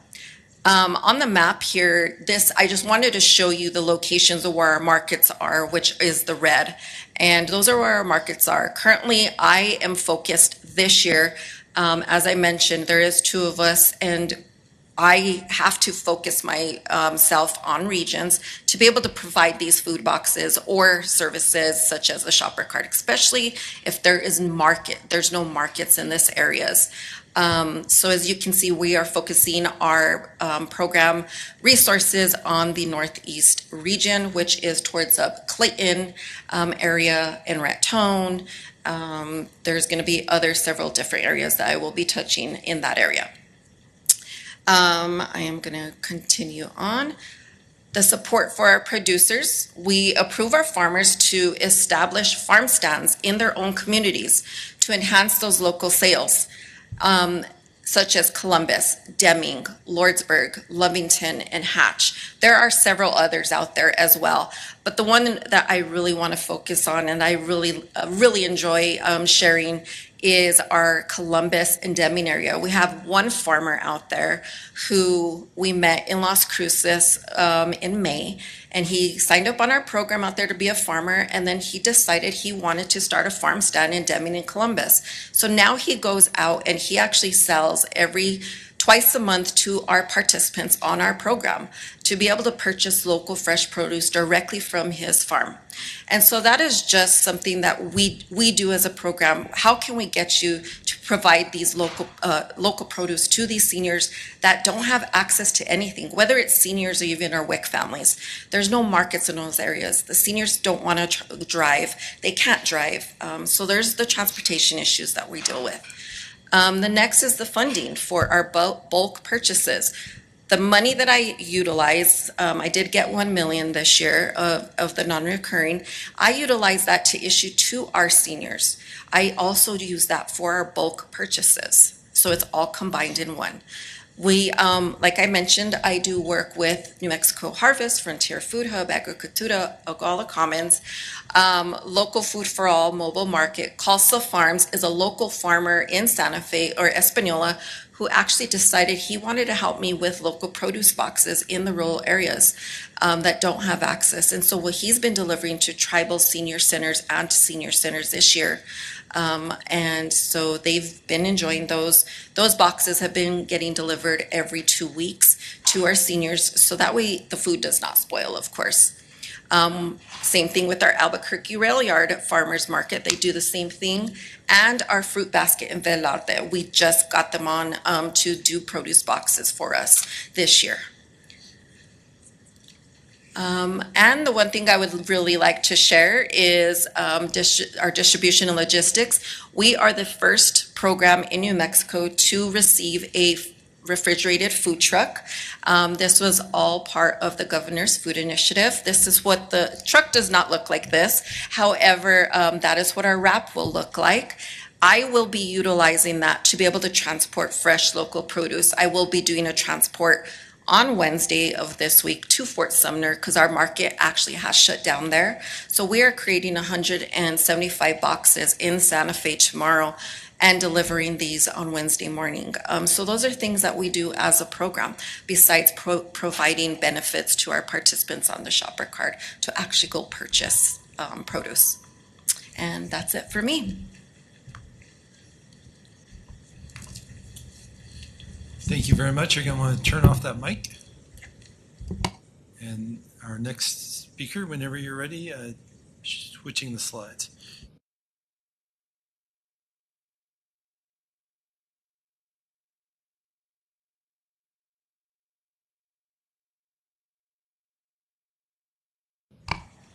Good afternoon, Chair Stefanix and committee members. My name is Liz Anachini, and I work with the Public Education Department as the Healthy Universal School Meals Program Manager in the Student Success and Wellness Bureau. I'm grateful to have the opportunity to talk to you today about NM Grown program as it's implemented across 3 state agencies in our K-12 schools, early child care centers, and our senior centers. NM Grown has over a 10-year history in the Public Education Department, and we're really proud of the agency's role in being foundational in establishing the processes for NM Grown that enabled it to expand to other agencies. We're also proud that New Mexico is seen as a leader in the country when it comes to farm to school, and we'll be hosting the National Farm to Cafeteria Conference in Albuquerque this December. In Universal School Meals, NM Grown is a core strategy in improving meal quality in our school cafeterias. We know that not only when we get more fresh, delicious ingredients that improves meal quality, but it's also really having a strong impact on the scratch cooking requirement. As schools work with more raw meat, dried beans, or fresh vegetables, they're being caused to innovate their scratch cooking techniques and recipes to accommodate those products. We're really proud of the reach across state agencies in the NM Grown program. So in K-12 schools, we have almost 250,000 students impacted, over 7,500 of our youngest children, ages 0 to 5, and over 50,000 unduplicated seniors in our senior centers are benefiting from this institutional procurement annually. We know that these award funds are really a catalyst that help build relationships and that muscle memory, that practice of local purchasing in our institutions. And we're excited to see that schools and providers are choosing to purchase beyond their NM Grown Award once those relationships and processes are in place. We know that this program is a win for farmers, a win for kids, and a win for communities. Our farmers are able to set their own price in the approved supplier program, ensuring the ability to earn a living wage for themselves and their workers. Our kids, our seniors are eating nutrient-dense food that is delicious in their cafeterias. And our communities are benefiting from small farmers who are implementing earth-friendly practices, resulting in more intact ecosystems, as well as economic multiplier benefits that we know are attached to investments in local food. Finally, NM Grown celebrates New Mexico's agricultural traditions, not only creating a market for small farmers who use traditional practices like acequias, but also with a robust agricultural education element in schools where students are learning about the local farms in their community and farming practices. I want to provide a quick snapshot of what participation looks like in each of these agencies. So in the Public Education Department, we're proud to be working with over 66 school food authorities. In early child care, they've increased to 43 centers this year, and they are piloting a new home-based daycare accessibility as part of that. And our senior centers, we have over 62 providers, each of which serve multiple centers, and that includes 17 tribes, pueblos, and nations. What I really want to draw your attention to on this slide is the amount of that is successfully being expended in each of these programs. So each of these programs has over 90% of these funds that are awarded out all across the state, successfully being spent and reimbursed for, which is really a testament to the strong relationships that are being established through the approved supplier program between buyers and suppliers, that they're able to fully use their awards. This is a quick snapshot at the local food data portal. So all 3 agencies use the approved supplier program, and all of them use this data portal to track. So this gives us a real-time view of how expenses are being spent down across the year. We can compare rates year over year. We can see what individual buyers are purchasing and who they're purchasing from. And we can pull this statewide by agency, and we can also pull this at a site level. So we can kind of give an update to each buyer of how they're doing. What's being served in K-12 schools and other agencies through NM Grown? Our biggest expenditure is meat with about 34%, but we do see a healthy mixture of fruits, vegetables, and legumes. This pattern looks pretty similar across the agencies. In early childhood, their biggest expenditure is fresh and dried fruit for some of those snacks, but meat is typically the largest expenditure across the agencies. What's next for NM Grown? We are a victim of our own success. As we do outreach and increase participation, a lot of these, that is resulting in smaller awards for each awardee. We also know that even with the vast investment that the state has made in local purchasing, institutions' local purchasing power is still small in relationship to their overall budget. Echoing Elena, we always need more farmers to join the approved supplier program, especially in some of the areas that are more rural, so delivery will be possible to centers in those areas. And as always, we need consistent, stable funding across all of the agencies. As the Public Education Department has transitioned to healthy universal school meals, and NM Grown has become part of that funding, PED will honor the 10 cent per meal in statute moving forward to also address the problem of the awards getting smaller as more schools participate. And PED is additionally encouraging schools to use their healthy universal school meal allocation to increase NM Grown purchasing. Lastly, PED is adding Bureau of Indian Education in tribal schools this year. They were previously prevented from participating due to an administrative barrier, but we're doing a creative approach to work around that this year. I want to share a few stories of what NM Grown looks like in action across the state. So in Roswell Independent Schools, with the leadership of Kimberly Meeks, Roswell is spending more than $1 million on NM Grown annually. And this is really a testament to what Elena was saying of building these relationships and simultaneously with the capacity of growers in that region. So this has grown incrementally as the beef providers in her community have been able to grow and offer more product. In Roswell, 100% of the beef is New Mexico beef. And in addition to beef, if you call Kimberly Meeks up, she can tell you what's in season in squash and lettuce and all of the other producers in her community, and has a really strong relationship with them. Additionally, in Roswell, this is a great example of how using NM Grown increases scratch cooking.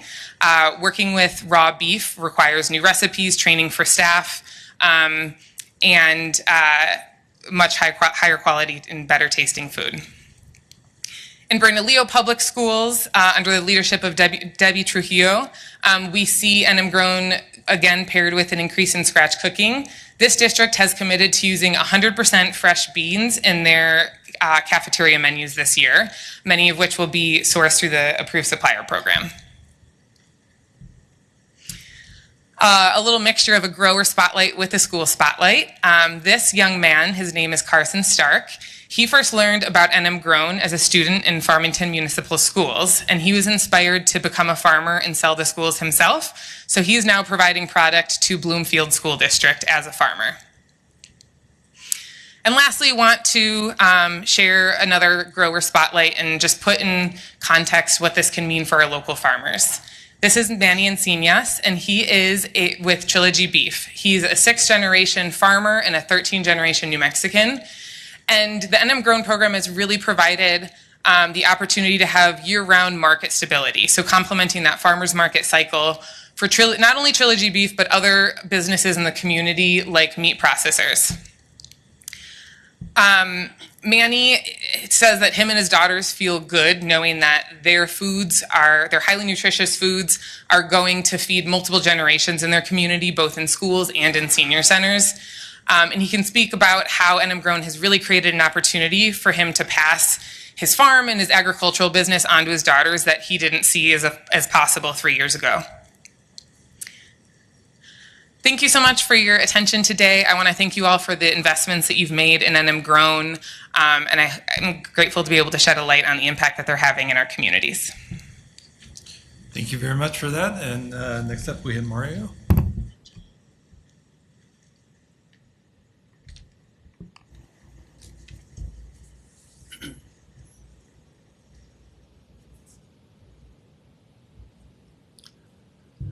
Well, good afternoon, and thanks for coming to Las Cruces. Welcome.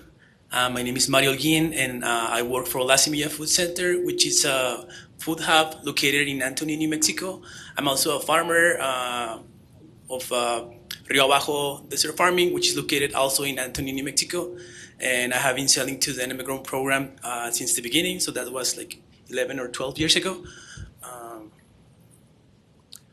So in La Semilla Food Center, we have 6 different programs, which are community farm, edible education, community education, storytelling, policy, and the program that I'm going to be talking a little bit more, and that is the one that I co-manage. It's the Farm Fresh program, which is basically a food hub, and we aggregate produce from 20 to 25 farmers, local farmers. All of them grow produce, or most of them grow produce in less than 1 acre farms. And all of them use agroecology practices, water conservation techniques, and sustainable practices. Right? At the Farm Fresh program, we also do food safety training and connect local producers to institutional outlets, sales like Las Cruces Public Schools, Gadsden Independent School Districts, senior centers, daycare centers, and at the same time, we partner with our community education program to make an average of 75 veggie prescription or produce prescription boxes per week. And we take those boxes to clinics in Anthony and Las Cruces. But I'm going to be very honest with you. I didn't know what eggplant was until I was like 30 years old. I didn't know about kale until I was like 30 years old. No? So it's the work is not just taking the produce to the consumers, to the public. It's also teaching them how to use them. That's why we partner with the community education program, and they go to different clinics and teach the public about how to eat healthy, how to eat healthier, and how to use different produce that probably they're not very familiar with. And by the way, this program is funded with federal dollars, with GASNIP. And go to the next one. And I also have Spotlight Farmers. On the left, I have Full Circle Mushrooms, which is a farm that it's on La Mesa, New Mexico. And they produce around 4,000 pounds per month, and they have of mushrooms, and they have the capacity to produce 6,000 pounds per month. And also they sell directly to the NM Grown program and to programs like the Produce Prescription that we have. And on the right, we have Yvonne Diaz. She's the farmer and owner of the Colores Farm, and she grows all kinds of vegetables, like from lettuce, spinach, kale, radishes, to corn and Sonora and wheat, broccoli too. No? What else? And like you can imagine, like small-scale farmers, we wear a lot of different hats. We're growers, entrepreneurs, accountants, marketers, educators, retailers, packagers, delivery drivers, ecologists, community advocates, mechanics, electrician, plumber, welder, and the list keeps going, no? And why I have this list here is because I want to talk briefly about the importance of supporting food hubs, like Frontier, like Agricultura Network, and La Semilla Food Center, because we can do some of this work and help the farmers keep growing food.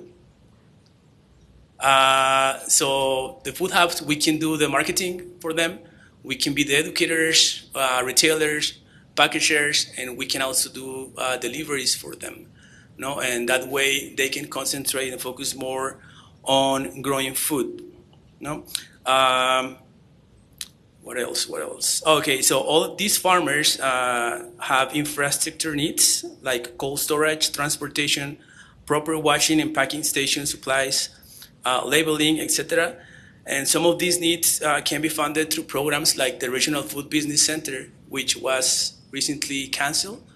And it's important to create and support more programs like this that are supporting small farmers. I think that's it.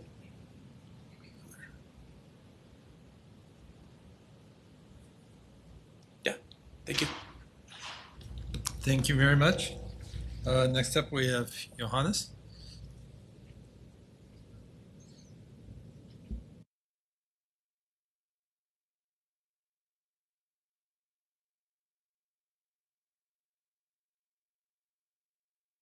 When you're ready, you're going to need to turn on your mic.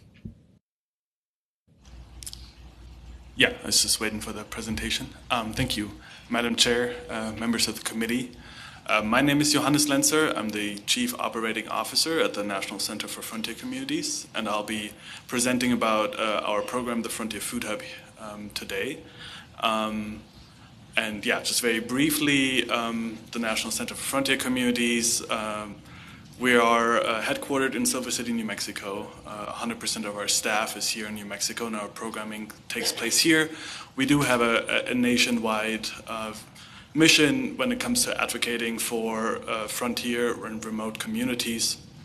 In New Mexico is our home turf, specifically because, yeah, this is going by the USDA definition of frontier and remote communities. At level 1, almost 90% of New Mexico is considered far and remote or frontier and remote communities. And at level 4, which is the highest level of remoteness, we still have almost half of the state considered remote communities. So as our vision is our thriving communities, we are developing model programming that we're developing here in New Mexico and hoping to inspire other communities as well. And one of these programs is the Frontier Food Hub that I'll be talking about today. So again, we're headquartered in Silver City. This is where Frontier Food Hub is home bases as well. We started out as the Southwest New Mexico Food Hub, really focusing on the 4 counties, Catron, Hidalgo, Luna, and Grand County. But yeah, we've expanded since then. And what our program does, it's really focused on providing food access for remote communities as well as market access for producers in these communities, similar to how Mario has described the program. So our program basically has 2 tracks when it comes to distribution and marketing of food. On the one hand side, we offer marketing and sales services where we purchase food from producers and then sell it into various programs, which of the NM Grown family of programs is the largest part of, but we also do some retail sales on top of that. We are an NM Grown approved supplier, so that's an important part of our program. The other thing that we do is we also offer distribution services. For example, a couple of years ago we started maintaining a route between El Paso, Las Cruces, Silver City, and Albuquerque to promote local food being sold between the northern and the southern parts of the state.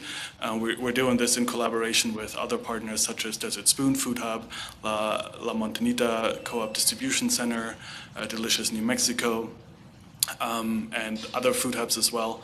So yeah, those are sort of the two things that we offer. And really our focus in this is, we're trying to get small-scale producers in remote communities access to these markets, offer stable supply chains that they can rely on and grow with, and as well as getting that food into these communities. And that, therefore, our impact, is, as I mentioned. Food safety is also, a huge part of this, which the Approved Supplier Program is really fundamental to. We're a GAP certified food hub with the help of New Mexico Farmers Marketing Association coaching us, and now we can coach our producers. But we're also very, on the operational side, we represent a financial buffer for producers when they sell into institutional markets. We promptly pay our producers, and then we handle all the customer invoicing. And we invest in the food system in New Mexico through infrastructure investments and various partnerships, as well as advocacy efforts. Here's a quick overview, and sorry, this presentation probably doesn't show it very well, but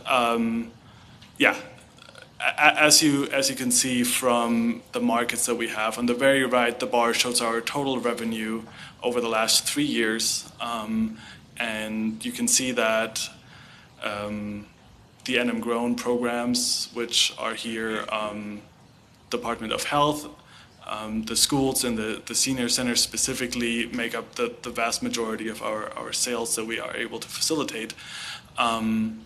And overall, over the last 3 years, through these programs, we've been able to facilitate sales of over $1 million, of which about 76% of those sales is money that goes directly to the producers. So over the last 3 years, we've been able to pay out $850,000 to our producers just with the NM Grown programs. What does it look like on a day-to-day basis? So we operate 2 vans. We are renting a box truck right now. These are all refrigerated. We drive about 1,800 miles a week currently. Part of this is because we operate this distribution route between Las Cruces and Albuquerque as well. And on that route itself, when we offer these distribution services, those numbers are not included in the sales I showed before, but we're able to distribute food of about $50,000 of gross sales a month for New Mexico producers on that route. We work with 36 producers, about 117 buyers. We offer 97 varieties of vegetables and herbs that are grown in New Mexico, 25 varieties of fruits and nuts. We offer beef, lamb, pork, eggs, honey, garlic powder, and then any kind of chili that you can imagine. And this is just the variety of what New Mexico has to offer on, and these are all small to mid-sized producers that we're able to work with. I want to point out real quick the Healthy Food Financing Fund, what it has been able to do for us. We were able to recently extend our walk-in cooler capacity by about doubling the size. It also has allowed us to purchase pallet stacker, electric jacks, and helping us replace a vehicle. And here's a emergency food delivery we're able to do in collaboration with Veronica and the governor's office last year in Rio Dosa, Mescalero, where we were able to bring out about 12,000 pounds of food with these food boxes after the fires there. Briefly, a little bit about cost of our operations. I thought this might interest you. So on the left side, you can see what our program costs are by category. You see, most of the money goes into personnel, equipment, which includes being able to run the truck, so a lot of that is fuel as well, and the cost of leasing or renting vehicles and maintaining them, as well as our facilities, and then about 18% of that is administrative fees. And then on the other side, you can see these are roughly our revenue sources per year for this program. And on the left side, so the services and net sales, that's program income. So that's basically how we're able to fund ourselves, which we're getting to closer and closer to the 50% mark. Our goal is to hit 90% by 2030. On the right side, contracts and grants. These are federal contracts, state contracts, as well as grants that we're able to support our operation with. And that concludes my presentation. Thank you very much. Open for questions. Great. Thank you all very much for your presentation. We're going to go to the committee for questions. I have 4 people on the list. Actually, before we go to questions, I'd like to do a couple introductions. Senator Thornton.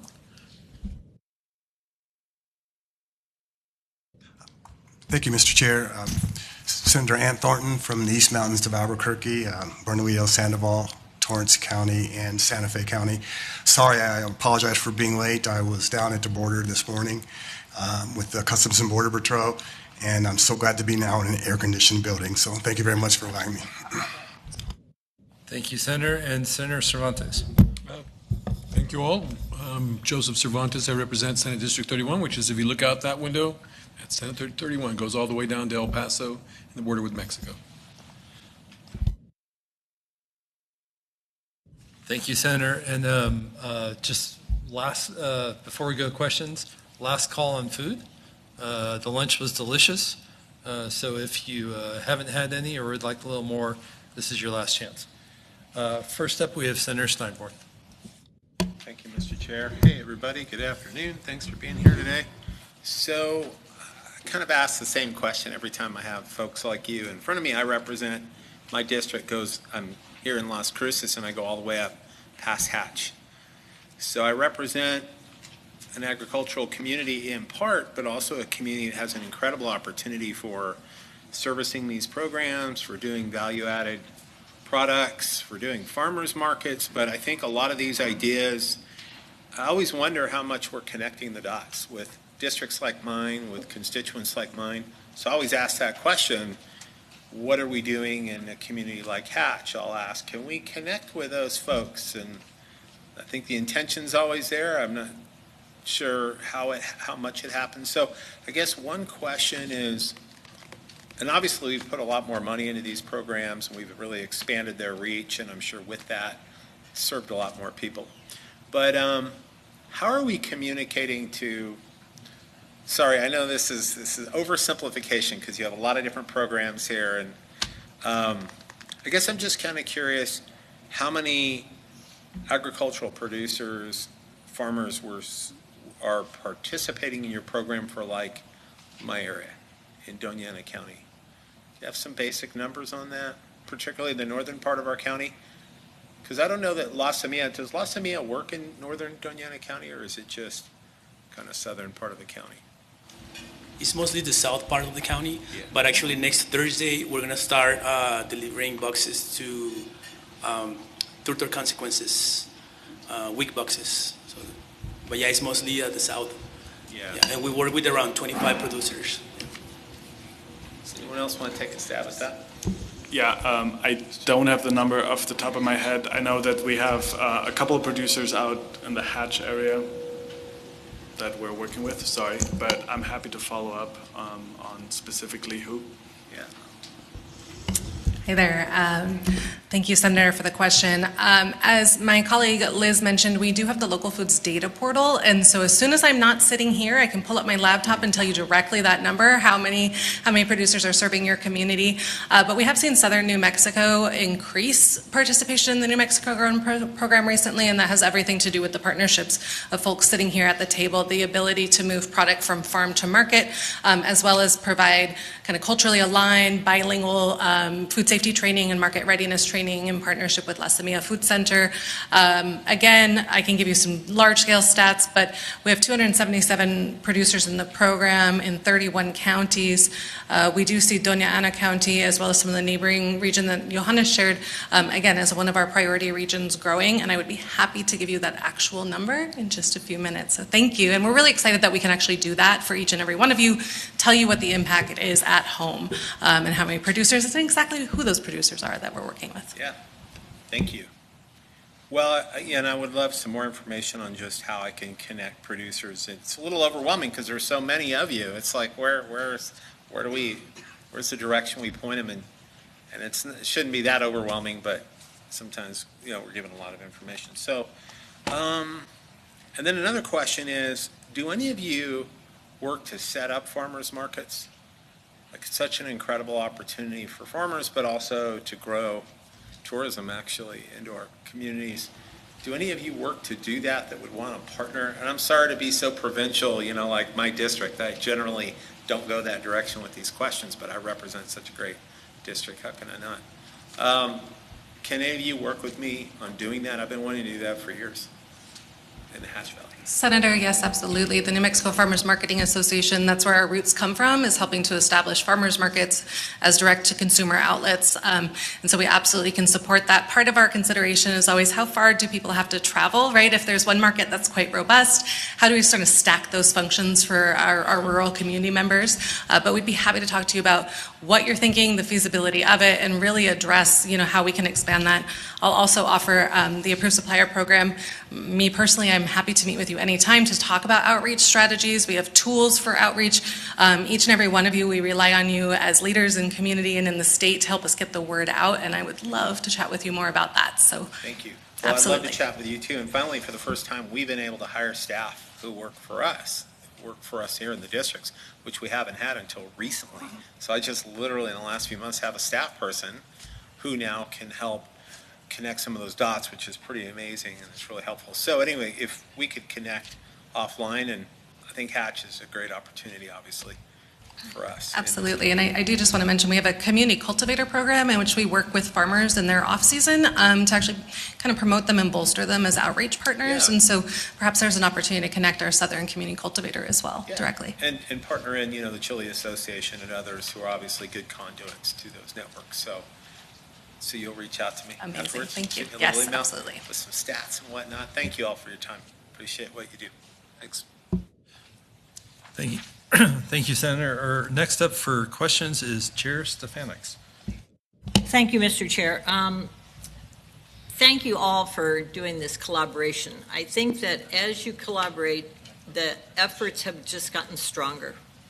And it's great to see that over the years we are doing this all over the state and really distributing and providing an economic boost in the food arena while addressing hunger. I'd like to ask, I appreciate also, Mr. Chair, the very specific requests and what they're for, because it's not too early to start thinking about this. But, Mr. Chair, in the presentation from the Frontier, and I think that's you, Johannes, why is half of the state not represented? Yeah. I guess okay, let's try that again. I think I can click back maybe. Madam Chair, members of the committee. Yeah, so this map here you see up on the screen, this is currently where we are able to reach based on our staffing. We have 2 full-time drivers, a program manager, and a warehouse manager. And there's a limit to how much we can just be on the road and able to spread out. So there's currently very few programs that are able to really connect out to the southeast. There's Delicious New Mexico who can kind of sometimes go out. We have another partner up in the northeastern part of the state, Oglala Commons, as well as Agricultura Network, who's able to serve some of these. But this is just where our program specifically is able to connect to, right? So it's really a collaboration of many of us, food hubs and different operations that are trying to cover this. But we are looking to really see that we can fill the gaps, especially our program is, as the Frontier Food Hub, right? We look at these areas between population centers that have a hard time being served. But it is quite a bit of an investment in terms of operations, being able to, pay the people to drive these distances, often to serve areas that at first are not going to be profitable, and not that any of our programs are profitable in that sense at this point, right? Like I said, we're striving for some type of self-sustainability by 2030 with this program, hopefully being able to move the masses. But yeah, we need consistent support in creating the infrastructure, creating the points where different operations in different locations that are locally tied into their producers, their markets, their institutions that know what is needed, and then we need to have drop points, we need to have coordination, and we need to have funding to run these routes so producers can start relying on the system being something that they can specifically grow for, right? Like this is one of the major accomplishments we've seen over the last 2 years, that in our program, we now have growers that are coming to us and they're like, hey, we see that you've been doing this for a few years. Like, it seems like this is a reliable program. What do you guys want, right? Instead of us trying to go down and hunt down folks who might be able to grow for us, like these programs are getting a lot more traction. So yeah, it's a matter of investment. We're definitely trying to reach collectively the entire state, whether that's Frontier Food Hub or a collaboration of many other food hubs, which is much more likely. Thank you. So I'm going to ask that you all discuss this a little further. When a few years back, there were members of the Senate who said, we don't have any food distribution in our county. And we had to prove to them that we did. And we spent a lot of time talking about whether it was food banks or whether it was churches or whatever it was that was distributing. Now, it would seem to me that on the east side of the state, there would be a lot of producers. And so I would really ask that you think about this and talk to your counterparts about how that could be built out. Thank you. Next, we'll go to Representative Montoya, and I'll turn it back to the Vice Chair. Thank you, Mr. Chairman. I have a series of questions here and kind of jump all over the place. I think I'll start with Ms. Paisano. The approved supplier program is a function of the Farmers Marketing Association. What is the Farmers Marketing Association? Is that a nonprofit? What exactly is that? Yes, we are a 501c3 and we work to support the approved supplier program on contract with the NMDA. So we partner closely with the Department of Agriculture to ensure that we're training to the proper food safety standards and helping equip people for market entry. Earlier, Deputy Secretary did mention a loss of funding to support the federal food safety rule coming under the produce safety rule. We collaborate with them, for example, to be able to provide capacities to support and outreach to producers. So we work very closely, but we are a 501c3 that does this as a sort of public investment. So thank you, Mr. Chairman. So this approved supplier program, how do people, and by the way, I'm assuming this is a statewide program. Okay. But how does someone, and this is probably going to be a question I'm going to have for all of you, is how does someone end up being, how does a farmer end up working with you? Is there a bid process? Do they have to come in and say, we can provide this at this price? Or are these no bid contracts? How is this happening? Yeah, thank you for the question, Representative. I always like to get into the nitty-gritty, so I'm going to try to not go too deep on y'all. So the Approved Supplier Program is a farmer capacity and market readiness program. So we don't actually manage the direct purchasing. What we do is we provide on-farm food safety and marketing readiness training, and then ultimately a desk audit each and every year of all the farms participating in our program to ensure those standards are being met.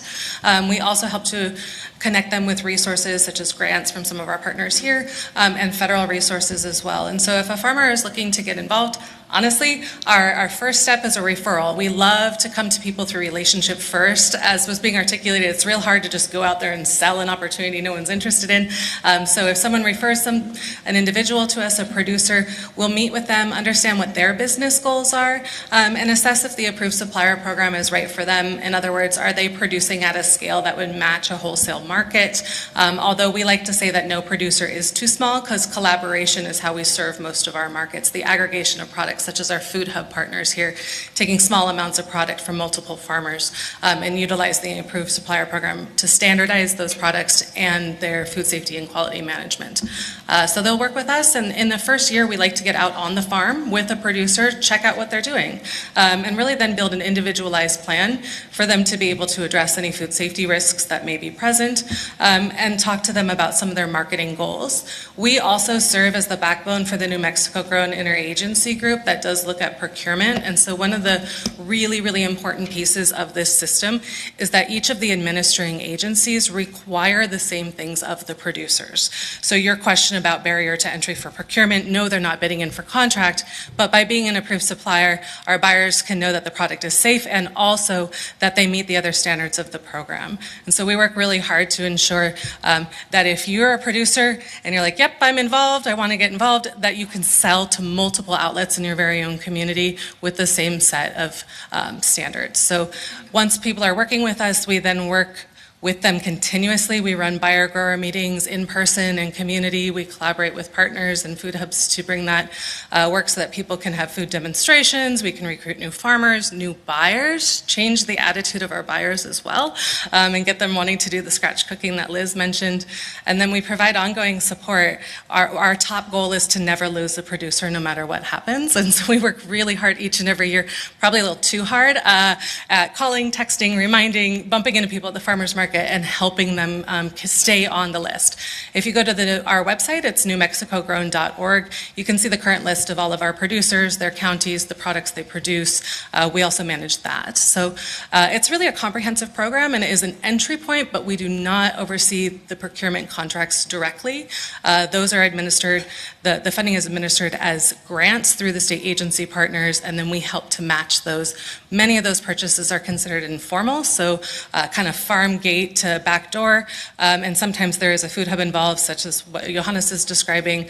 But yeah, it's a really comprehensive program, so there's lots of entry points, and currently we are looking to expand some of our product offerings to include more value-added products as we look at, how do we address food supply and year-round food supply. And I'll stop there because I could go on forever. Thank you, Mr. Chairman. So the other partners that are sitting at the table, anyone who wants to be to work with any one of these, I would assume the Farm Fresh program, New Mexico Grown, and Frontier Food Hub are all nonprofit organizations.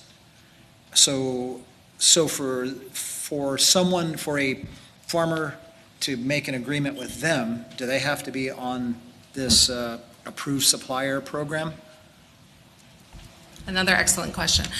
So we recognize the food hubs as all being, autonomous businesses, and so we work with the food hubs to ensure that there are standard practices. Some of our food hubs actually adopt the approved supplier program as an entry point, and others have created their own standards that align directly to our minimum standards and expected outcomes. So the short answer is no. If you, not every food hub will require that. Now, if you want to sell directly to any of the buyers, you will be required to be on the approved supplier list. It's free. We try to make it easy. We come to folks. We can offer translation when needed. But it is not, a consistent requirement across every food hub. I also do want to clarify, New Mexico Grown is the program name, and it is an interagency coalition. It's not a separate nonprofit. So the NMFMA as a nonprofit provides backbone services in a public-private partnership with the administering agencies. And perhaps Johannes or Mario, if you have more questions about the vendor requirements, they could address those. I do want to just mention one thing, which is we also keep on contract and staff food safety experts that are keeping track of federal requirements. And so for example, there's changes coming to the Good Agricultural Practices Standard that will be providing technical assistance to our food hub partners to be able to meet. And that's rolling out as we speak. So we help to support NMDA's mission in that as well. So thank you, Mr. Chairman. So Ms. Paisano, and maybe I should redirect this question. Liz, how do you pronounce your last name? Anakini. Okay, I would have gotten it wrong. You stated earlier that this allows producers to be able to set their price and not have to worry about things like minimum wage and other things like that are in your presentation. So my concern, and back to the question I just asked Ms. Paisano, is these appear, that at least some of them, there's no real procurement code that they're going to have to go through. Potentially, the folks can work directly with a nonprofit, and yet the state is funding this, and we don't have, doesn't sound like we have consistent pricing.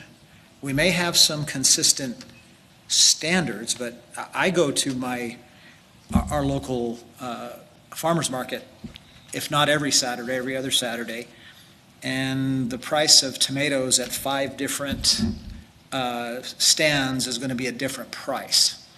My wife recently at home, I think, grew 2 $500 tomatoes. So my concern is this. There doesn't seem to be oversight on price controls. And if this is things that we're asking taxpayers to pay for, how do we end up, I've heard criticisms in the past of the military paying $500 for a toilet seat. How are we making sure that that's not happening? I'm going to also turn this back to Elena after I give my response. But although farmers set their prices, those prices aren't, the schools are still making the decision about what price they want to purchase. So if someone's selling a $500 tomato, it's unlikely that a school is going to be going ahead and purchasing that $500 tomato. Better be delicious. So farmers are allowed to set their prices within this program to meet their needs, but schools still have schools still at their discretion select what producer they want to work with and what they want to purchase. But Elena's much more of a procurement expert than I am, so I'm going to let her follow up on that if she'd like to clarify anything. Sure, thanks. I think you raise a really good point, and that is actually why we created the local food data portal, to ensure complete transparency. So every invoice that is expended out using state dollars is tracked in the data portal. So what we can do is we can go in and see average pricing by product, by region, right? Because depending where you are, that tomato costs more or less. And so that is one of the measures that we've put in place. We also work with our administering agency buyers to ensure that they are meeting procurement code and give them support around informal procurement and how to split procurement and lots of nitty-gritty details. But we are one of our core priorities is ensuring equal market access for producers. That's why we have a public-facing list. We also have an allowable products list so producers can understand where they fit in. So your question's like a $1 million question, because not all tomatoes are created equal either, right? And so then we work with farmers to understand product specifications and their value in the market space so that they can differentiate. And so those are a few of the services we provide, including buyer-side services. But institutional procurement has many checks and balances. And in the case of the schools, as you're aware, that does go down to the local level. And so our goal is always asking how we can improve those procurement decisions to ensure that we are looking to prioritize farmers that are very, very close to the buyers. That tends to do what economies do, which is keep prices lower, which is another kind of explanation for this map, if you will, because the further out that we go, the more that there's administrative costs and distribution costs that get associated. So direct to institution is the model we promote most. But it is an excellent question, and again, we'd be happy to share data from the local food data portal. We're able to isolate what the top products are and some of the range of pricing for those as well. Thank you, Mr. Chairman. And by the way, if my wife is listening in, they were worth every bit of the $1,000 we paid for them. I am wondering, though, most of our communities have some form of organic food available. Are we within, how do we know that we're in the range? Still, we're talking about, in the last several committees I've been in, are talking about potential shortfalls of federal funds.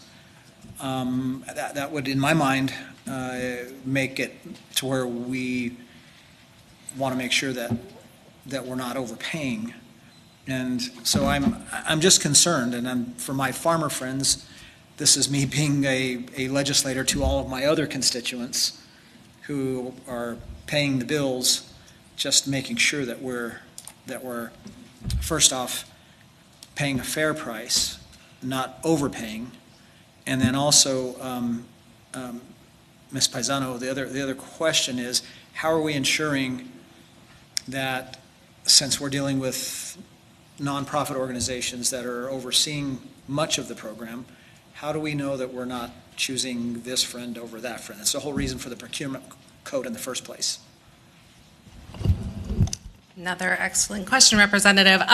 Just to be clear, nonprofit partners do not oversee any of the grant administration. That all goes through the administering agencies and through the required fiscal systems. In the case of the Public Education Department, that goes through a request for reimbursement process that does fall within all of the standard procurement regulations, and every invoice is checked and overseen by a staffer there, and that is true with all the other administering agencies. So we don't deal with that side of the equation, is my answer to that. You mentioned certified organic and federal cuts. That's the value of the approved supplier program, is that we're able to offer this program for free, which creates a level playing field for producers coming in, so that they don't have to pursue other costly certifications if it doesn't fit for the scale of their business, and that allows our products to remain competitive. Because as soon as you certify that $500 tomato, now it's an $800 tomato. And the question is, does that matter to the end buyer or to the end consumer? And not always is the case. Again, I think the relational component of our local food system here in New Mexico is what we price first, and then we also look to support farmers who see their role as land stewards. So you're asking an excellent question, and what I can articulate is that, as a nonprofit partner, we provide the capacity supports for farmers. We do not address directly the buyer trends, but we are there to be able to provide, if you will, kind of translation on some of the nuances that you're speaking to of procurement that most people don't want to engage around, right? Or you'll just, you can see them. You're in the headlights when you start mentioning things like procurement thresholds. And so our goal as the NMFMA, in partnership with the administering agencies and the entire New Mexico Grown Coalition, is to humanize this process as much as possible while uplifting and remaining, in alignment with procurement standards. But the other thing I'll say is that when we're working with local farmers, as you all are aware, our farming communities are tight. And if one guy is selling carrots for $4 and one guy is selling carrots for $2 and the $4 carrots are subpar, there are also that word travels, not only among farmers, but among buyers. And so there's the community that's built here also is a check and balance system. But we are proud that we're able to provide more equitable pricing for products than you might get in a retail environment or to a broadline distributor, where the distributor is taking the majority of the profit. And so, as Johanna cited here, all of those profits are staying in New Mexico. And we look forward to the stability of this market to be able to build out distributor relationships so that we can get more stable pricing around the state and increase distribution. Thank you, Mr. Chairman. And Ms. Franchini, I wasn't talking about the other end up with the grants. I was talking about the other way, from the nonprofit hubs down to how are we guaranteeing we're not just picking a friend who has a farm over someone else? And you did articulate very well what I believe in was a free market. I really appreciated that. I'm not sure that I hear too much of that anymore, but I appreciate that. I believe in that. I'm just concerned that we end up pricing ourselves out of even being involved in this, and the second part is you also went back to the approved supplier program, but I believe you were saying earlier that not everyone has to be on the approved supplier program, that the hubs can work directly with people. So that's what I mean. I don't see, whereas we deal with oversight, I don't see a lot of oversight in this program. Thank you, Mr. Chairman. Thank you, Representative. So we started this panel about a half hour late. We're keeping pace. We're still on pace, but we do have 3 people left on the list. Next up is Representative Cates. Thank you, Chair, and thank you very much for your presentation. in full transparency, and I don't want to miss an opportunity to brag about my district. My district is full of these farms that are 10 acres and smaller. The village of Corrales has less than 9,000 individuals in it, and literally hundreds of historical generational farms, as well as the unincorporated area of Alameda, which is on the east side of the river. And so these programs have been essential in making sure that they stay competitive in their way of life, and I very much appreciate it. Of course, I'm saying this to brag about my district, but I also want to make sure that the listeners out there, if they have questions about these programs, how they work, and their benefit, I will be glad to, they can reach out to me and connect them with individuals who know more about them than even I do. And so I wanted to let you know that. So the purpose of not setting prices for farmers is that farmers are allowed to be able to set their own prices based on their product, and that we can't dictate that, because that would be a type of price fixing, because this is a farmer's market direct to the public. Is that a fair and accurate statement of why we don't set prices for farmers? Mr. Chair, Madam Representative, thank you. We cannot set prices. That would be price fixing. And to the point of the overall price for their systems. So I thought maybe I'd just share real quickly what the process looks like for us to get from actual procurement or from the product on the farm to the institution. So what our program does is we work very closely with our producers, right? We're in close relationship with them. We're also a 501c3 nonprofit organization, and there are a few types of organizations that are under more scrutiny when it comes to auditing requirements than 501c3 organizations. So, we have financial policies that are, they're being annually audited, our books being annually audited, we're registered.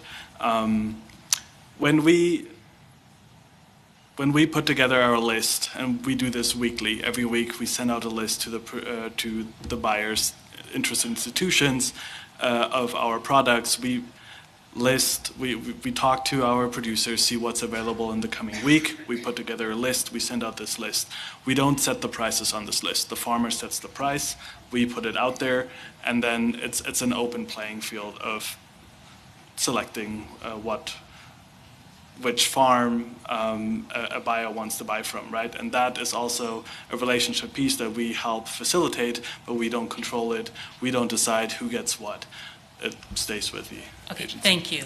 And thank you so much. I think that what you had to say, and I understand it was very important. It's just for time elements, I'm looking for a quicker thing. But I do think we have a lot to unpack here, and so I appreciate your answer.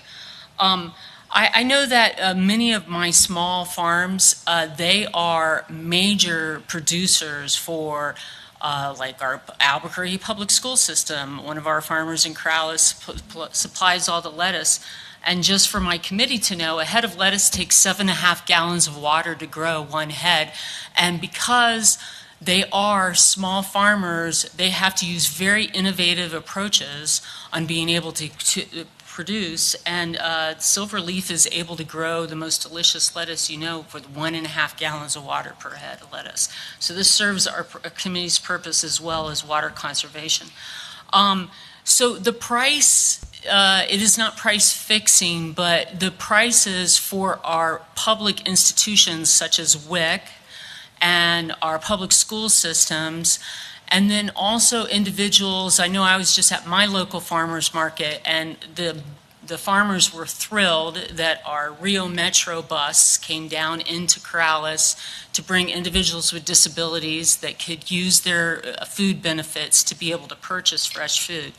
So those are set prices. The government is saying we'll spend this amount of money for our school lunches, this amount of money for WIC. So those are what is the controlling the prices. And I'm so sorry, I'm going to ask you to answer yes or no. Thanks. Yes. Thank you very much, Madam Chair, and thank you very much. Just New Mexico Health Food Financing Fund. How do I tell my farmers, where do I find you? Under what agency are you listed under? Thank you, Madam Chair, Representative Cates. The Healthy Food Financing Fund is part of the New Mexico Economic Development Department's Food, Hunger, and Ag program. So we are at, I can provide the website. It's blanking out of my head, honestly, right now. No, that was great. You said New Mexico Food and Ag. So thank you Yes. very much, chairs, and thank you, presenters. One last. I very much appreciated how you're showing that with so little support and really the hard work as always from our nonprofit community, we are able to, we are not subsidizing, we are supporting our farming, our historical farming community so that they have that dignity of being able to support their families in their historical employment. One of the things that you have not touched on, and I'd like you to touch on it briefly, is where are your hubs that have cold and storage and commercial kitchens, because that is the advantage of this, correct? Is that you're showing farmers how that food safety so that they can safely sell directly to the public, and how to be able to support themselves in their 1.5 acre or 10 acre farm. And so having Department of Health certified access of those commercial kitchens, and so that they can serve all year round, not just when the crops come in, is so essential. I know that you are doing that work, but we haven't been able to touch base on this for this presentation. If somebody could tell us a little bit about that. Thank you. And thank you, chairs.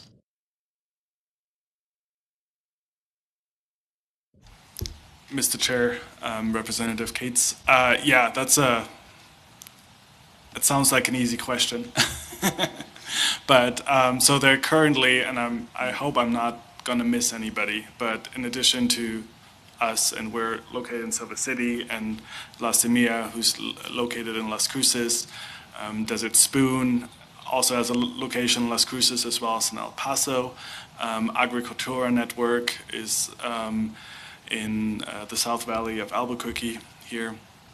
And then we have San Juan College Harvest Food Hub up at the college. And we have Oglala Commons with a location in Raton, New Mexico. And New Mexico Harvest, also in Albuquerque with a cold storage facility. Am I forgetting anybody? La Montanita Co-op Distribution Co-op Distribution Center, which is a big hub for all of the food moving through the state, also in Albuquerque here. Who else? Mogro, Santa Fe? I'm actually not sure where Mogro, no, they're also Albuquerque, yes. Yeah, so there's a lot of concentration here in Albuquerque, right? And then in addition to that, there's other organizations, as Chair Stefanix had mentioned, right? We have our partners in the food emergency world with warehouses and distribution capacity. Our different communities have different locations.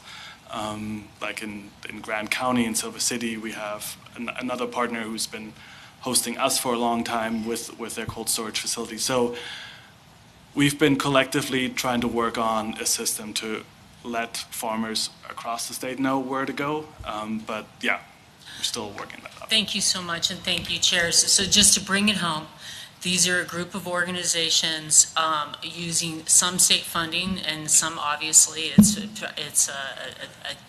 a free market, being able to allow farmers to find economic revenue year-round, whether it is with WIC and state agencies or food banks, cold storage that is clean and dry so that you can store, access to Department of Health-based kitchens so that they can be able to do, and they do it with pennies and sweat. And thank you very much. Thank you, chairs. Thank you, Representative Cates. So we're now 45 minutes behind schedule. We still have two questioners. Next up, Representative Roybal Caballero. Thank you, Mr. Chair, and thank you for all of you for presenting. I had the opportunity to hear some of the presentations pre-COVID and post-COVID. And I think it's important to mention that because some of our strategies and the things that we've had to put in place have been affected by the way we've been doing business pre and post. So thank you. I'm concerned with access, opportunity, sustainability, and return on investment. Mr. Chair, with those concerns in mind, I have just a couple, I narrowed down, by the way, process of elimination, my questions. So I narrowed them down, and whoever would like to step up and answer these questions appropriately, you decide amongst yourselves. So I'm asking for feedback as well, because I think it's important for us as legislators to know what direction we should be taking with all things considered, given the nature of this committee's attention. So I noticed that many of your programs have highlighted rural and tribal communities for obvious reasons. And so I'd like to know what guardrails are in place to ensure these communities are prioritized in funding and not left behind as programs scale based on what we're facing at the federal level and what we will be facing where we have to step up as a state. So whoever feels that they're in the best position to answer that, I appreciate it. Again, I'm looking for guidance.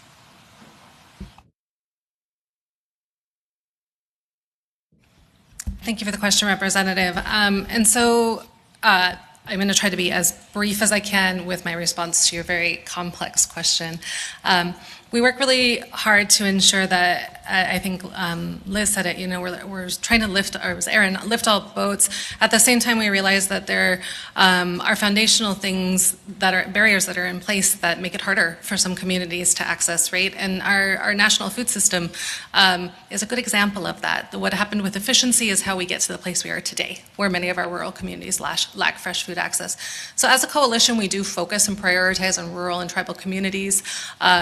As an organization, the NMFMA, we work really hard to direct resources to the smallest producers that can't access federal resources in as straightforward of a way, those that don't own the land that they're operating on, that aren't personally liable for those things, that the structures that are put in place by USDA do not always serve. So we feel like that is our imperative, to be able to create equitable market access for those producers who would simply be systematically blocked out. So you all should be very proud that you've invested in a program that offers that pathway. The other piece is when it comes to the awards that are administered through the agencies for our buyers, therefore impacting food access and community. Some of the high considerations for that are food access for fresh and healthy foods and looking at meal improvement opportunities. And so that does tend to fall in our rural and tribal areas where it's hard to get fresh food too. So those grants are creating an opportunity for them to build new relationships in some circumstances with farms just right down the road. And so it's a way at looking at greater food security. And you did bring up the pandemic. So I must say during the pandemic, we saw the resilience of our local food system when the national food system could not serve us. And many of our food hubs, that's the opportunity they used for expansion into these markets. And so the last thing I'll say is we are collaborating with our agency partners on a tribal pilot this year to address the lack of program access in tribal communities in a way that really does uplift food sovereignty and political sovereignty of our tribal nations. And so we look forward to reporting out on that. We're just getting started with that program in partnership with the Indian Pueblo Cultural Center and working to see what value chains could look like that really focus on those communities. The Frontier Food Hub is another wonderful example. As Johanna shared, that is their focus. And we just realized that if we're going to impact opportunity for producers, again, that are sort of disenfranchised by these systems, recreating the same centralized supply chains is not the answer. And that's why we focus very heavily on direct to institution while finding that foothold for our distribution partners like food hubs and even larger distributors. This year we've got 3 new distributors coming into the pike to serve the markets that are able to be achieved there. So I'll try to sum it up with, we service kind of our main corridor and support those producers. That's our foundation. But then we spend as much dedicated energy and resource in our more rural pockets to get boots out there on the ground, to provide contracts for members of that community to really actualize these programs in a way that does have the sustainability, because it's being sort of seeded into the DNA and into the culture of those spaces. Thank you, Mr. Chair. So you mentioned health, and I forget a few other things that I think are very important. So how do we measure whether the investments we're making in double up food box, WIC food boxes, school scratch kitchens, all of the things that you have described aptly in all of the programs, how do we ensure that they are actually lowering healthcare costs and reducing poverty? Because that's been the correlation of the discussions between what we invest in and what we're facing in terms of food insecurity, and we heard earlier. Again, whoever, I mean, it doesn't have to be a long, detailed, but just, pardon the pun, but food for thought, how you present it in terms of how do we address that amongst ourselves and across agencies and organizations? I'll give a couple words and then hand it over. We look at, do they come back? Do the buyers come back? Do the producers come back? Was it worth the few $1,000s to put that extra relationship in? And 90% of the time they come back. The number is actually probably higher than that. I could get you a solid number. But for us, that is the mark of an investment well spent. Madam Chair, Representative Caballero. For the WIC and Senior Farmers Market Nutrition Program, this year is our first year that we're going to implement a survey to be able to get information on our participants. How is it helping them? How are the food boxes helping them? How are the individual benefits helping them? So we will be implementing that probably around September, October. We'll probably have our results starting next year. Thank you. And the last question, Mr. Chair, is should New Mexico prioritize building physical infrastructure such as cold storage, trucks, food hubs, or expanding food benefit programs such as what I just mentioned, Double Up or WIC boxes? Where should we prioritize? This question came up again pre-COVID and post-COVID. So with that in mind, what would you recommend to us? Madam Chair.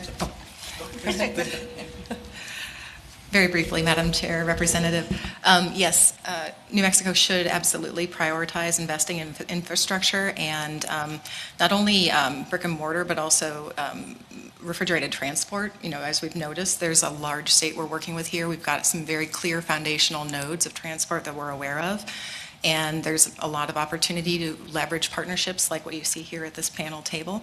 This is why the Economic Development Department is going to be doing a feasibility study this fiscal year regarding market opportunities and looking at the landscape of our current, what's out there, what are underutilized facilities potentially, routes that exist that might be, potential backhauling routes and different partnerships to pilot strategic nodes of food storage and programming. Did someone else want to answer? Just go ahead. Yeah. Just briefly. Yes, sure. I mean, the short answer is yes, especially since, like I mentioned before, the Regional Food Business Center grant was recently canceled, and that grant was destined to help with equipment and supplies for post-harvest activities for farmers. So that's cold storage, packing supplies, etc. Thank you. And then just for something you can continue to provide us as a follow-up as we develop budgets and finance and all of that, is which of your recommendations in terms of priorities will give us the most resilient food system if we're looking 5 years down the road? That is really important because it's going to take in climate factors and all of the things that you discussed with us earlier. And thank you very much. Thank you, Mr. Chair.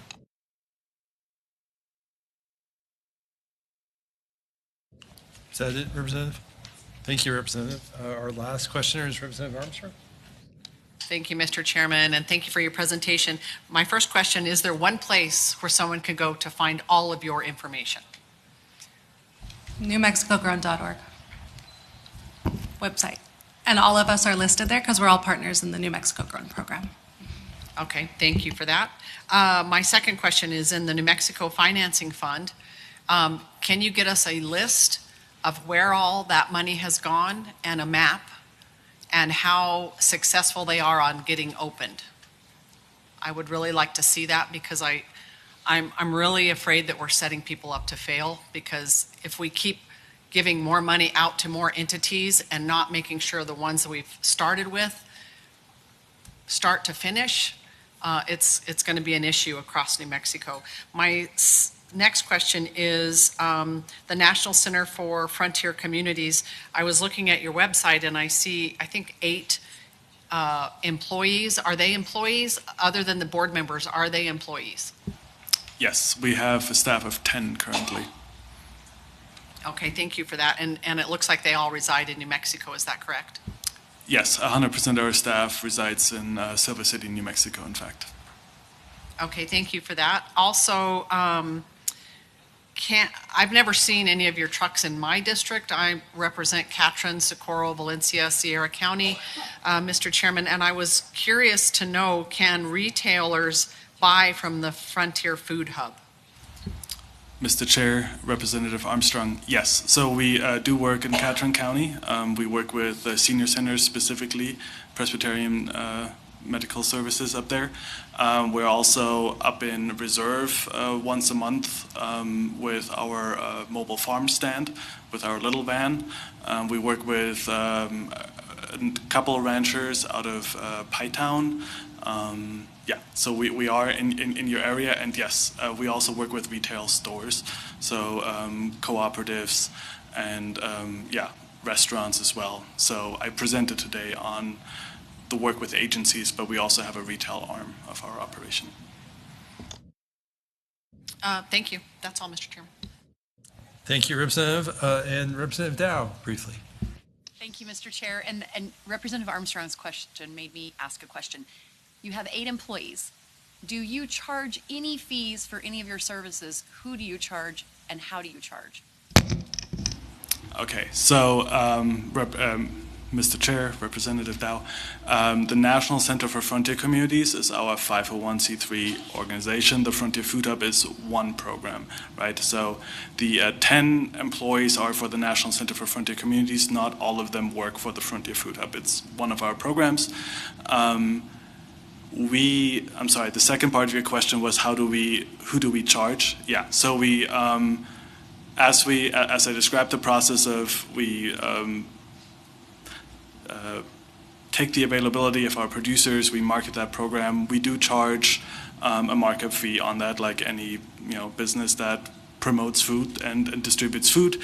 We do the on-farm pickup to the delivery on site, so there is a certain return on that as well. As I mentioned earlier, of the money that comes from any of these programs, 76% of that funding goes directly to the producers. The 24% is what we help fund our program with, in addition to various grants and contracts. Federal funds, state funds, and yeah, private foundation grants. Thank you, Mr. Chair. I said I'd be brief. Thank you, Representative, and thank you very much to the panel. We appreciate you coming down to Las Cruces and providing an informational presentation. And I'm going to hand it back over to Chair Stefanix. Thank you very much. We're now on to the fourth panel. So if you would come forward, Sarita Nair is going to be on video. John Taylor Montoya, Max Henkels, Debbie Hughes, and Monica Torres.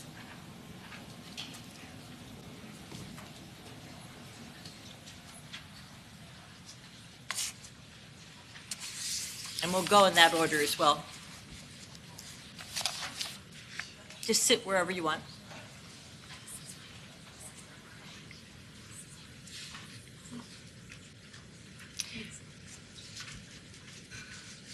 Is Sarita on?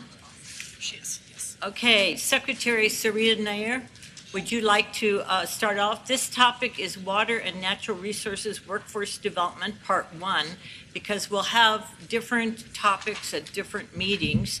And this was requested at our meeting in Las Vegas, that we start talking about the dearth of professionals in certain arenas. So we have archaeological review training, which is interesting to add into ag and water technology programs. So, Secretary. Great. Hello, Madam Chair, members of the committee. Can you hear me? Yes. Great. And can you see the slides?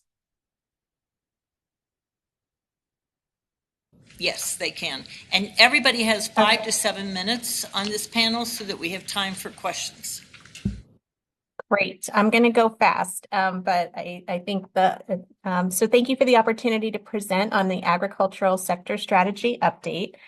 For many years, the Workforce Innovation and Opportunity Act has required the department to prepare sector strategies that coordinate with our WEO estate plan. But that's always been an unfunded mandate. That last year, we were able to secure some private foundation funding to actually make sector strategies a real thing. And that's why we were able to do some real work on the agricultural sector strategy that we're excited to share with you today. Moving on to the next slide, our WEO estate plan for last year and the years to come did identify sustainable and value-added agriculture as a priority sector. Those were actually the exact phrase that was in the old economic development plan, so that's why we use those specific words.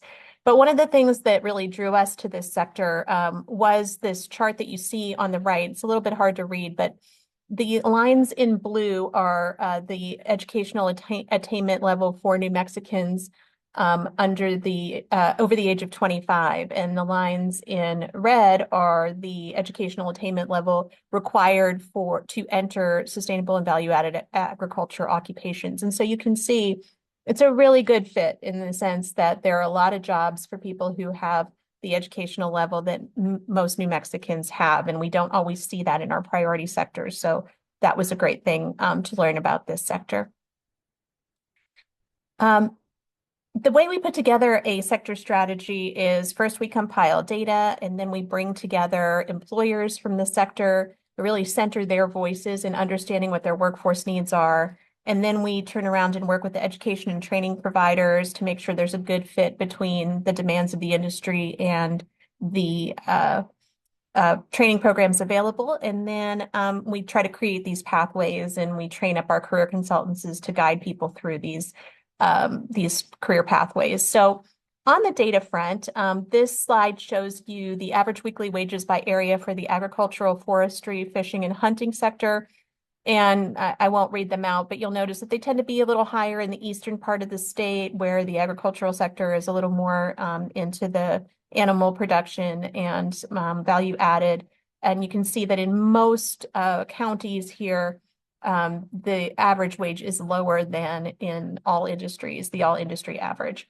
I will note, though, that we have a real challenge in the agricultural sector, because when you see all the other data that you're used to seeing me present, like employment levels, and that's always for total non-farm employment. That's just the way that the feds have always collected the data. So one of the things that we've really heard from the industry is we need to figure out how to better understand what's actually going on in the agricultural labor market. And so our economists are working with some other states to try to figure out some of those answers. But that's the reason we only have this sort of one slide of data. So the key strategies that we identified at the outset of the sector strategy was exploring options for JTIP or other training program expansion. I'm sure all of you are familiar with the Job Training Incentive Program that EDD administers, and that is available for manufacturing or programs or companies that export their goods. And so not all agricultural sector employers are eligible for JTIP. So that was a thought that came up in our planning process for WEOA. We also wanted to work closely with the Department of Agriculture to develop training initiatives and to collaborate with the Economic Development Department to connect the economic development initiatives. In addition to, of course, JTIP, they have the Food, Hunger, and Agricultural Program. And I think you might have just heard from some of those folks. I couldn't quite see. So we had our first sector strategy meeting in Las Cruces a couple of weeks ago, and the initial findings were very interesting, but I pulled out some of the highlights. One of them is that most of the employers are hiring more than 5 employees, which is a lot, especially considering that these tend to be smaller businesses. Again, we don't have the good data, but this means that there's, this indicates to us that that there's a real demand for employees in this sector. It shouldn't be surprising to anybody there. And there's a real need for experienced workers. So when we asked what the primary challenge for hiring in agriculture was, a lot of people said lack of qualified applicants and lack of experience and a lack of match with the geography and the workforce. So that to us tells us that there is a need for more things like apprenticeship, the Workforce Innovation Opportunity Act training programs, and then things like incubators that would help scale up agricultural businesses. So those were some of the ideas that we heard from our employers. And then we also heard, interestingly, about a real demand for workers who are at that intersection of STEM and especially science and agriculture. So whether it is on the pesticide side of the world or production techniques or value-adding techniques, there's a real demand for professionals who have one foot in both of those worlds. And so some of the in-demand occupations that folks identified here were, you'll see them on the slide, it's maintenance and repair of all different sorts, meat cutters, trades, which is, HVAC, carpentry, electricians, all those things to keep the facilities up to par or to expand facilities. A lot of demand for water equipment professionals, whether that be irrigation or wastewater management. And then, interestingly, a real need for more educators who can train in these areas and other areas related to agriculture or who have that background in agriculture to connect whatever program they're doing to that world. And then managers and production coordinators, so people who have those management skills, but also, again, specific to or with experience in the agricultural sector. So our next steps, we need to continue to try to tackle these data challenges. And then as our process continues, the next thing we do is we sort of take all this information and talk to our education and training providers and see where there might be gaps, where we might want to look at funding for expanding programs, and exploring apprenticeship options. Right now, the Rural Water Association has one apprenticeship that is sort of tangentially related. But other than that, we really don't have agricultural sector apprenticeships. And as you know, you've all invested a lot of great money in supporting apprenticeship programs. So as the state apprenticeship agency, we have access to all of the apprenticeship curricula from every state. And so we're in the process of kind of sorting through that and understanding where there might be opportunities to build some agricultural apprentices that could really help with that need that employers have identified for skilled and experienced workers. And then, of course, we train our career consultants so that they can talk with the folks who come into the office about all of this. And then the last thing I wanted to mention was we started the Office of New Americans, again, with some private funding that we received last year. And there's been a real demand by employers to talk to our folks about specifically the visas, the enforcement activities that are occurring, and for employers to understand their rights. And so our team has been in the field training folks who operate and own these farms, and it's been really successful. I think people just feel relieved to understand, where the lines are and what they can do to support their employees. And of course, we administer the H-2A and migrant seasonal farm worker programs. Those are both, these programs that allow agricultural businesses to import workers on a limited basis. And so we've just been handling a lot of questions and concerns from those communities. So really excited to have the Office of New Americans online to be able to focus on those concerns from the agricultural sector. Thank you again for letting me appear remotely. I'm sorry I couldn't be there with you today. And I'll turn it over to the next presenter. Thanks. Thank you, Secretary. You'll be around for questions? Yes, ma'am. Thank you. Okay, so do we have John Taylor here? Okay. Are you related to somebody in Mesilla? Okay. Please go ahead.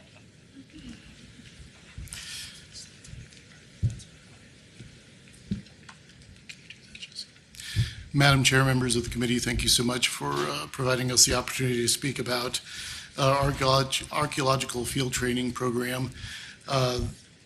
I'm here to discuss DCA's role in the archaeological field training program. This was first introduced during the last legislative session as HB 315, sponsored by Representative Dow and other sponsors from the legislature. It has since been incorporated into HB 2 as an appropriation, and so we have an appropriation to develop and deliver an archaeological field training program statewide. First, I'd like to give you a little bit of background about who we are and the role that we play. The New Mexico Office of Archaeological Studies has operated as an enterprise state agency in New Mexico since the 1990s. Prior to that, we were part of the research section of the Laboratory of Anthropology and part of their merger with the Museum of New Mexico after World War II. We provide public archaeological services under state and federal rules and regulations, such as the Cultural Properties Act of New Mexico and the National Historic Preservation Act. We became the state's centralized professional archaeological unit under the Department of Cultural Affairs since 2004. Our mission is to promote the understanding and preservation of New Mexico's rich archaeological heritage through our diverse programs of public archaeological services, research, outreach, and education. Some of the specific services that we provide include cultural resource permitting and compliance services, archaeological surveys and excavations, ethnographic and historical research, as well as education and community engagement. And to provide a little bit of background for anybody who's not been directly involved in cultural resource permitting and compliance, you may ask yourself, what is that process and why does it have to happen? So federal, state, county, and municipal regulations and codes have been enacted that require consideration of a project's impact on the cultural resources in a particular area. If triggered, these regulations and codes may require that prior to any of these projects, which in federal parlance are called undertakings, that their effect on the historic and archaeological resources in the area are taken into consideration. And that consultation take place between the regulatory agency that's involved, the proponent of the project, as well as review agencies like the State Historic Preservation Officer, if it's a federal project, the Advisory Council on Historic Preservation, tribal governments, and interested parties, including the public. Some examples of our clients that we work with include both public and private organizations, the New Mexico Department of Transportation, private energy corporations, the Oil Conservation Division, tribes, pueblos, and nations, municipalities, as well as private landowners. The types of projects may include municipal utility infrastructure, water and sewer lines, fiber optic projects, national energy infrastructure, mining, and other projects related to that, wildlife refuge restoration, construction development, forestry and fire mitigation, highway and road improvement, and we have also done projects in conjunction with lessees of state trust land wanting to do improvements on their leaseholdings. So the need for a program like this stems from a current situation with the workforce in New Mexico and really nationwide. A study was completed in 2022 that identified some patterns that are still relevant today and indeed have been perhaps exacerbated by some current developments. One of those is that there is a general decline in academic enrollment in university programming, and so universities are turning out fewer professional archaeologists. And then as well, when you're a practitioner, you'll also see on the ground barriers to entry-level employment, especially for rural and underserved communities.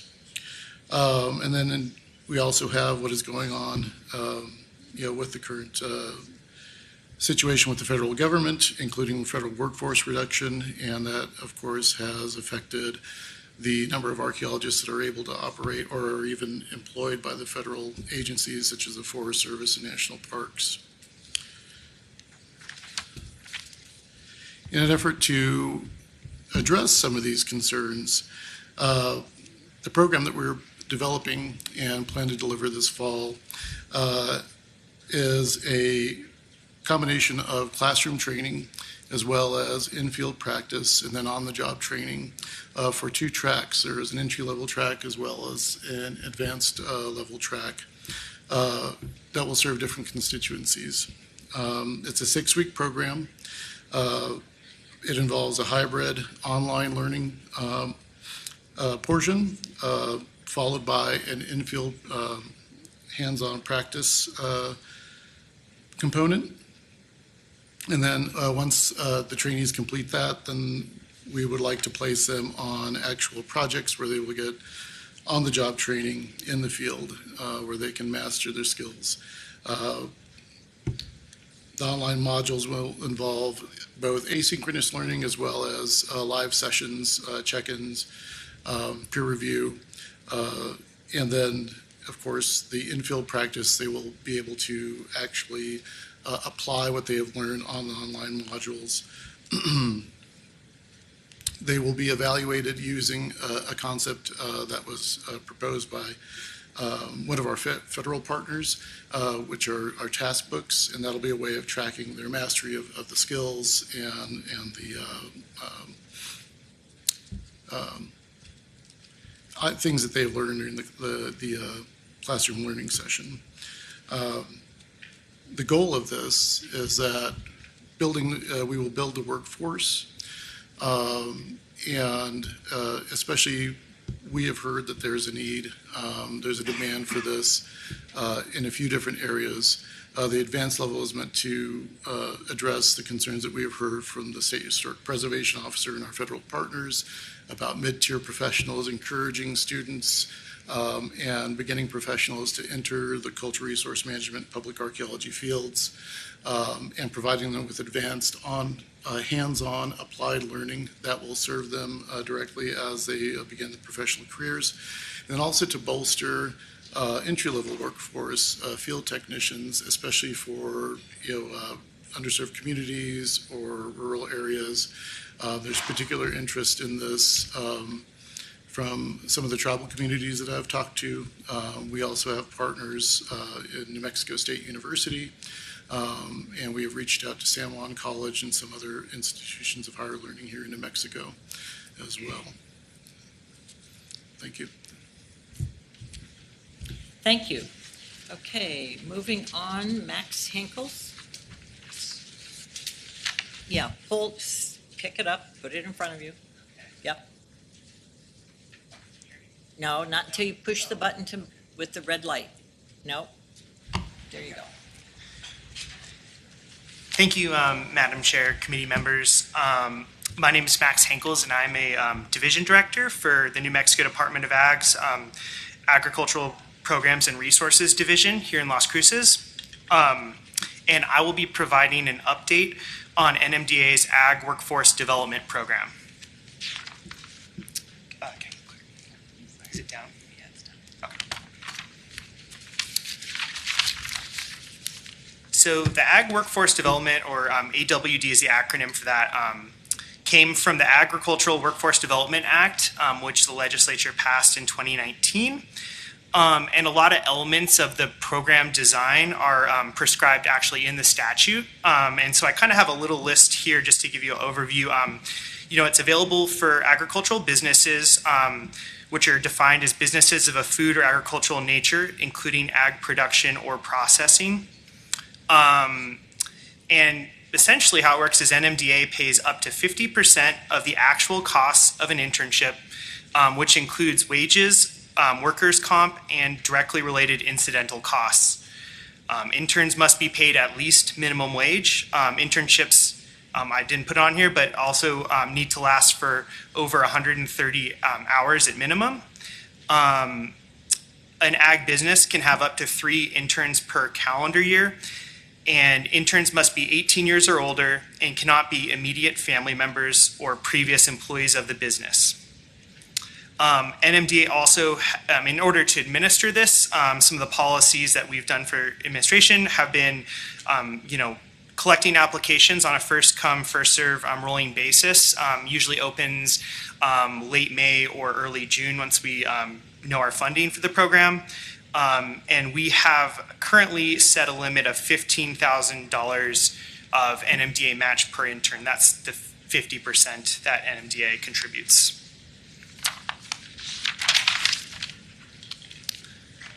So just to kind of give an overview, so the program's, a little over 5 years old. So currently we have recurring funding of $125,000 in NMDA's budget. And kind of below on the table, you can see the funding that's been awarded, the number of interns, and the participating businesses. In FY25, annual funding was fully allocated within a month. So we're seeing a big uptick in the program applications from ag businesses. Interns are evaluated at the end of the internship, and one real positive outcome we've seen is sometimes they're hired on as full-time employees after the program. And some common challenges we always hear from the businesses are really just finding the interns, and then if one falls through, it's really hard to replace, especially within the time frame of the program. So we certainly hear we don't do matchmaking with interns, up to the business to find them, but that's definitely a big thing that we hear. And you can see on FY23 we did receive a boost from the governor's food initiative funding.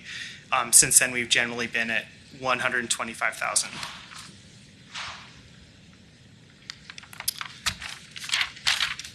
So the next slide is just kind of giving a sense of the geographic spread of the internships so far, just with the number of interns per county, and this is just for fiscal years 23 through 25.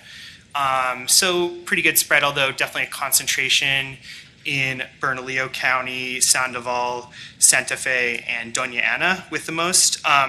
I would just add that for FY26, we also have new internships in Catron County, Los Alamos, 3 in Rio Arriba, and then internships in Torrance, Guadalupe, and Lincoln counties.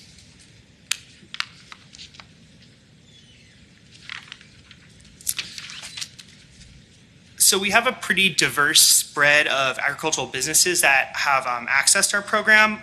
So I just provided a few examples, but we really have everything from small scale local kind of vegetable producers to bigger commercial operations. For example, a pecan farm in Doña Ana County. We have ranches using this, on cow-calf operations throughout the state. Some of the other examples are, custom meat processing in Otero and Colfax counties. And Santa Fe, we have a composting facility that's utilized this. And then in Valencia, a greenhouse and a plant nursery. Some examples from FY26 that are new ones. There's a mushroom producer in Santa Fe County, as well as a ranch infrastructure installation contractor located on the eastern part of the state.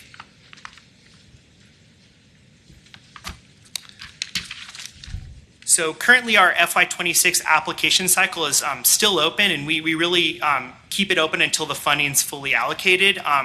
Because we have a little bit of rollover funds from last year, we're able to award more than the $125,000. And I have some updated numbers. So far we've awarded actually 24 internships with over $204,000. But still, if you know of any businesses that might be interested, please direct them to our website for the application and more information. And lastly, just wanted to touch on what the Secretary referred to with the interagency partnership for the targeted solutions for the ag workforce sector. They hosted that discussion in Las Cruces on August 6th, and they're still collecting industry input. So there's a link to the survey there. And my last slide just has contact information for myself and other leadership positions at NMDA. Thank you very much for your time. Thank you. Debbie Hughes.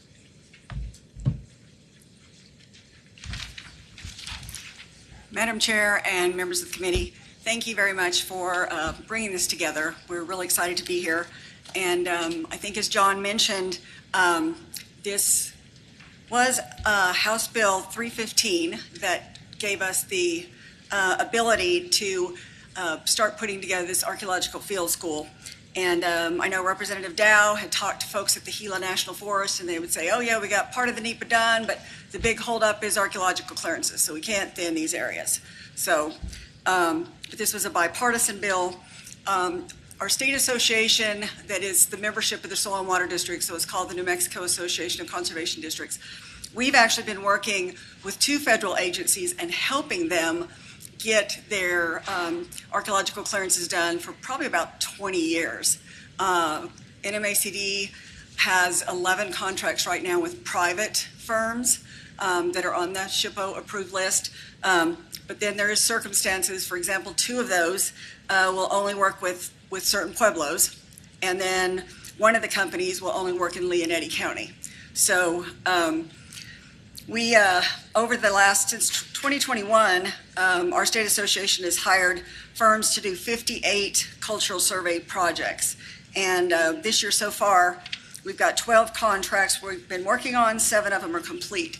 And what we're working on right now is coming through USDA, the Natural Resource Conservation Service. We're actually helping them get the art surveys done.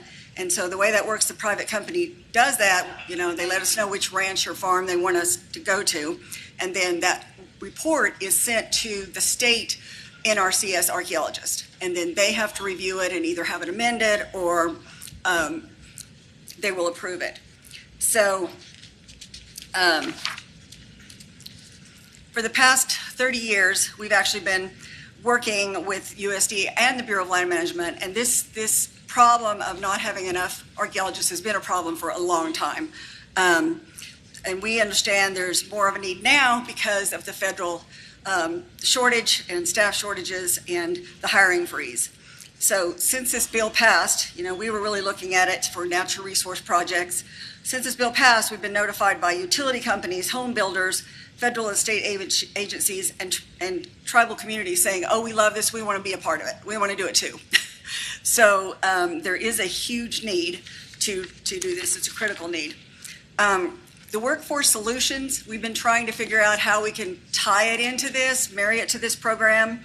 I do have one soil and water district just lately, Cuba, that did get a contract with Workforce Solutions, but there is a huge need. One of the other areas that we need to do training, and I'm not sure who's going to teach her how to figure out, but the acequia rehabilitation stuff, because we're doing a lot of that for the Calf Canyon Hermit's Peak Fire, and the only people trained to do that are all like 70-year-olds that retired from NRCS. So they were trained by the federal government, and now the feds don't have anybody else to do it. So while they're still around, we need to figure out how to train these folks. We have invited Workforce Solutions to come to our annual meeting to do training so that more of the soil and water districts can do this. And the soil and water districts work very closely and directly with private landowners, so I think that's going to help to also figure out how more people in ag can take advantage of the Workforce Solutions. We really appreciate last year, $9 million was appropriated for the soil and water districts over 3 years in House Bill 2 to help build capacity and help us hire technical folks. And, there's really a huge need. The problem is we got to hire them, but now we got to find training for all these folks. And even our elected boards, our 47 elected boards, have a lot of training needs to comply with all the state and federal laws. NRCS New Mexico, that handles the Farm Bill programs here in New Mexico, lost 52 employees. So they are down to 120-something employees. I think there's 37 left in the southern part of the state. So there is a huge demand for some kind of technical providers.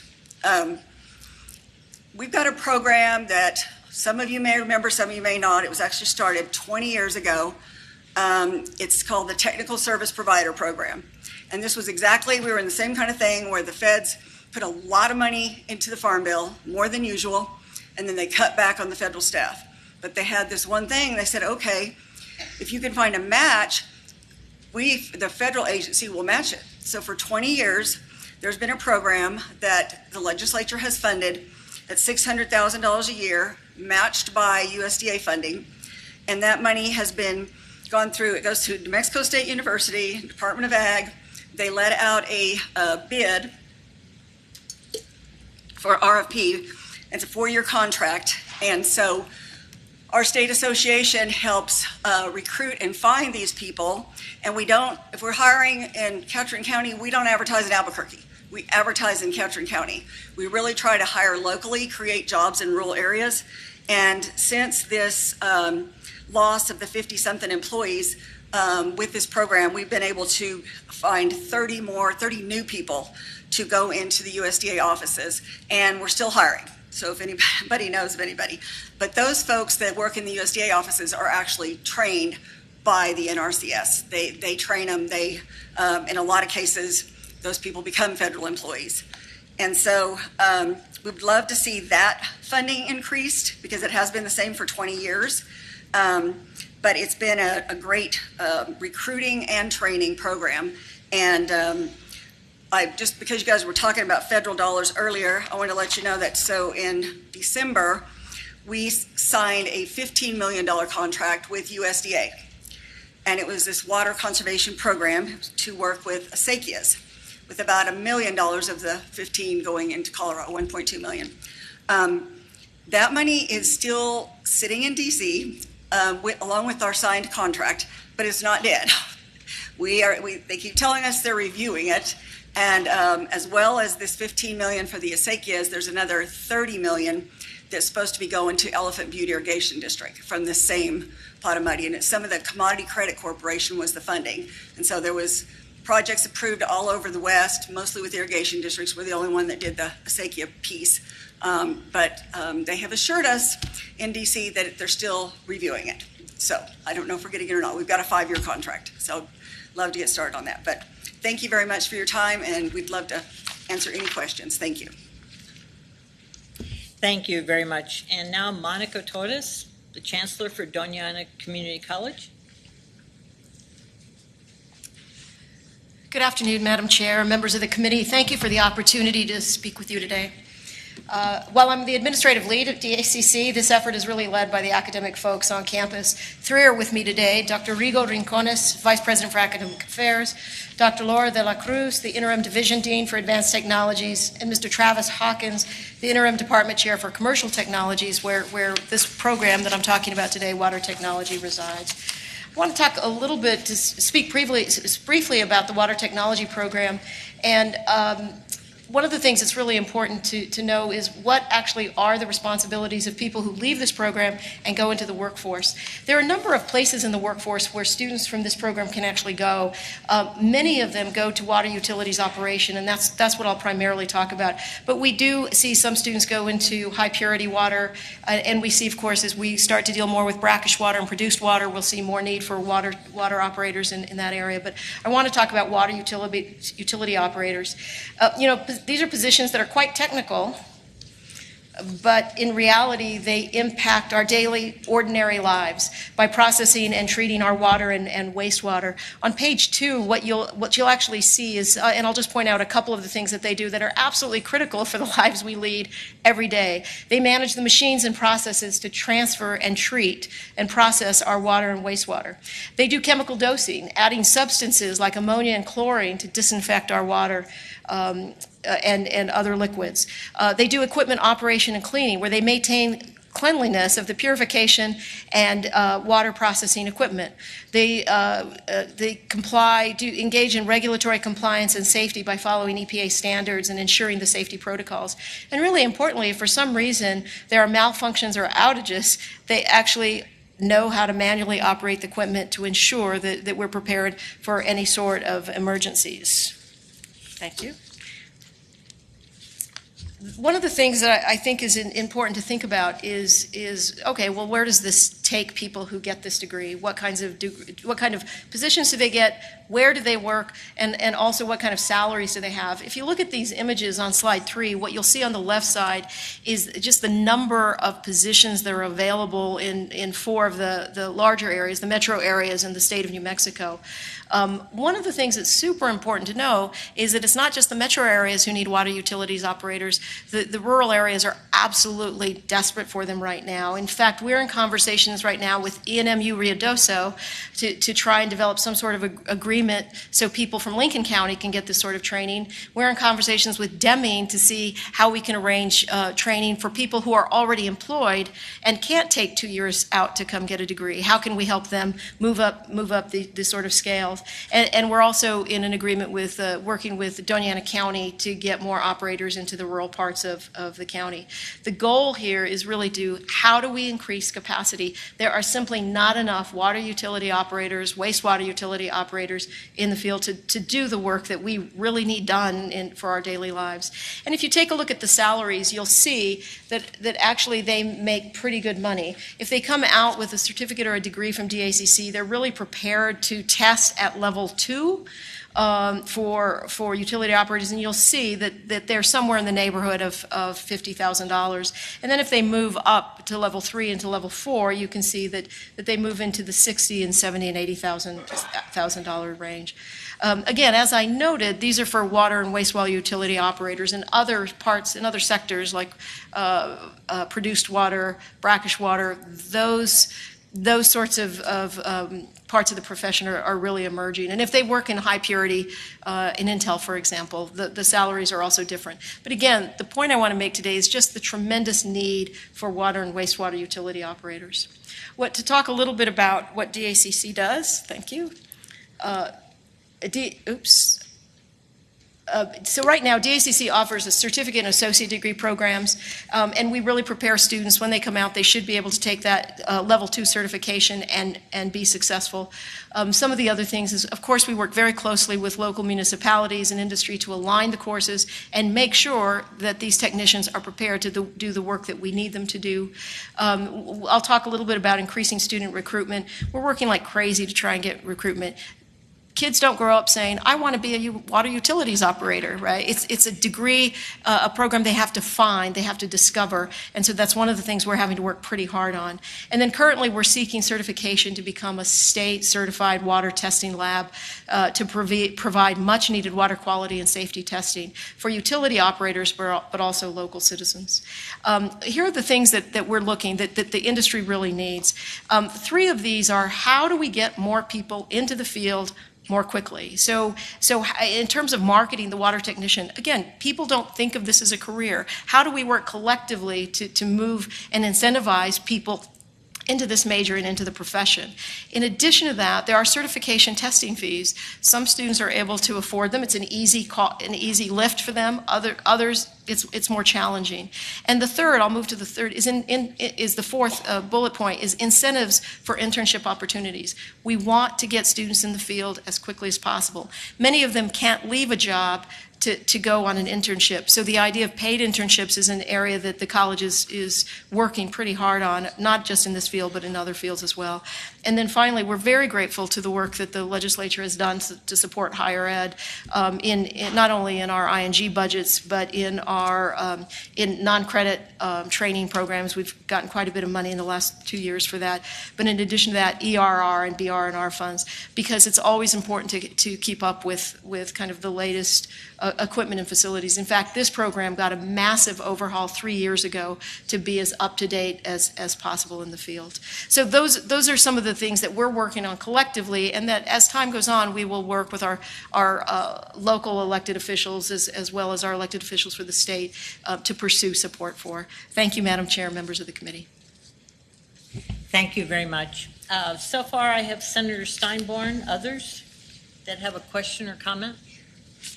Representative Zamora, Cates, Thornton. Who else am I missing? Scott. Okay, we have a long list. So Senator Steinborn, please. Thank you, Madam Chair. I'm glad I got on the list before the Great Debate Society here between the representative and the senator, who I know are good debaters. I mean that as a compliment.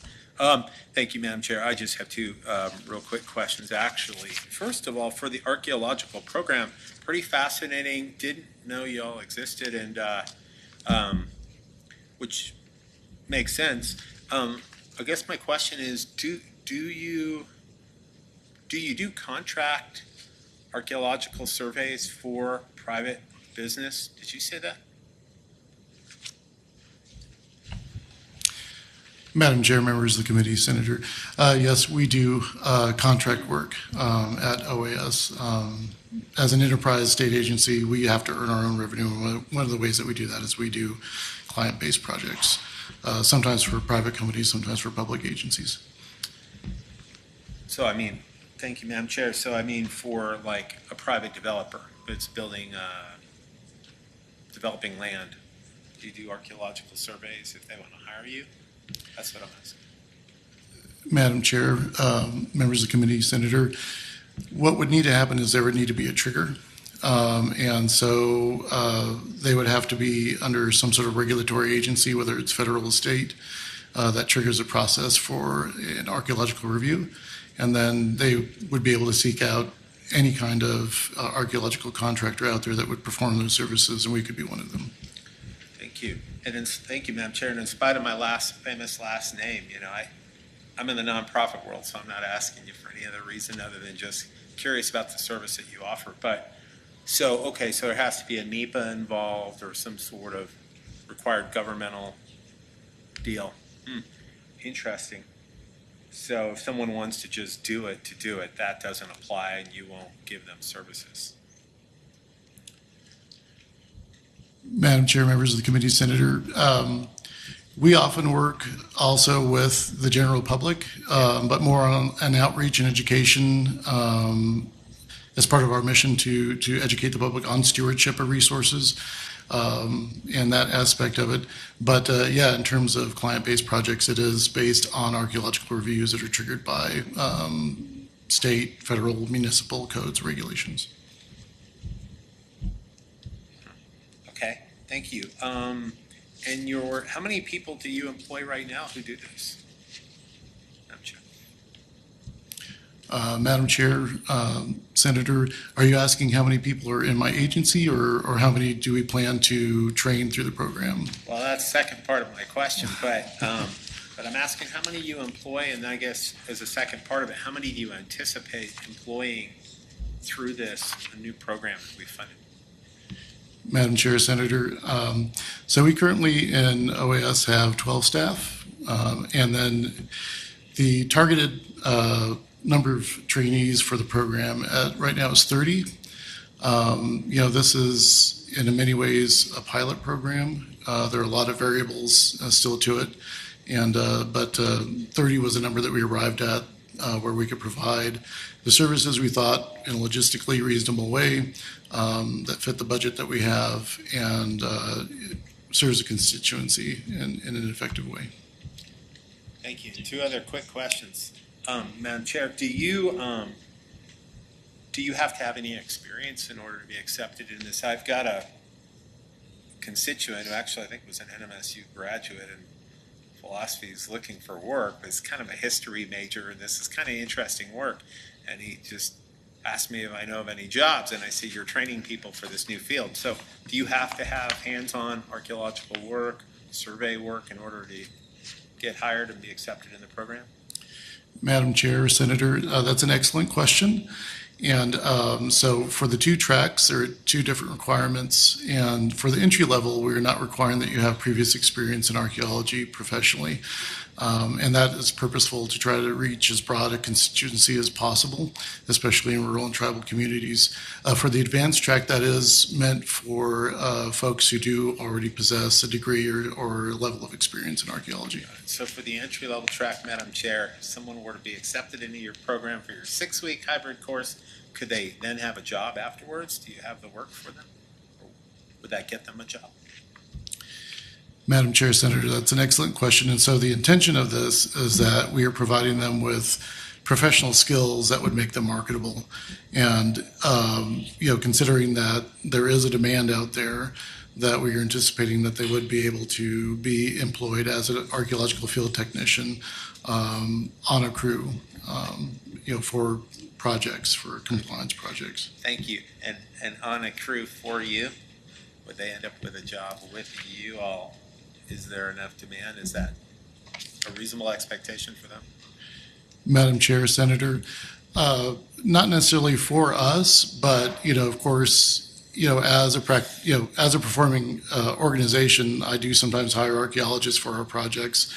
And so, of course, anybody who I train on here who essentially graduates from this training, I would want them to, of course, satisfy my requirements for a field technician, right? I'd want to hire them. That's one of the my own personal metric for whether or not we're successful is whether or not I would hire them on as a crew. But yeah, the intention is that they would be able to serve that role wherever they may be. And again, there's a demand, especially in for particular agencies, but also for particular communities. And we anticipate that through that demand that they would be able to find employment if they seek it. So he's a conscientious kid, so Senator, you have you gone on several questions? Yeah, I have, but it's been one of those kinds of deals. But Okay. I'm moving on. I think I've gotten to the bottom of that well. So to the agricultural gentleman, your internship program, what are the parameters of that? How long can an internship last? Madam Chair, Senator, internships can be, so the minimum is 130 hours, and they have to be within the fiscal year. And so it just probably kind of depends on what the hourly wage is, those sort of factors. But up to a year, I suppose, Up to a year-long internship. Okay, no longer than a year, though? No. Okay. No, yeah. That's all I had. Thank you, Madam Chair. Thank you. On to Representative Zamora. Thank you, Madam Chair, and thank you, presenters. A lot of important work for the ag community is sitting right at this table. And I do have a question about the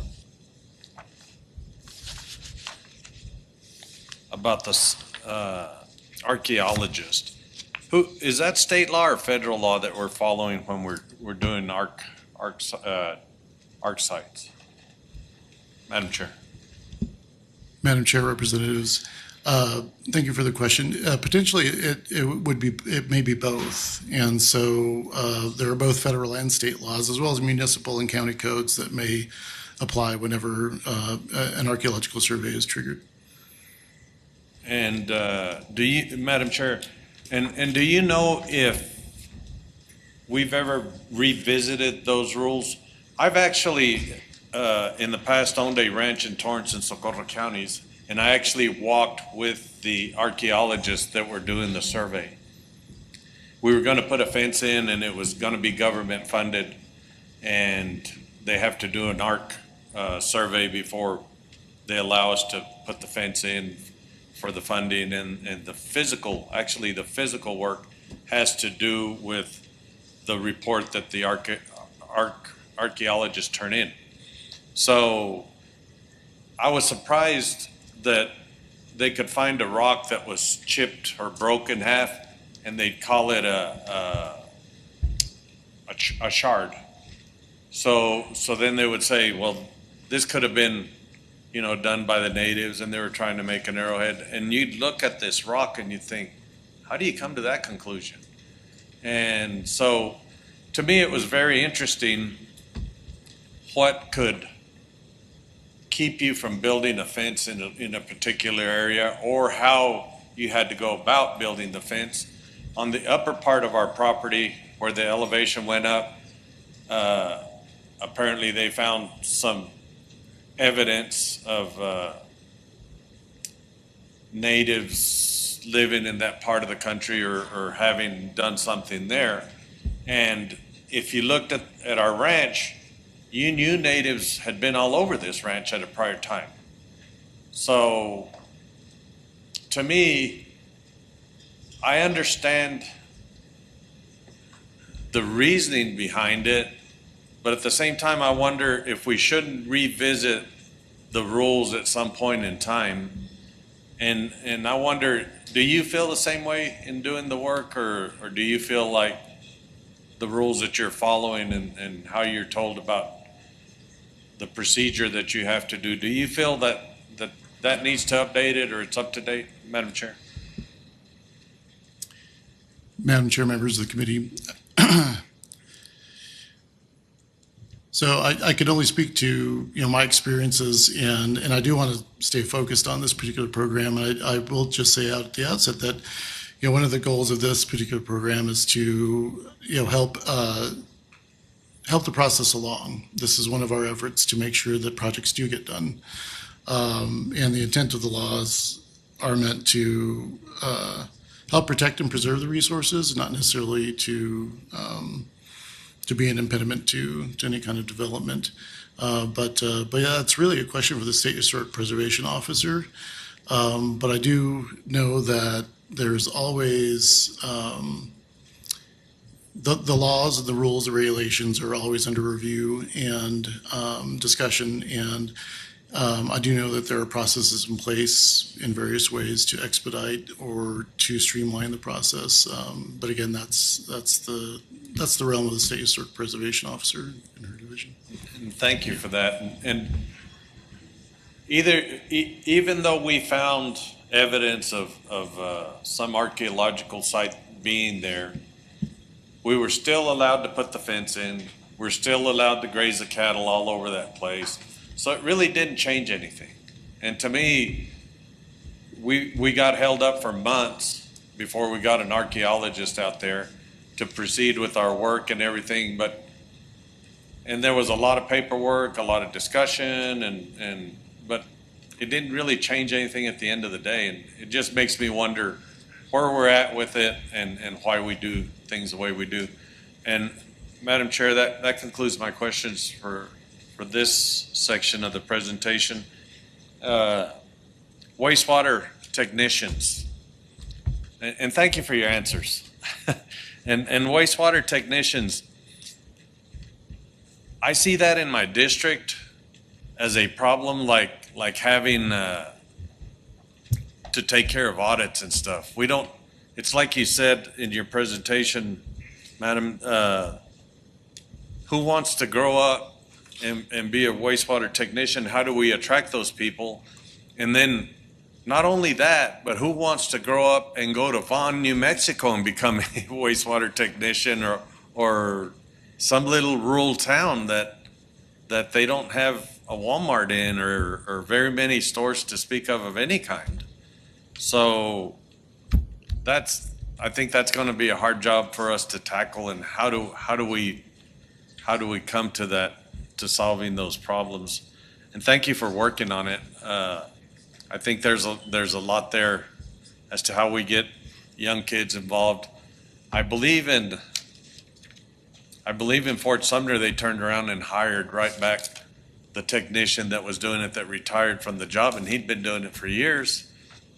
And then the city had just had to hire him back and try to figure things out. And it's like, well, they have another year to figure it out, but how do they get there? It's a big challenge. It's a big challenge in rural New Mexico, and how we get all that done. Madam Chair, members of the committee, representative, I do think that's an issue. I'm from one of the branch campuses, one of 9 branch campuses. We're the largest branch campus of the 9. All the rest of them are in fairly rural areas, and that is a question that we're wrestling with. Is really how can branch campuses serve as part of the economic engine in rural areas. And I do think that part of what we're going to have to do is collaborate in ways we have not historically thought of. And we're going to have to think about how do we think flexibly about that. So for example, if we work with Deming, those folks can't leave their jobs. So how do we think about credit and non-credit training? What kind of opportunities can we create to prepare those employees? I was just in Ruidoso, and they were saying, we have an employee that we want to keep here, but we need him trained.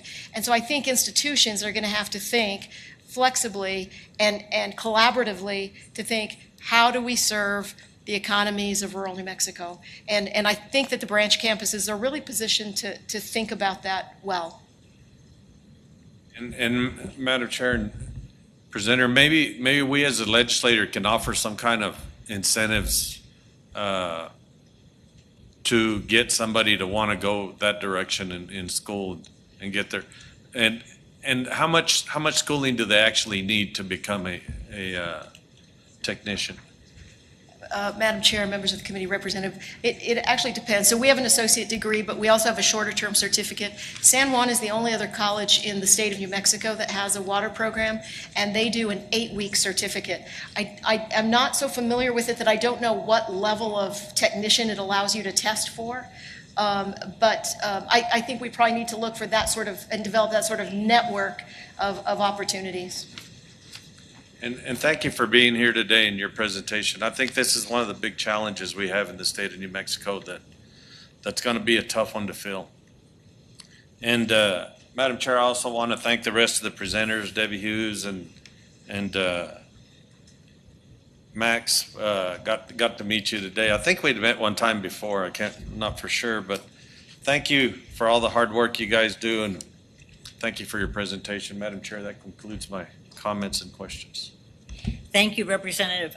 Before we have individuals leaving, I just want to remind you all that 23 different groups are putting on an event this evening for us at 6 p.m.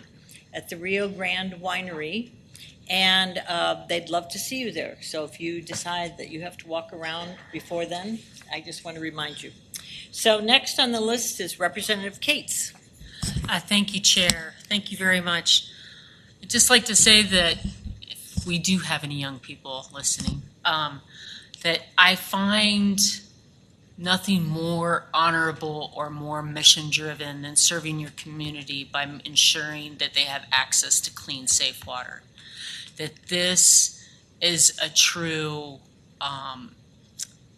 position within your community. And in the future, if you want to have a rural life, this is a great way to be able to provide a professional income for your family and live the life that you want to live and be serving your community.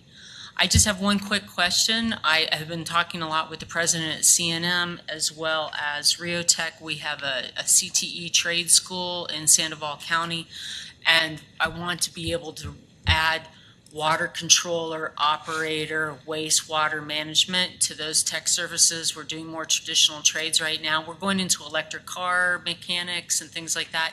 I hope that if anyone on this panel has had those conversations with CNM or the Rio Rancho Public Schools. Thank you. Thank you. Senator Thornton. Thank you, Madam Chair. Two of my questions I think were already answered. The first one was with regards to Senator Steinbrenner already asked the question is how was a site identified as requiring a cultural survey? And I think you responded to that, unless there's something else I missed. But it sounds like it needs an NEPA or some other EPA requirement before you guys will come in and actually determine whether or not it's a cultural site or not. Is that correct? The regulatory requirements are what triggered the archaeological study. And so that's when a contractor or a service provider like us would be called in to do a study. And then, getting out on the ground and doing the inventory and seeing what's out on the ground, that's where you decide, or that's where it is determined whether or not there are sites out there and how to manage those. Thank you for that. Madam Chair, and I think Representative Zamora was getting to this point. If I want to build a road, let's say through a community, how long does it take necessarily to get the permitting? because as you know, in business world, time is money. And if there's delays, that's actually costing the business as well. So what's the typical response time for a particular cultural survey? Is it 30 days, 60 days, 90?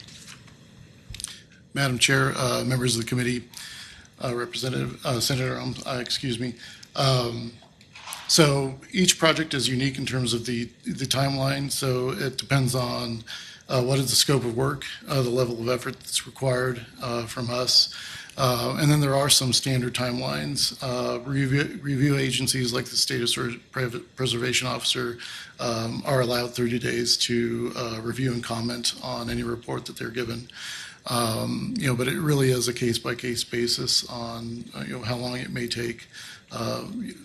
Boots on the ground doing the survey, and then also the post-field reports, and anything else that may be required. Thank you for that, Madam Chair. I'm just concerned a little bit because I do know those things can take a while, and if you're waiting for a permit before you can move forward, you have a lot of people just there waiting, twiddling their thumbs, and they still have to be paid. And so if they're not doing the work that they were officially hired for, it actually hurts the business. So I think the onus is upon us to make sure that these kinds of requirements, these sort of compliance requirements, are handled in as efficient manner as possible, so that we're not impairing the businesses who are trying to develop things. So I appreciate your work there, and I hope you will continue to make it as efficient as possible. The last question I have was with regards to the average workforce. Regarding the interns, this is, I guess, for Mr. Hinkle. What percent of interns who go through the internship, how many of them actually end up in the business afterwards? In other words, what's the follow through? What percentage actually end up going into the ag business? Madam Chair, Senator, I don't have that off the top of my head, but I can get your contact information and get back to you. I don't think it's the majority. I mean, usually people do this experience, maybe move on to somewhere else, but I know that it has happened, so I can follow up with you on that. Thank you for that. I was just hoping that 90% do, because we obviously need more farmers. So, any number you can give me, I'd appreciate that, just to understand the efficiency of the program. Thank you. Thank you. Senator Scott?